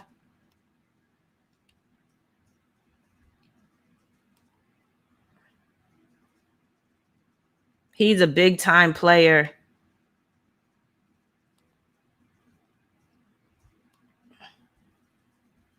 All right, where you at? C. Thomas. Okay. Thank you for your super chat. You said Leo got upset and says he's not going to deal with me sexually anymore. Was he serious or just upset at the moment? I feel like I don't even need to pull a card on this because I know he wasn't serious. But where's my cards? Let me see. Okay. Let's see if Mr. Leo is serious about not having sex with you anymore. I don't believe him. But we'll see what the cards say. Is Mr. Leo really serious about keeping that dick to himself from now on? You said look like he farted. Like he got one ass cheek lifted up and he trying to let one loose. Don't he look like the crib keeper? Yes, he does. Now, you know, he had the high profile relationship with Hillary Clinton, but he also had a high profile relationship with that Monica Lewinsky. Yes, he's a Leo, but he got a crazy ass Libra stellium. And remember, I said Libra is about relationships, not necessarily monogamous relationships. And he had relations all over the place. All right. But we talking about Mr. Leo right now. We want to see if Mr. Leo serious about keeping that dick to himself. I wish some man would tell me he keeping his dick to himself. Because I'm like, I don't have no use for you from that point on. Like, you can't do shit for me.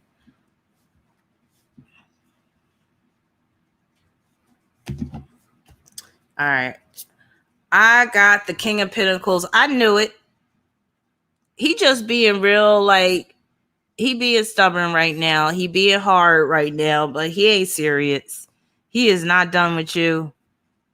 He think he going, punish you. And he think he regaining control of the situation by saying that. But yeah. He'll be sniffing around your door sooner than later. Trust and believe. He think he putting his foot down. But no. So yeah. Bill Clinton. Let me see if I got his chart in my files. I'm sure I do. He's just a dirty old dog. From what one of his limo drivers said, I believe this is when he was governor of Arkansas. Like, he would have like a number of women that he would have his limo driver drive him to throughout the day. And like between his meetings and stuff, he would just dip over to one of these hoes' houses and, knock them off real quick and then go back to work. That was like his daily routine, his limo driver said. No wonder why.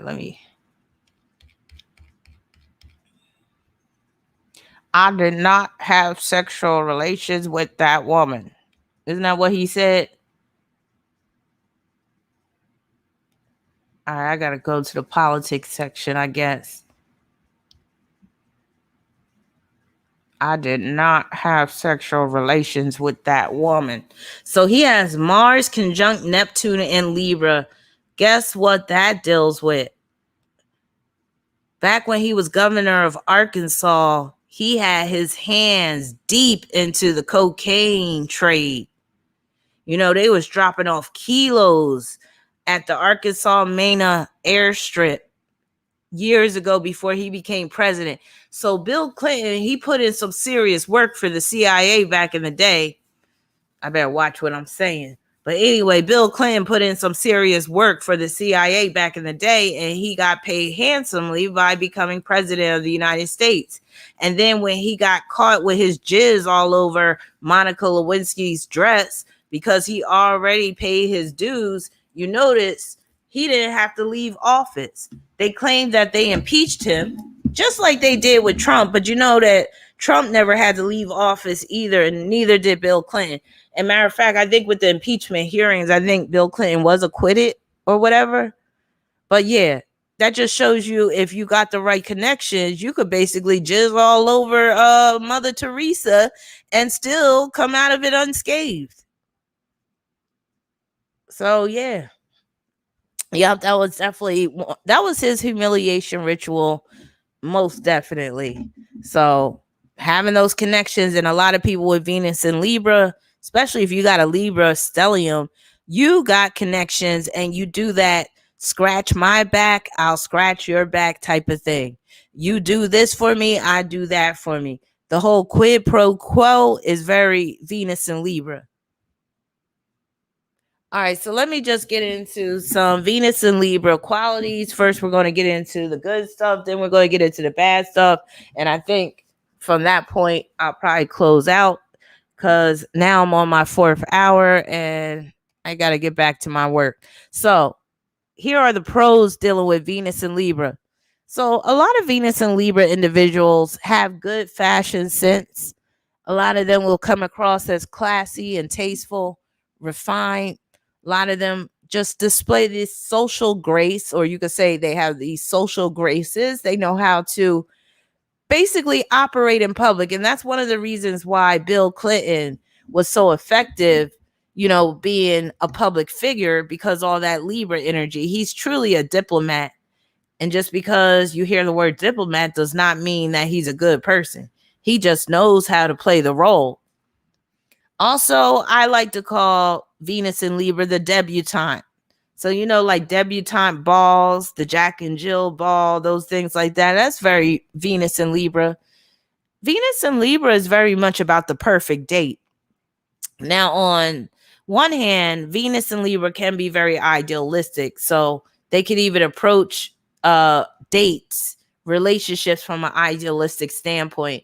And when I'll just say this, when a Venus and Libra person, you know, asks to take you out on a date, a lot of times it's going to be a proper date.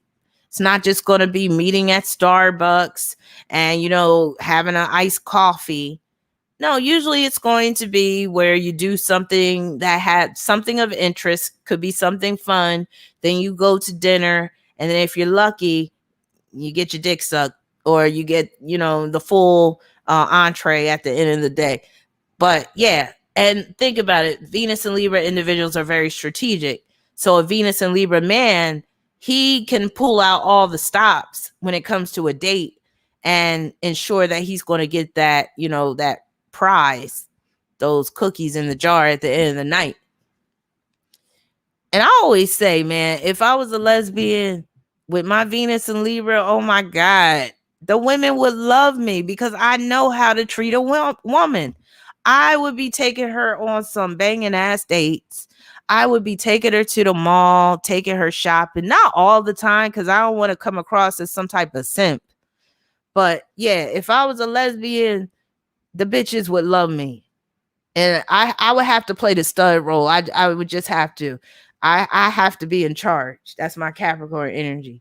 But yeah, I would know how to take a woman out on a proper date. I would know how to really make her smile.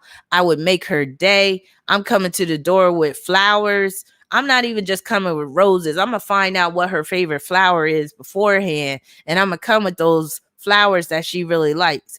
So I just wish more men could just have what I have in terms of how I think about like how a date should go, how relationships should be and stuff. And I wouldn't even do it in a way where it's all corny and stuff, because I feel like that stuff like the rose petals on the bed, that's like overdone. So I would be more creative with my dates and stuff, but I damn sure would know how to make a woman's day. I'll say that.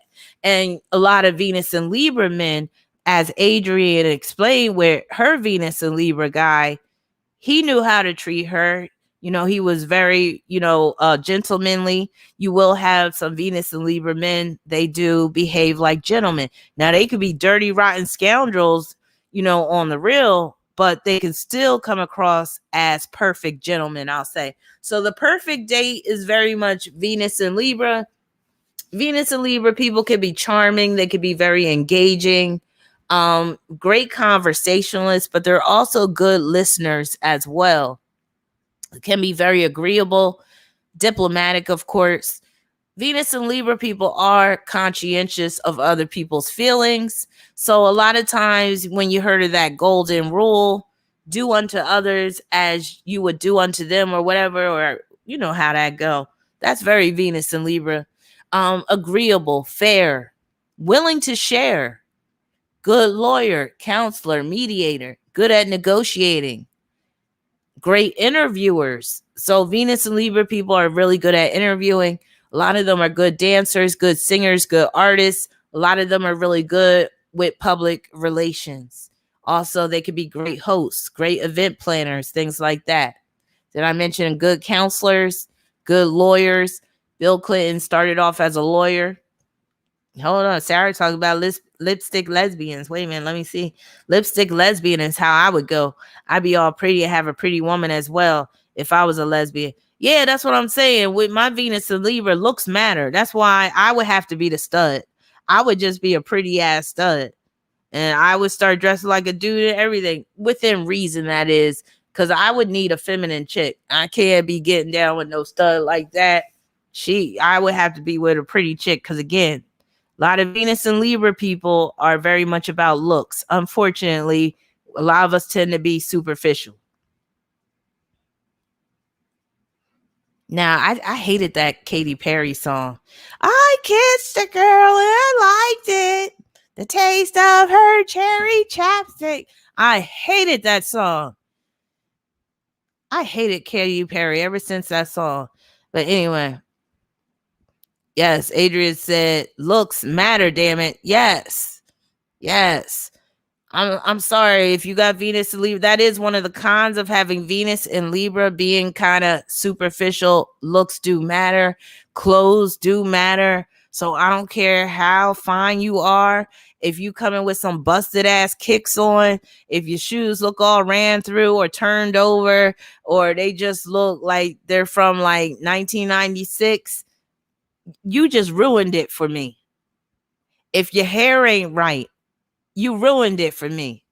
If your beard look like taco meat, you ruined it for me. I could be superficial to that level. Now, I might make some exceptions in some cases, and I'm not uptight. I don't need a person to look perfect. I actually, and this is where my Sagittarius energy comes in, because I like a guy that has some flaws, visible flaws, like a chipped tooth. You know, I always talk about that shit. I'm trying to think, what guy was I looking at? It was some old video of the Love Connection on YouTube I was watching, and this dude, his teeth were kind of messed up, and he posted that YouTube video. He was like, yeah, I've since got my teeth fixed because my wife told me to. And I was like, I wouldn't have told you to get those teeth fixed. I was like, I thought you look cute with those spaced apart teeth like that. But yeah, the person don't have to be perfect. They just have to look right. You know, there's a difference between perfection and looking right. Another thing, and you could say this is on the dark end with Venus and Libra, but I think it's a virtue. Venus and Libra people, they can't stand cheap people. Like, Venus and Libra individuals don't got time for people being all cheap. So if you gonna be all worried about how much you're spending when you're taking a Venus and Libra person out on a date, that is going to really turn them off. If it seems like, you know, you're hurting when you pull out your wallet, that's going to turn them off. That reminds me of this date I went on with this Venus and Virgo dude. He was so damn cheap. I could tell it was like really hurting him to pull his wallet out. And when we was at Applebee's, y'all, Applebee's, and he act like it was killing him. I think I ordered dessert just to fuck with him, because I knew it was killing him to have to pay for that Applebee's meal. Cheap as fuck. And that turned me off from him. I don't like cheap guys. And that's because I got Venus in Libra and I'm a Sagittarius sun. I don't deal with no cheap guys like that. Like that, you could lose big time points with me. And he even bought some cheap liquor, y'all. Because before I got there, I was like, can you have something to drink for us? Because, you know, if it's going to be a first time for me, sometimes I need a little drink to get loose. You remember this story, Sarah? So, yeah, I remember I get there and this dude, he had those pre-made shots, those cheap ass pre-made shots with some of the cheapest liquor you could find. And they were like, you know how they'll have like the banana shots. And then there was like some that were like daiquiri. And then there was some that was like just disgusting as cheap as. He couldn't even get a regular sized bottle of liquor. He had to get those cheap fucking corner store liquor little things. I experienced secondhand embarrassment with that shit. But I guess some people don't care about looking cheap. But when you got Venus and Libra, you don't want to come across as cheap. Even if you got $5 in your pocket, you're going to make it look like you made of $1 million. And that's just how Venus and Libra people roll. So we can't stand cheap people. Now, Venus and Libra can be haughty. Sometimes can have their nose a little up in the air. Can sometimes think that, you know, they're better than what they are, especially in terms of social class or status. A couple of times I had to face a reality check where I realized that I wasn't as high post as I thought.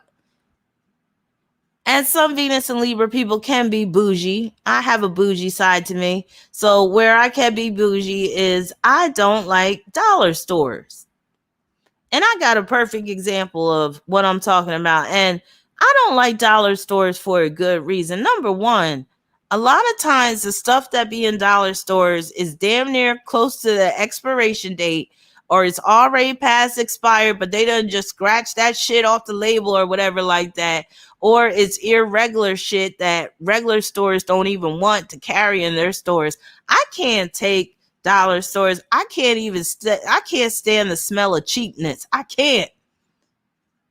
But I have been in dollar stores every now and then if I really needed something. But I'm gonna give you an example of what I'm talking about. So my mom is bougie, right? But my mom, she'll go to a dollar store in a hot minute. That's where me and her are different. So the last time I saw my mom, which was actually in July, yeah, she gave me these socks that she had got from my grandma, and my grandma never wore them. And now I see why my grandma didn't wear them socks. Because my mom gave me a bunch of socks that she bought from my grandmother. My grandmother didn't touch those socks. You could tell those socks weren't touched. My grandma a Leo. So I already know she was like looking at them socks kind of like, So anyway, I was like, sure, I'll take these socks. So I'm wearing these. I'm one of them people that wear socks to bed because my feet get cold. So I'm in bed with these socks hanging off the tip of my toes. And I'm like, what kind of socks are these? These socks are just loose as shit. What type of socks get loose just because you laying in the bed at night? So I'm like tossing and turning. These socks are just constantly slipping off of my feet. They're like damn near like just covering my toes at this point. I just kick them off. As soon as I wake up, I'm like so ready to text my mom like, yo, them socks. I was like, you had to get them at a dollar store, didn't you? I didn't text my mom because I don't want to hurt her feelings. Actually, I don't know why that would hurt her feelings. She'll probably laugh about it. But I'm like, yo, you probably got 5 pairs of those socks for $1. Those socks ain't even worth 10 cents. And that's the problem I have with the dollar store. Sometimes you could get good stuff out of there. I ain't gonna lie. But yeah, now those socks, they weren't slightly irregular. they was just wrong. Those were wrong. Those socks were just wrong. And they were like knee socks, but they didn't stay up at the knee. You know them type of cheap ass socks where you try to put them up to the knee and they roll right back down? Yeah, I was pissed. I'm going to go into my drawer and throw all of them damn socks away. I'm like, those are socks you just pull out of the bin and you throw in your basket or whatever. And then you bring it up, they be like $1 for 10 pairs. It ain't worth it. So yeah, I just don't do dollar stores.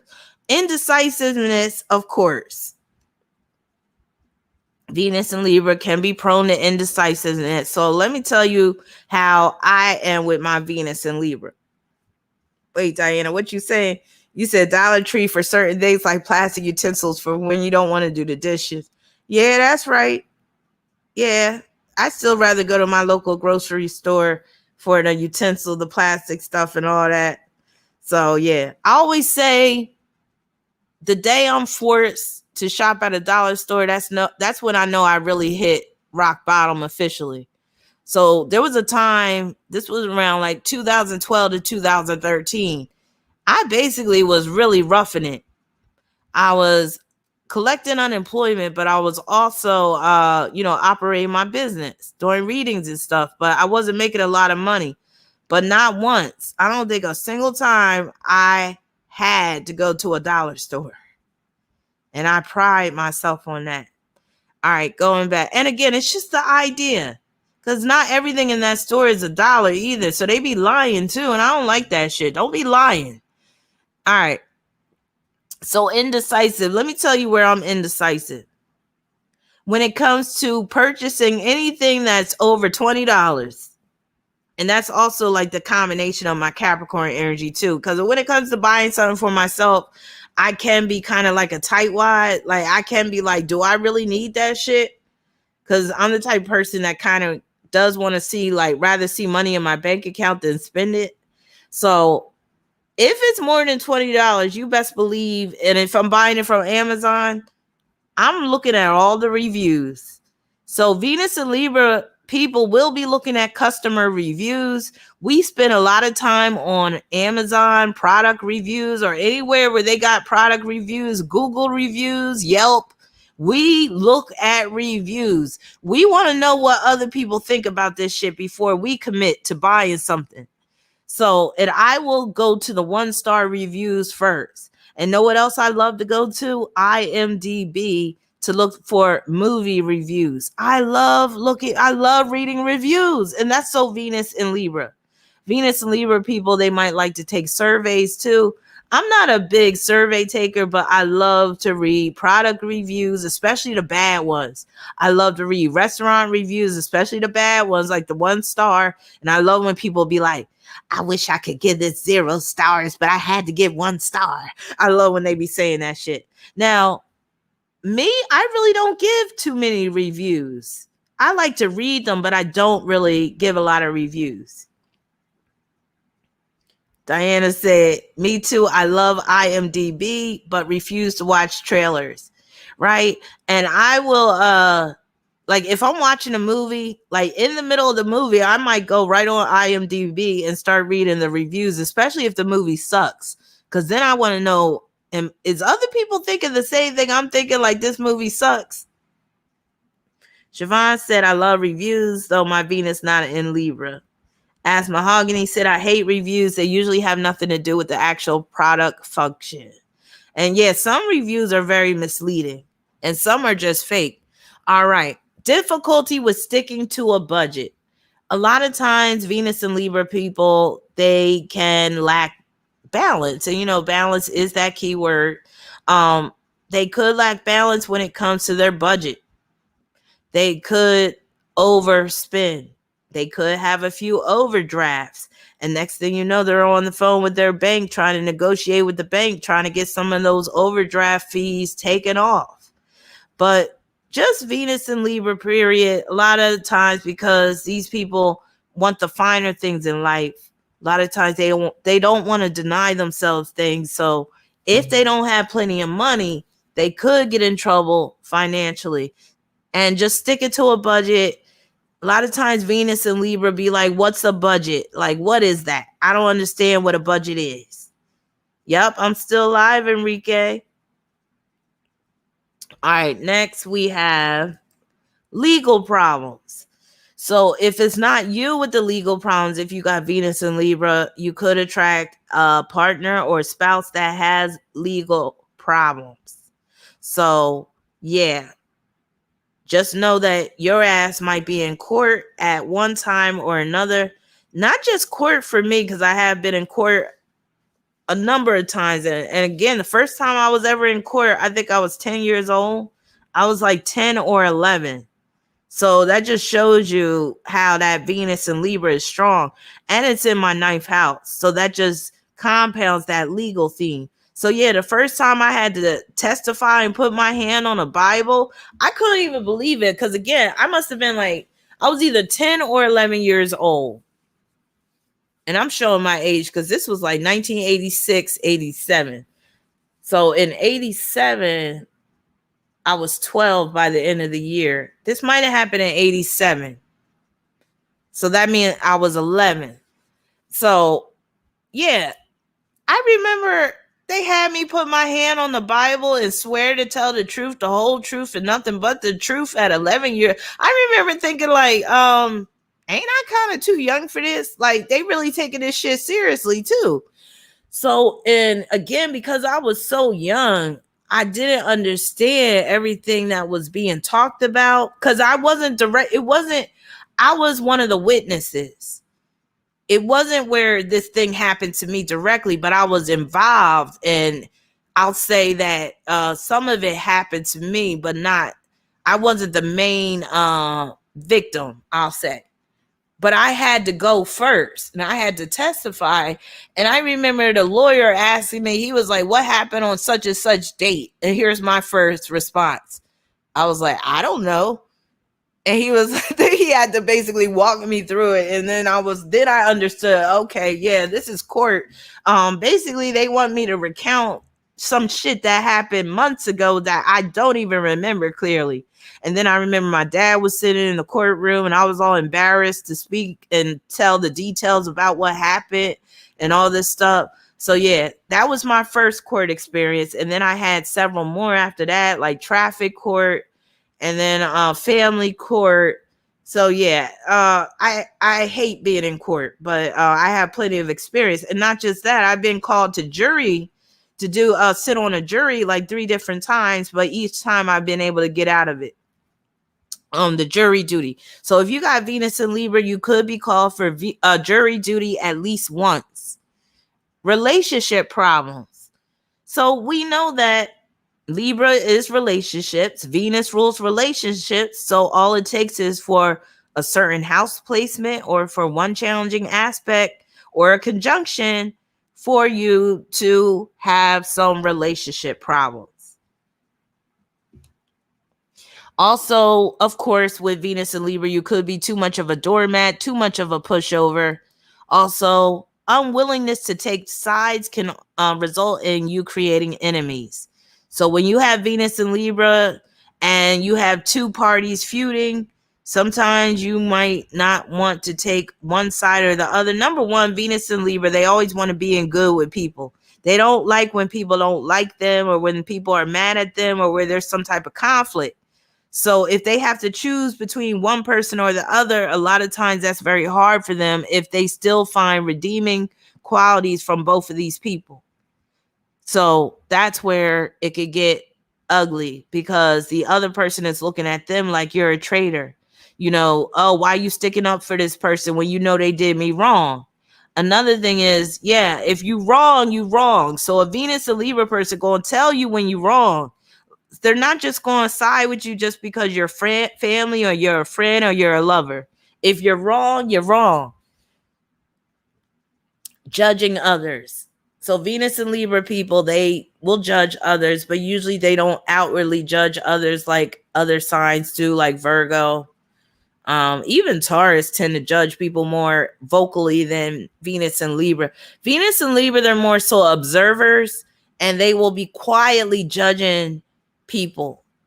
So it's like they're observing, but they're doing more than observing. They're also writing down like a deposition on this person. And they're keeping track of what this person says. And they're keeping mental notes, because guess what? They might have to present this information later on in a so-called court of law. So I already talked about the legal problems that could come with Venus and Libra. But in relationships, when it comes to some type of conflict, basically you might as well say court is in session. Because a Venus and Libra person, they will pull out the evidence if they have it, if they've accumulated it. They will have a firm argument. They will basically do the cross-examination shit and all that type of stuff. Basically, if you go and get into some argument or conflict with a Venus and Libra person, you better come correct. Because they're going to come at you like they are an attorney, and basically court is in session. All right, what about comparing self to others? That's a big one, and I still have a hard time getting over that problem. I still will compare myself to others from time to time, and that just makes you feel inadequate or inferior. So Venus and Libra people, you just need to quit it. But it's easier said than done. It's very hard to not make these comparisons. And then Venus and Libra people can piss people off, especially Aries people, by making comparisons of other people to other people.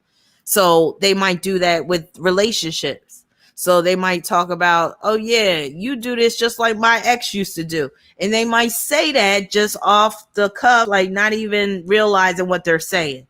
And next thing you know, a fight is starting because your boyfriend's talking about, why you bringing up your ex? What are you thinking about him? And you're like, nah, I was just making a comparison that y'all do this the same way. And I was just saying, oh, but you thinking about him now. No, I was just making a comparison. Or you might even say, damn, you do this so much better than my ex did. Oh, you thinking about your ex? No, I'm just making the comparison. I'm just making a comparison. Those comparisons could sometimes piss people off. So Venus and Libra people, they got to watch for that tendency to do too much comparing. Can be too much of a doormat or a pushover. That's self-explanatory. Also, can be a traitor. I already talked about that. So always know that Libra could be on your side one day. The next day, they could be on the other side. They could be your opposition the next day. And basically, the opposition, the enemy. That's very much Venus and Libra. And that's been the story of my relationships. Most of my relationships end bad. They do not end amicably, even though a lot of times we will end up being like civil towards each other once the dust settles. But in the like when it's going down with the breakup, oh, they'll turn into straight up enemies. I can turn into an enemy real quick. So I could love you on Tuesday. By Friday, after I done put up with enough of your bullshit for the past 3 days, now I'm your enemy. Now you better watch out. I could turn on somebody real quick. And I think that's one thing that people don't realize about Libras. While Libra can like do this wavering, Libra can be indecisive. But once it's about some type of injustice, or if you've really done something to piss a Libra person off, they could turn into the enemy real quick. And the beauty of it is you won't even know that they've turned into your enemy a lot of times, because they can still play nice. They can still be very cordial, very diplomatic, but they are scheming. They are plotting on you behind the scenes, and you are none the wiser. That is why Libra is one of the deadliest signs that you will ever come upon. You don't see them coming, and that's why Libra is the sign of the ambush. And trust me, I have done my ambushing back in the day. I am the queen of the ambush with my Venus in Libra. I will ambush the fuck out of a motherfucker. I wish he would say something. So let me just give you the example of how I ambushed somebody one time. I told some of my viewers this story, but I don't think I ever did I share this story? during a live stream. I know I shared it during a Patreon watch party, but the time I played the so-called crazy role, because that's the thing, because I got Venus in Libra, I'm about strategy. So if you do me dirty as a boyfriend, or if you're an ex, now I gotta cut you. Now it may not be in the literal sense, but I'll cut you in some way, shape, or form. So the same dude that I was talking about, the one that took me to Applebee's, see, I should have known better. I should have cut him off after the Applebee's alone. But I didn't. I gave him another chance after that. And he still fucked up. So basically, I had made plans to come visit him because I had to go that way anyway. This was a long distance situation. So he was all the way on the East Coast. I'm on the West Coast. I had to go to the East Coast anyway. It wasn't like I was spending money out of the blue to see this dude. I had to go to the East Coast anyway. So I said, well, why don't I pay you a visit on my way to where I got to go, on my way to my final destination. I will stop off at your city and pay you a visit. He's like, cool. I'm like, cool. So, I bought the tickets probably like a good month in advance. I sent him the tickets, show him the itinerary, show him the time that I'd be arriving. Asked him if he would pick me up at the airport. He said, yeah, not a problem. So, we going through the motions and stuff. It comes a time where, he's not texting me as much. And because I got Venus in Libra and I'm about balance and reciprocation, I'm not going to put myself out there too much if you're not putting yourself out there. It got to be a give and take type of thing. I'm not going to be the one that's always texting you all the time. So it did get to a point where our texting kind of dropped off, but we were still texting. We were still communicating, still talking on the phone. I remember this happened. This was around the time. This was not too long ago, because this was when Freddie Gray was like hot in the news. Remember that shit? When they took him on that wild ride and they bounced his ass on the back of that police van or whatever. So yeah. So I remember this was right after the riots and all this stuff. I'm kind of telling on myself because I'm kind of telling you this area that I was in. But anyway, so we get to the day before I'm supposed to fly up in there. And I'm like, oh, I'm just making sure you're going to pick me up at the airport. I get in town at this time. So he texts me back and he said, oh, I didn't think you were still coming. I thought you changed your mind. I'm like, huh? Changed my mind? I was like, I didn't tell you I changed my mind. I said, I sent you the itinerary. I sent you the plane ticket to show that, I have tickets and all this stuff. Then he gonna put the I gotta work this weekend on me. And mind you, he wasn't lying, because I did know that he worked during the weekend, but I guess he picked up an extra schedule on purpose or something just to make it so that he had a valid excuse. So I'm like, oh, you gotta work. And I was like, well, I said, I guess I'll see you when you get off work and stuff. And he was like, no. He was like, I got to work all weekend. I'm not going to be able to see you. So I was like, oh, really? So I asked him a few times. I was like, are you sure? I was like, I bought the plane ticket. I'm not trying to waste money and all this stuff. So he's still saying I can't come. So when I get to the airport, I gave him one last ditch effort, because I was taking a red eye flight. It was overnight, meaning I would get to his city in the morning. So while I was at the airport, before I got on the plane, I gave him one last chance. I was like, are you sure I can't come? He said, with all caps and like 5 exclamation marks. Mind you, this dude was a Leo with Venus and Virgo. He said, no, capital N, capital O, exclamation mark times 5. I said, oh, okay. From that point on, I turned into enemy. I went into enemy mode right there. And it was time for the ambush. So, because I had the tickets and that was part of my trip, what was I going to do? Just waste money? Thankfully, I still had his address from the first time I went there.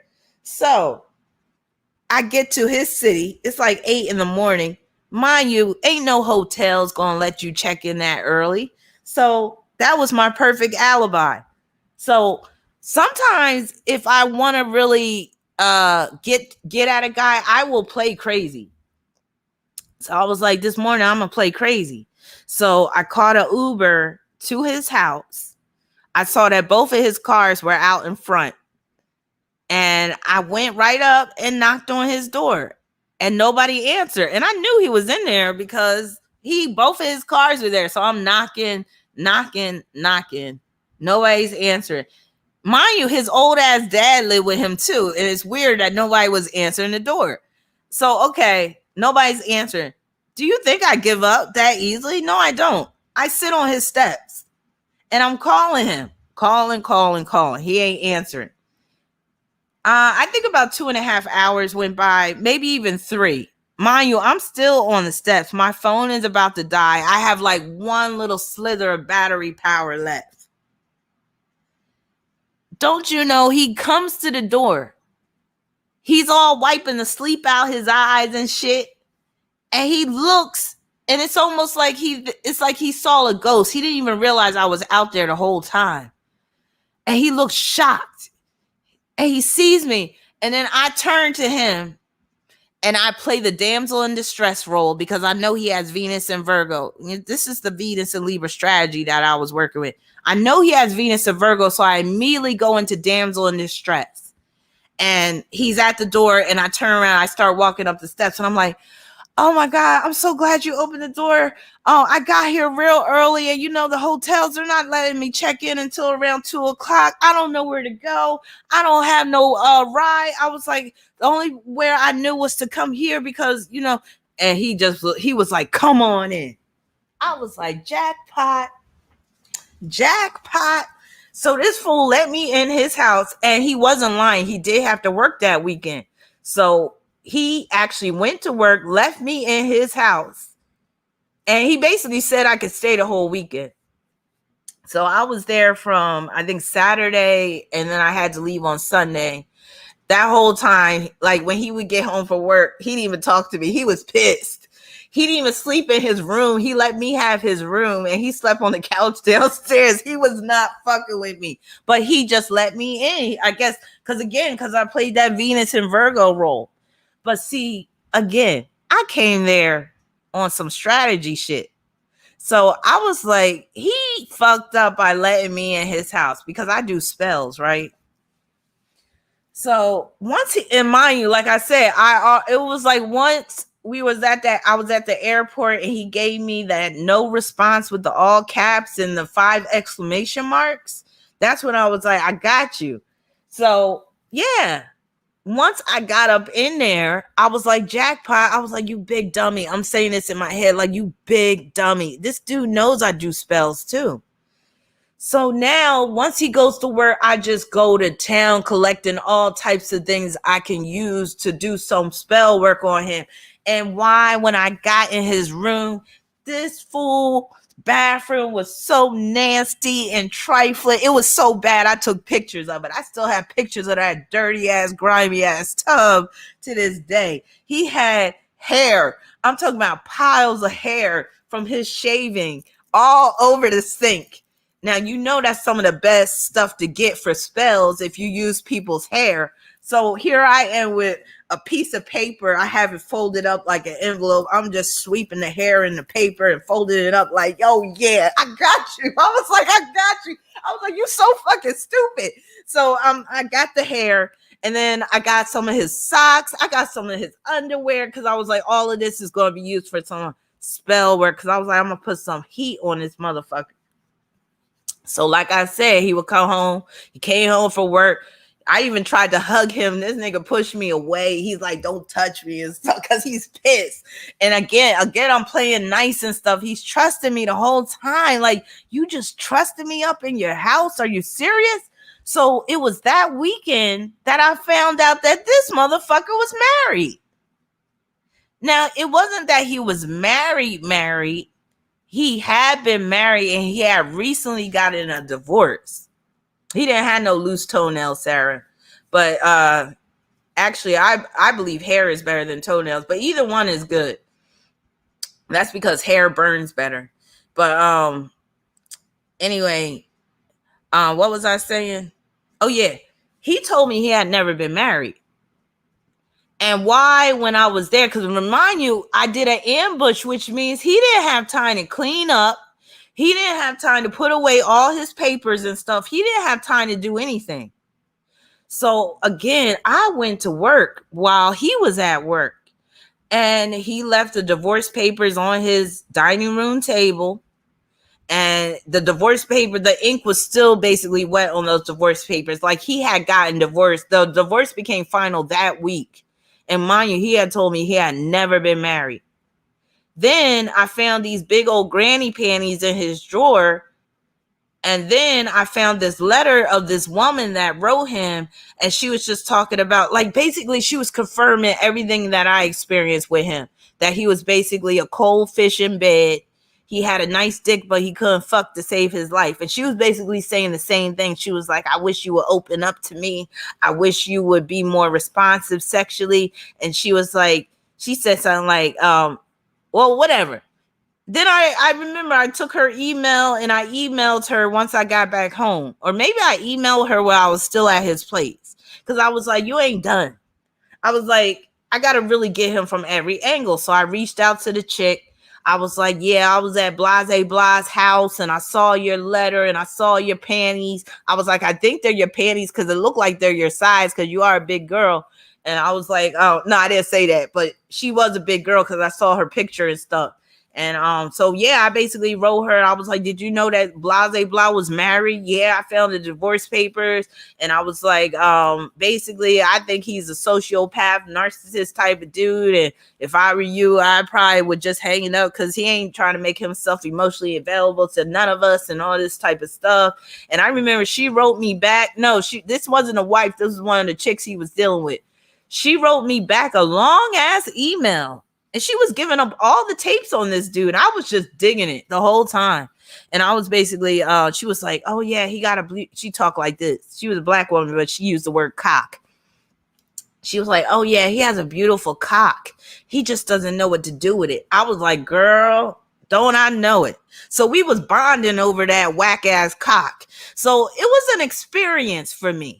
It really was. And it was a lesson to be learned about how far I could take that Venus and Libra with the ambushing, with the strategy and all that type of stuff. But to make the long story short, once I got back home, and I'm going to just show you how fair I am because Venus and Libra people are very fair.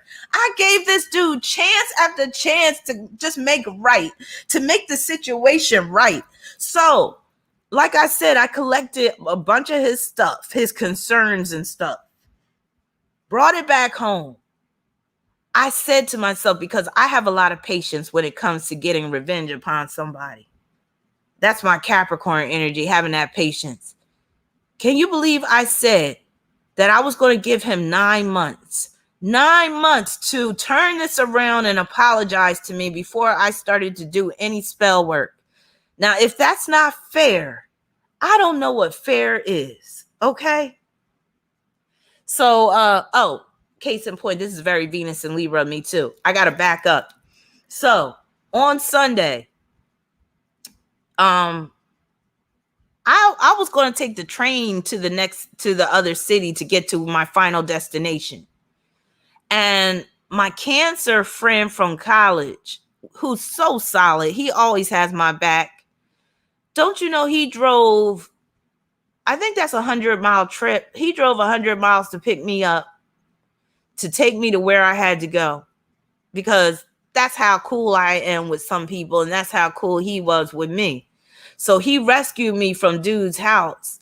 And then I remember posting on Facebook that, yeah, I got a ride. I mean, I posted a picture of me and my college buddy on Facebook so the dark-sided Leo could see that. And he was at 18. He was the one that was in the Marines and stuff. So he was at 18, dark-sided Leo. So I posted on Facebook a picture of me and my friend just to show him, like, yeah, you ain't the only fish in the sea.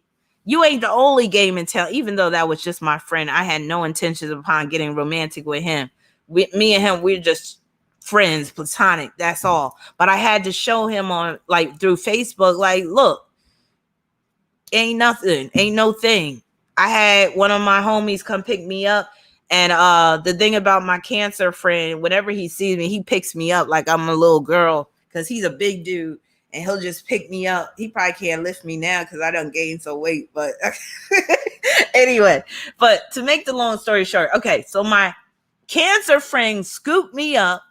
He drove like 100 and something miles just to scoop me up. Cancers are good like that. And I posted on Facebook, and I even was saying stuff about like brutes and stuff. And then he blocked me. So the dark side of Leo blocked me because basically it was over. And I had sent him a scathing text message too. We had this tarot connection. That's how we first met. He was into tarot. I was into tarot.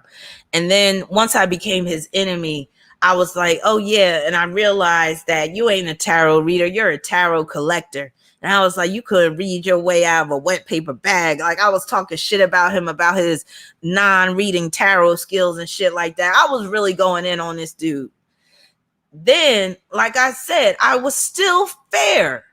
Once I got back home, I gave this fool 9 months to at least just apologize, because Venus and Libra people can be very fair, just like how the court system is. I gave him 9 months. I said he has 9 months to contact me, to apologize about the way he did me and treated me. 9 months went by, no word from him, no call, no contact, no text, no nothing. Then I was like, okay, time to go to work. So I pulled out the stuff that I collected from his house about maybe it wasn't 9 months. It was probably about 6 months I waited. It was about 6 months because I remember I went to see him in May. And by December, I was doing the spell. So what would that be? 7 months? Yeah, that's about 6-7 months. So I don't think it was a whole 9 months. But that's a long time to wait because I'm fair. I'm not going to put some wreck on somebody unless they really deserve that shit. So once he didn't apologize, that's when I went to work on his ass, and I created a spell. And I shouldn't even say the name of this spell because now I'm revealing too much. Now I won't even tell you what I called this spell. But just to make the long story short, the spell ended up working. Why? Because this fool still left his Facebook page on public. You know how you can leave your Facebook page public, where even if you unfriend somebody or you block somebody, they can still go on the page if it's public and see your posts and stuff. So I guess he didn't know about making his Facebook page private. So a couple of times I went on his Facebook and I was just looking and seeing to kind of gauge if anything bad was happening. So it was like a month went by. I would say this was probably around February. Mind you, I did the spell in December. No, this had to be in the springtime because I did the spell in December. So it was probably like late winter, early spring. So we're probably talking about probably like end of March, maybe. And my intuition told me to go on his Facebook, right? So I go on his Facebook and I'm looking at his news feed or his timeline, and him and this person, they're having this conversation under a post. And he says, man, he said, I had the worst few months of my life. He said, I could have sworn somebody put a curse on me. That was all I needed to see. I closed the Facebook and I closed that chapter of my life. And justice had been served. And I was totally fine with it. He didn't go into detail about what happened, but that's all I needed to see. Like I said, he was like, I had the worst few months of my life. I could have sworn somebody put a curse on me. And that's all I needed to see. And I did that witch laugh. I was like, yes.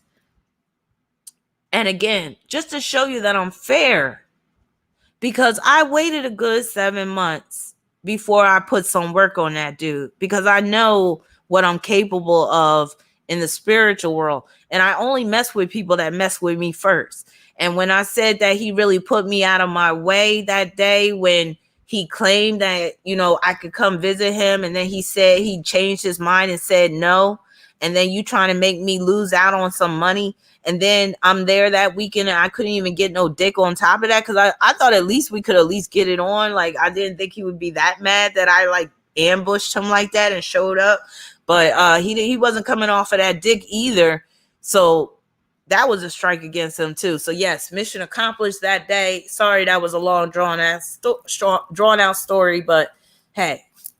But yeah, so I could turn into the enemy real quick. I could turn into the opposition real quick. So it's like, you don't want to touch me. You don't want to mess with me. Another ambush story. This happened when I was real young though. And I remember I popped up at a boyfriend's house. Can I say that he was really my boy? I guess we were on the outs or whatever. This was so long ago, because this was when I was like maybe 17. Was I 17? I was like 17 or 18. And I remember I was a senior in high school. I was dealing with a Gemini dude, and he was like trying to play me for a fool. And I remember he wasn't answering his phone. I remember I went to his house. He wasn't there.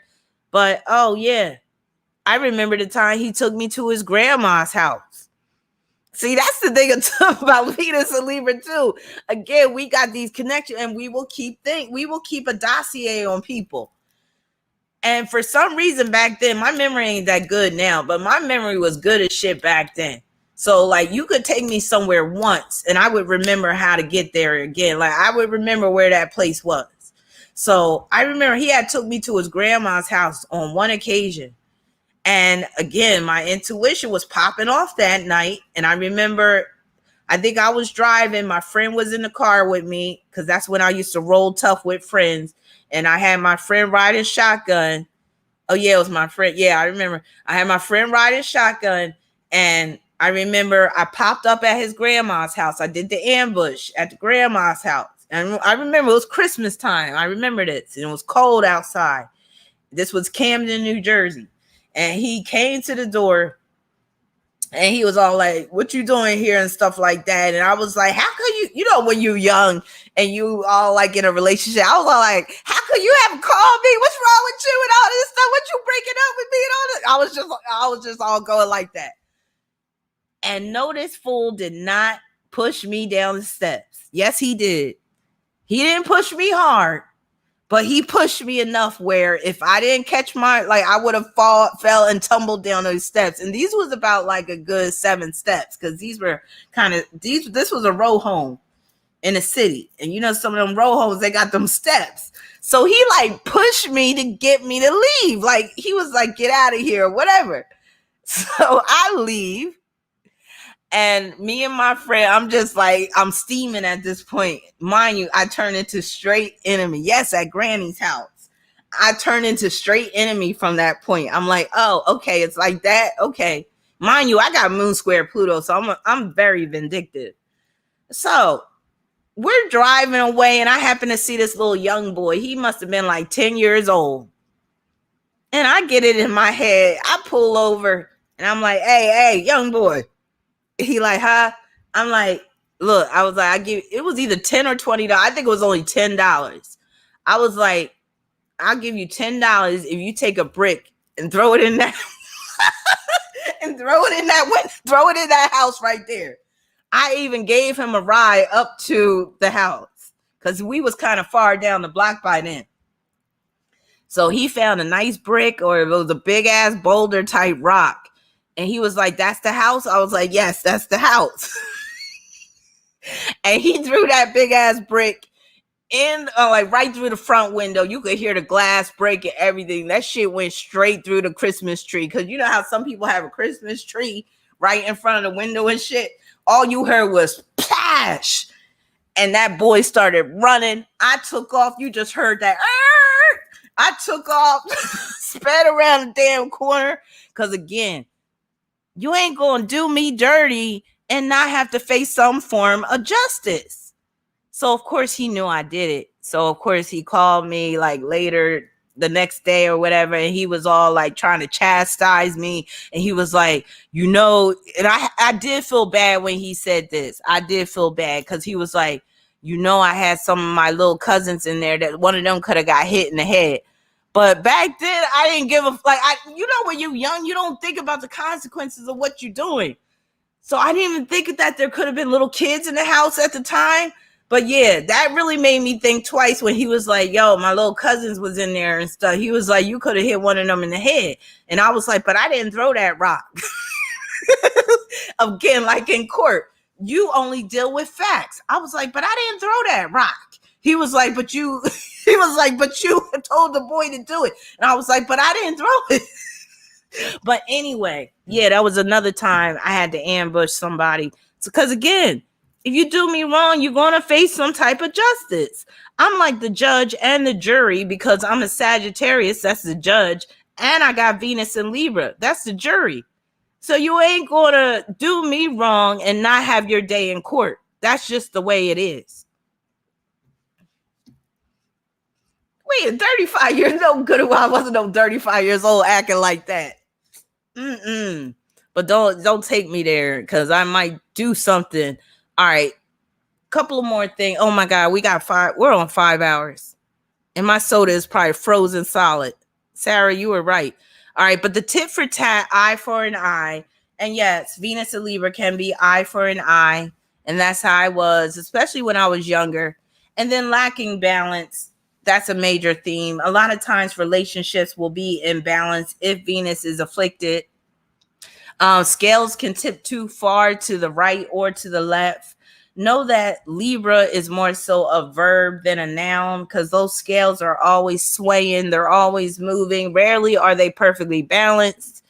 Also, if we're talking about health issue. Oh, but let me go back real quick. Venus and Libra people can't have a roving eye. I have to admit.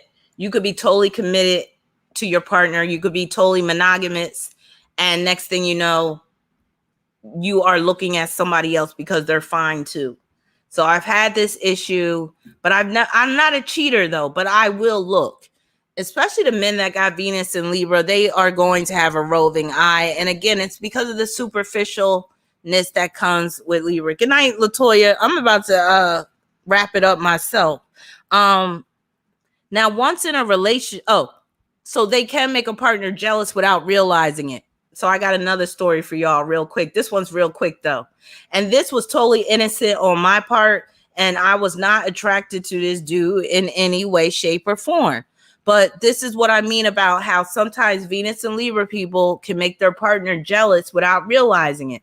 And it's mainly because Venus and Libra people are very cordial. They're very engaging. They're very sociable. They're very just, pleasant people. They're very much about pleasantries. So when I was dealing with one of my exes, we were living together and he had this friend. I swear his friend's a Virgo. And it makes sense because it would take a Virgo to get me in the hot water like this. So my ex, for some reason, he wasn't home yet. And his friend came over before he got over there. Now, I don't know if that was a strategic move on his friend's part or what. But anyway, his friend got to our house before my boyfriend did. Oh, ask Mahogany, you asked another question?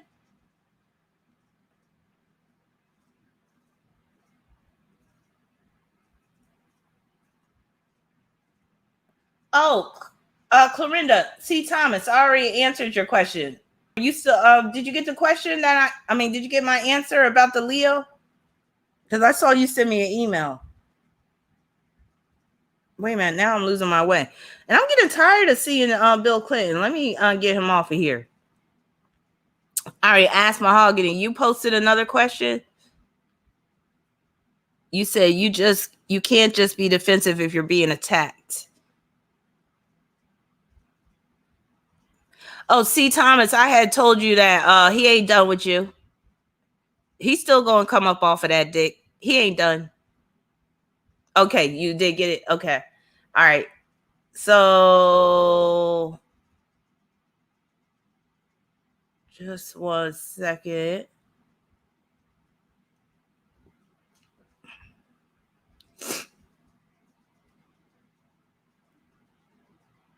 Oh yeah. What? I was looking for your question. That's why. Okay, what's your question, Mahogany? Where you at?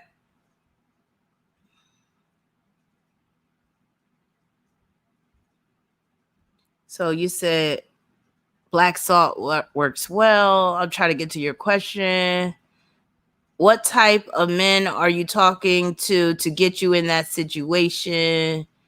Wait a minute. I don't think that's your question. You might just want to post your question again.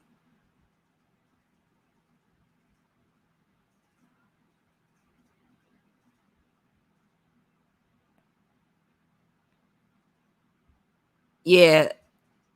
Ask Mahogany, please post your question again.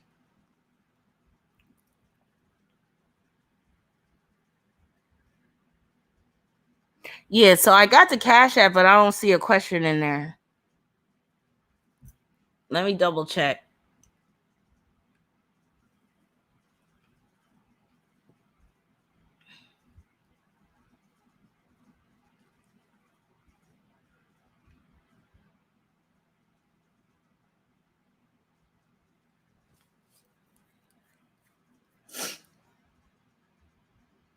All right, let me see if you posted your question.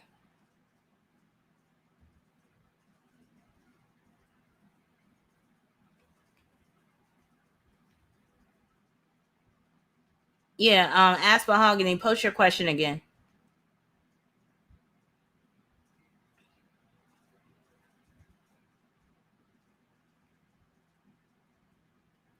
Now, Oro, that question, like, I would want to just do my own. Like, when you say means as a look of resulting aesthetic,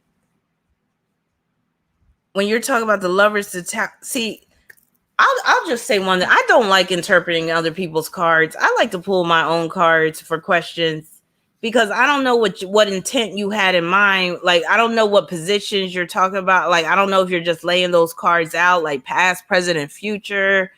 Like, and remember, I don't know if this is the same question where you had the sun card as the outcome in terms of you liking the way you look, but I was saying you can't get much better than the sun.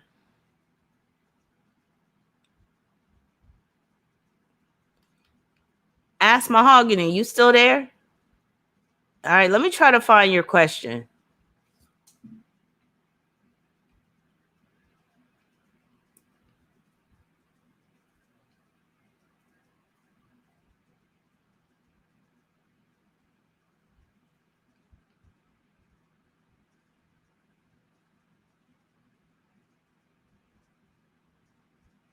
Okay, let me see.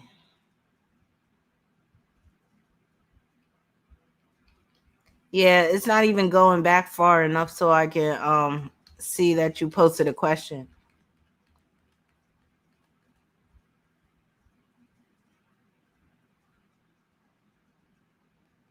So ask Mahogany, repost your question if you posted one because I don't see it and I can't scroll back up too far. Oh, you're welcome, C. Thomas. But yeah, so another time where I inadvertently made my partner jealous or my ex jealous. So like I was saying, we were living together at the time. Well, I should say he was living with me. And for some reason, his friend got there before he got there. I guess he was coming from work or whatever. So his friend was complaining about how he had to go to the laundromat and he didn't want to go to the laundromat and all this type of stuff.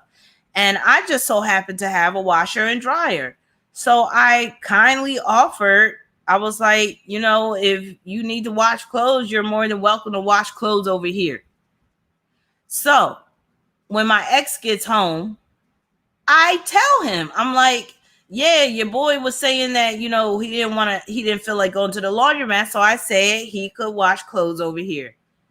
Well, that was all it took for this dude to swear that I wanted to get in bed with his friend and I wanted to, you know, cheat on him with his friend and me basically offering him to wash clothes over here. That was overstepping the line.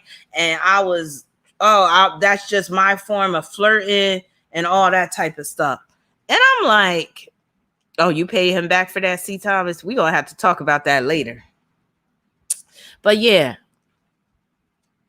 couldn't believe it. Totally irrational. Oh, here you go.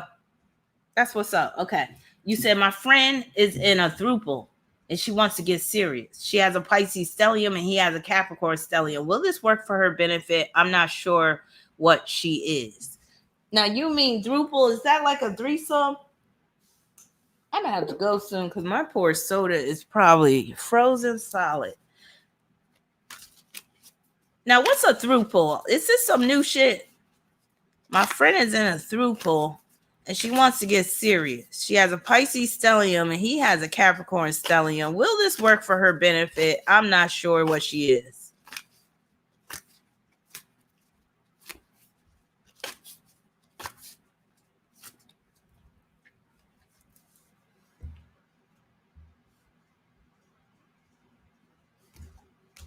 Well, you know, that Pisces Capricorn works really well. Well, that 8 of Swords I have can deal with where he is going to be in a position where he's going to kind of be like her savior. He is going to try to rescue her. I know. Don't you hate when sodas explode in the freezer? I'm about to go get it. But see, if I go get it now, I'm going to be on for another 2 hours because I'm going to be like, well, now I could be on for longer now. So I'm not going to get it. I'm going to just, I'm going to close out very soon. But yeah, the 8 of Swords, that tells me that this can work for her benefit because her having that Pisces stellium can make her act like she's helpless.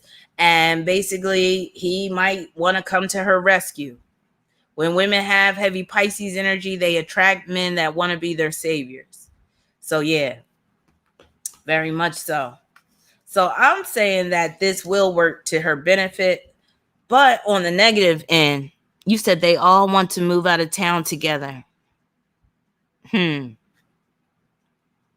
I mean, with her having that Pisces stellium, she might be the type that can deal with that type of lifestyle. Oh, what? She has all the money. Wait a minute.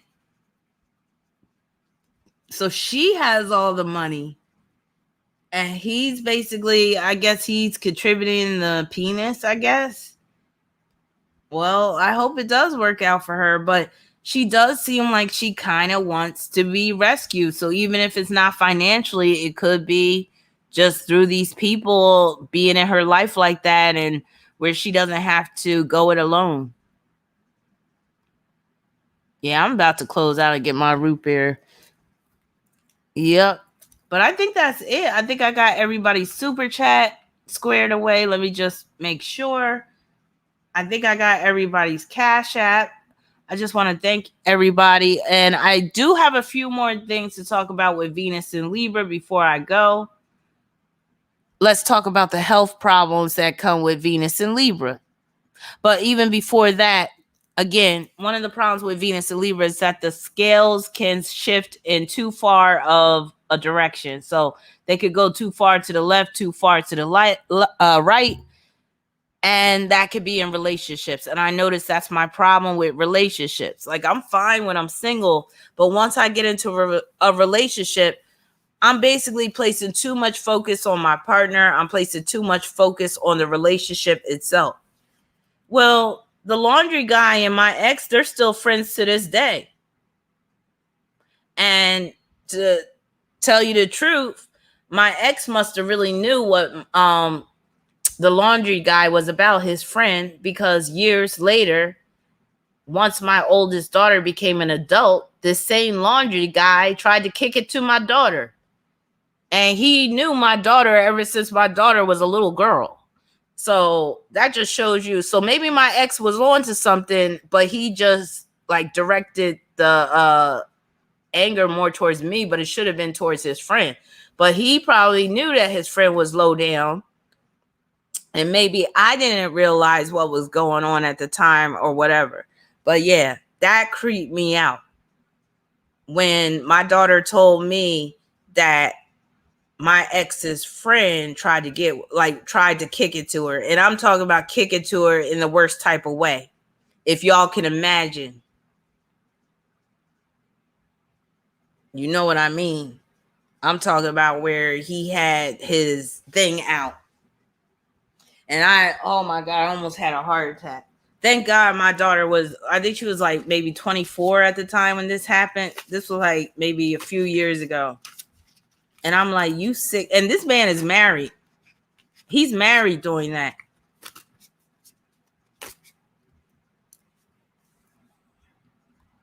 All right. So thank you for your super chat, Shawnee. You said, should I consider moving to Florida? Should you consider moving to Florida?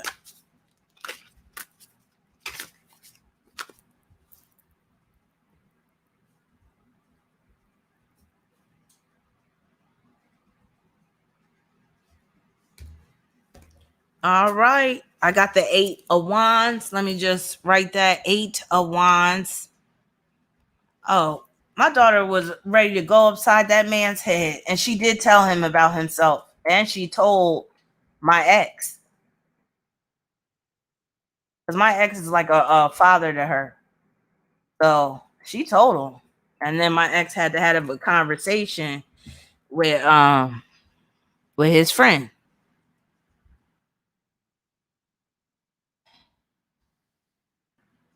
I got the 8 of Wands, so that's yes, you should consider moving to Florida. Yes, you should. But yeah, isn't that something? All these years later, and we're talking about over 20 years later, this dude was trying to kick it to my, and not even kick it. It wasn't, I wouldn't even call kicking it. He was basically being highly like disgusting. And back then I thought he was a nice guy. Isn't that something? And again, he was married doing that. Y'all, these married men, they be acting the worst. They be the worst behaved. Usually, it seems like I don't trust a married man. I really don't. And somebody mentioned this before. I don't know if it was Adrian that mentioned this, but I don't like when married men try to befriend women. I got a couple of married men that I was, cool with as coworkers, and they still try to maintain this friendly connection with me. And sometimes I'd be looking at them with the side eye, like, but you married, but you all up in my inbox. Why? Talk to your wife. Why are you trying to talk to me? Like, I don't understand that. But yeah, those married men, they be so bored. They be so jaded with their marriage that they be all hot in the pants. Hey, New Eyes. They be so hot in the pants to just get some strange. But yeah, I do not trust married men. And I'm so glad I'm not married. Because it's like when you marry, you constantly got to look at Oro.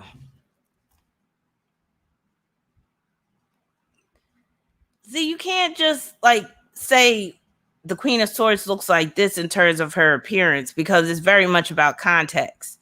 So on one hand, she could look strikingly beautiful. On the other hand, she could look very androgynous. So it's very much dealing with the question.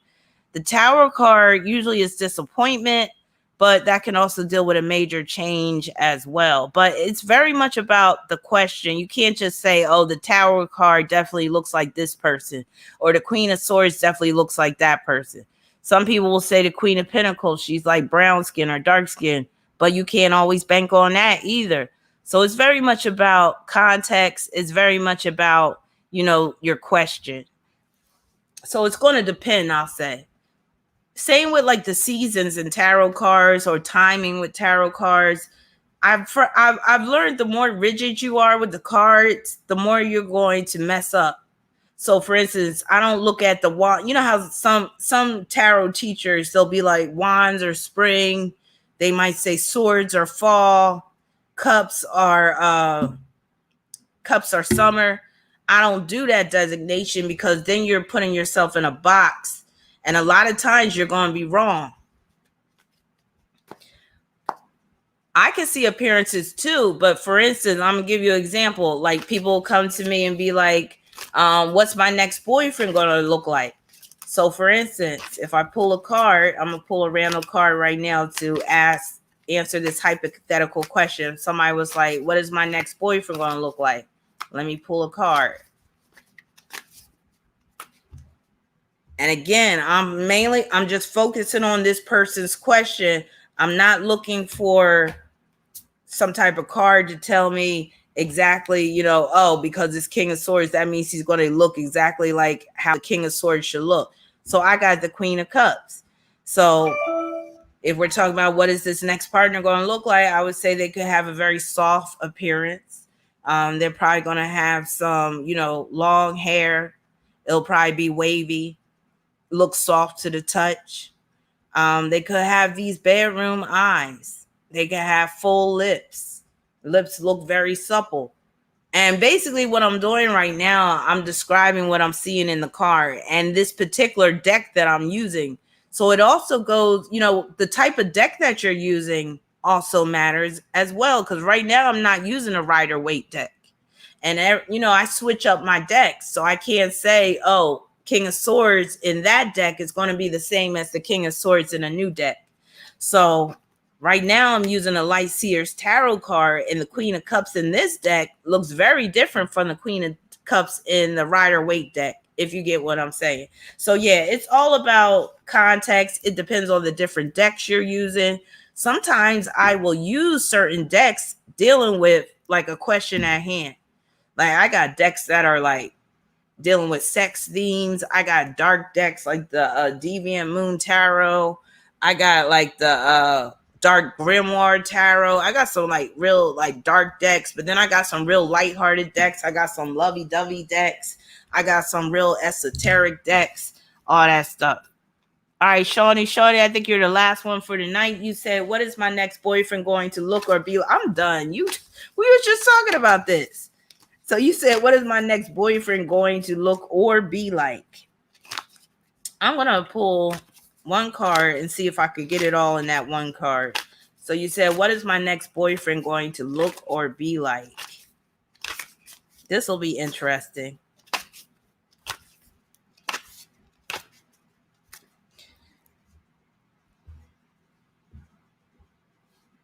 Now, you asked Mahogany, you talk about that same dude. You said I was concerned because is this the Capricorn? He has Neptune, Sun, Saturn, and Mercury, and Uranus in her fourth house opposite her moon. Yeah, he could be using her. But again, this still may be for her benefit because maybe she needs some people to merge with. Now, this is interesting. You said, what is my next boyfriend going to look or be like? Malnourished. That's what I'm seeing. Now, I'm being extreme with it when I say malnourished, but you might feel like he could use a few more meals. So I'm going to say he could be kind of on the thin side. He might be a little too thin for your taste. Shawnee, let me know. Are you into very thin guys, or do you like your guys more of a bulky build? You might feel that he is a bit too melodramatic. You might feel that he makes mountains out of molehills. And he might always be going through some crisis, or he might always be on the verge of, oh, so you do love them skinny. Oh, there you go. So you're going to have another skinny dude. If you already used to skinny dudes, then it's going to be basically more of the same.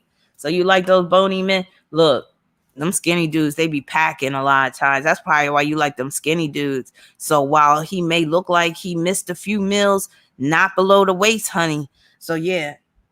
Now, this could be a dude, again, he's always on the verge of some like major change, tall and skinny. Yes, I see him being tall and skinny. See that he's on the major, and this is a perfect example, Oro. So perfect example of what I'm talking about. Right now, the card that I pulled for her is the Judgment card. So I'm looking at this card to give me clues on what is it, like what this guy could be looking like. And it ain't even a picture of a guy. It's a picture of a woman I'm looking at. Like it's a woman on this Judgment card. But even with that, I'm using my intuition. And my intuition told me he going to be skinny. Because actually this woman in this picture, she is rather thin. But this is a woman. But also what I know about that Judgment card, like I said, it could be, you know, he's making a big deal out of nothing sometimes. He's always on the edge. of some major endeavor or whatever like that. Also, what else can I tell you? You said be like, look like, light skin. You into light skin dudes, Shawnee? Well, I don't even know I don't know if you date outside your race or what, but he could be on the light end. I'll say that, whether he's just non-black or he's the light variety. So let me know what you like in terms of complexion. What's your preference? I ain't feeling his lips though. That might be where you kind of have a problem with his lips. I'm seeing where he could have upturned lips, and I don't like that upturned lip look. That kind of, so you do love the light skins? You like the red bones? Okay. So that's another plus. But I'm telling you, I'm almost certain there's going to be something up with his lips that you're going to have a problem with. Something with those lips, and it could be that they're a little too upturned for your taste.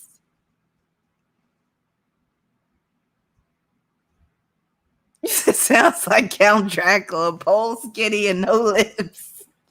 I see his lips being tight. This is the best way I could describe it. I see his lips being tight on the small end. And when I say tight, it's hard for me to really say. But they're going to be kind of like on the small end, kind of tight and a little upturned. You say I'm describing the men I already know. You already know.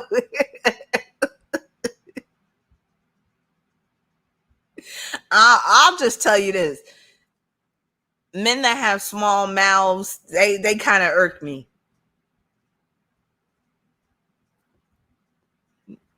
Yeah, so his lips might be a little tight, might be a little bit on the pursed end, and that might just like, especially when he got a funky attitude and he pursed them lips out, that might really like turn you off at times. And then let me tell you, if I could tell you one more thing.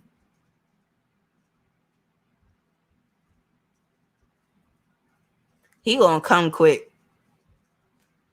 That's what I think.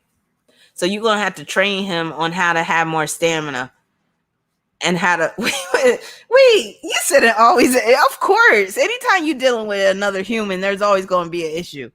But I'm seeing where he might be a 2-minute brother. So you might have to train him on how to last longer. So that's my final answer for you with this guy. And it might even be he might have a hard time keeping it up or getting it up at times. You said, oh no, we ain't gonna last long if he leaves a winner.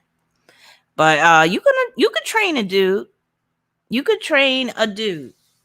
So I don't know. I kind of like this guy for you. I'm just not digging his lips. That's the only thing. And I don't know. I might not be able to go through with it if his lips was looking like that. But I don't know. You're different from me. I don't think you got Venus and Libra, do you? But yeah, I don't like a man with a small ass mouth. She said it looks like she already knows who you're describing. Yeah.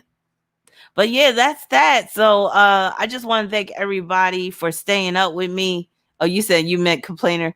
I just want to thank everybody for staying up with me. I had a ball, and I hope that, again, I forgot to talk about the last part with the Venus and Libra real quick. In terms of the body, Venus and Libra, if it's, let's say, in a house like the first house, the 6th house, hell, could be the 8th house, other houses as well, in terms of the aspects it's forming. If it's challenging aspects, it can produce a problem with balance. We're talking about literal balance. So you could lose your balance and fall at some point if you're not careful, especially if Venus is like squaring Saturn. Kidney problems, of course, lower back problems, like lower back pain. I have Venus and Libra opposing my Chiron, and I have terrible lower back pain, especially during that time of the month. Also, it can produce problems with your urinary system, like urinary tract infections, especially if you got Venus and Libra in the 8th house. It's almost a guarantee you're going to have at least one urinary tract infection at some point. Or if you got Venus conjunct Pluto in Libra, there was a couple of celebrities I mentioned that have that. Jennifer Hudson, I know her pee be burning. That urethra be burning. That chick probably got a urinary tract infection at least once a month with that Venus conjunct Pluto in Libra. She probably got some yeast infections too. And then hormonal imbalances. That is a theme or a possible health problem that could come with Venus in Libra as well. Oh my God. Hey, all right, Asia, thank you for your Cash App. You are officially the last one of the night, and then I gotta go. You said, thank you so much for your Cash App. You said, will I ever go to the next level with Greg? Will I ever go to the next level with Greg?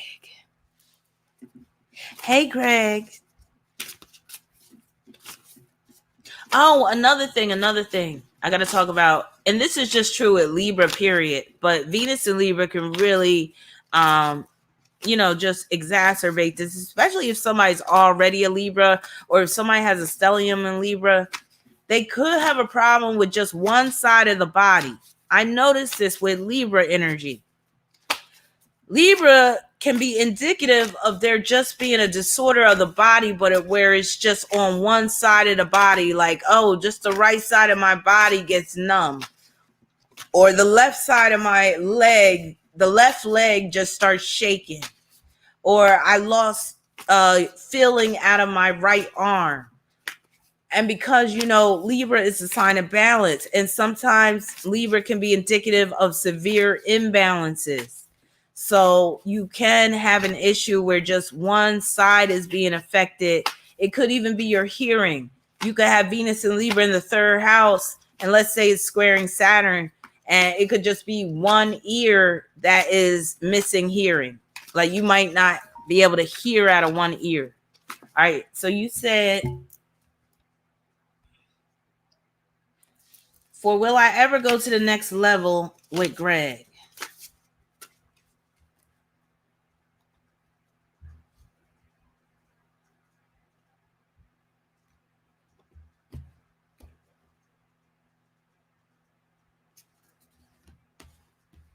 Okay.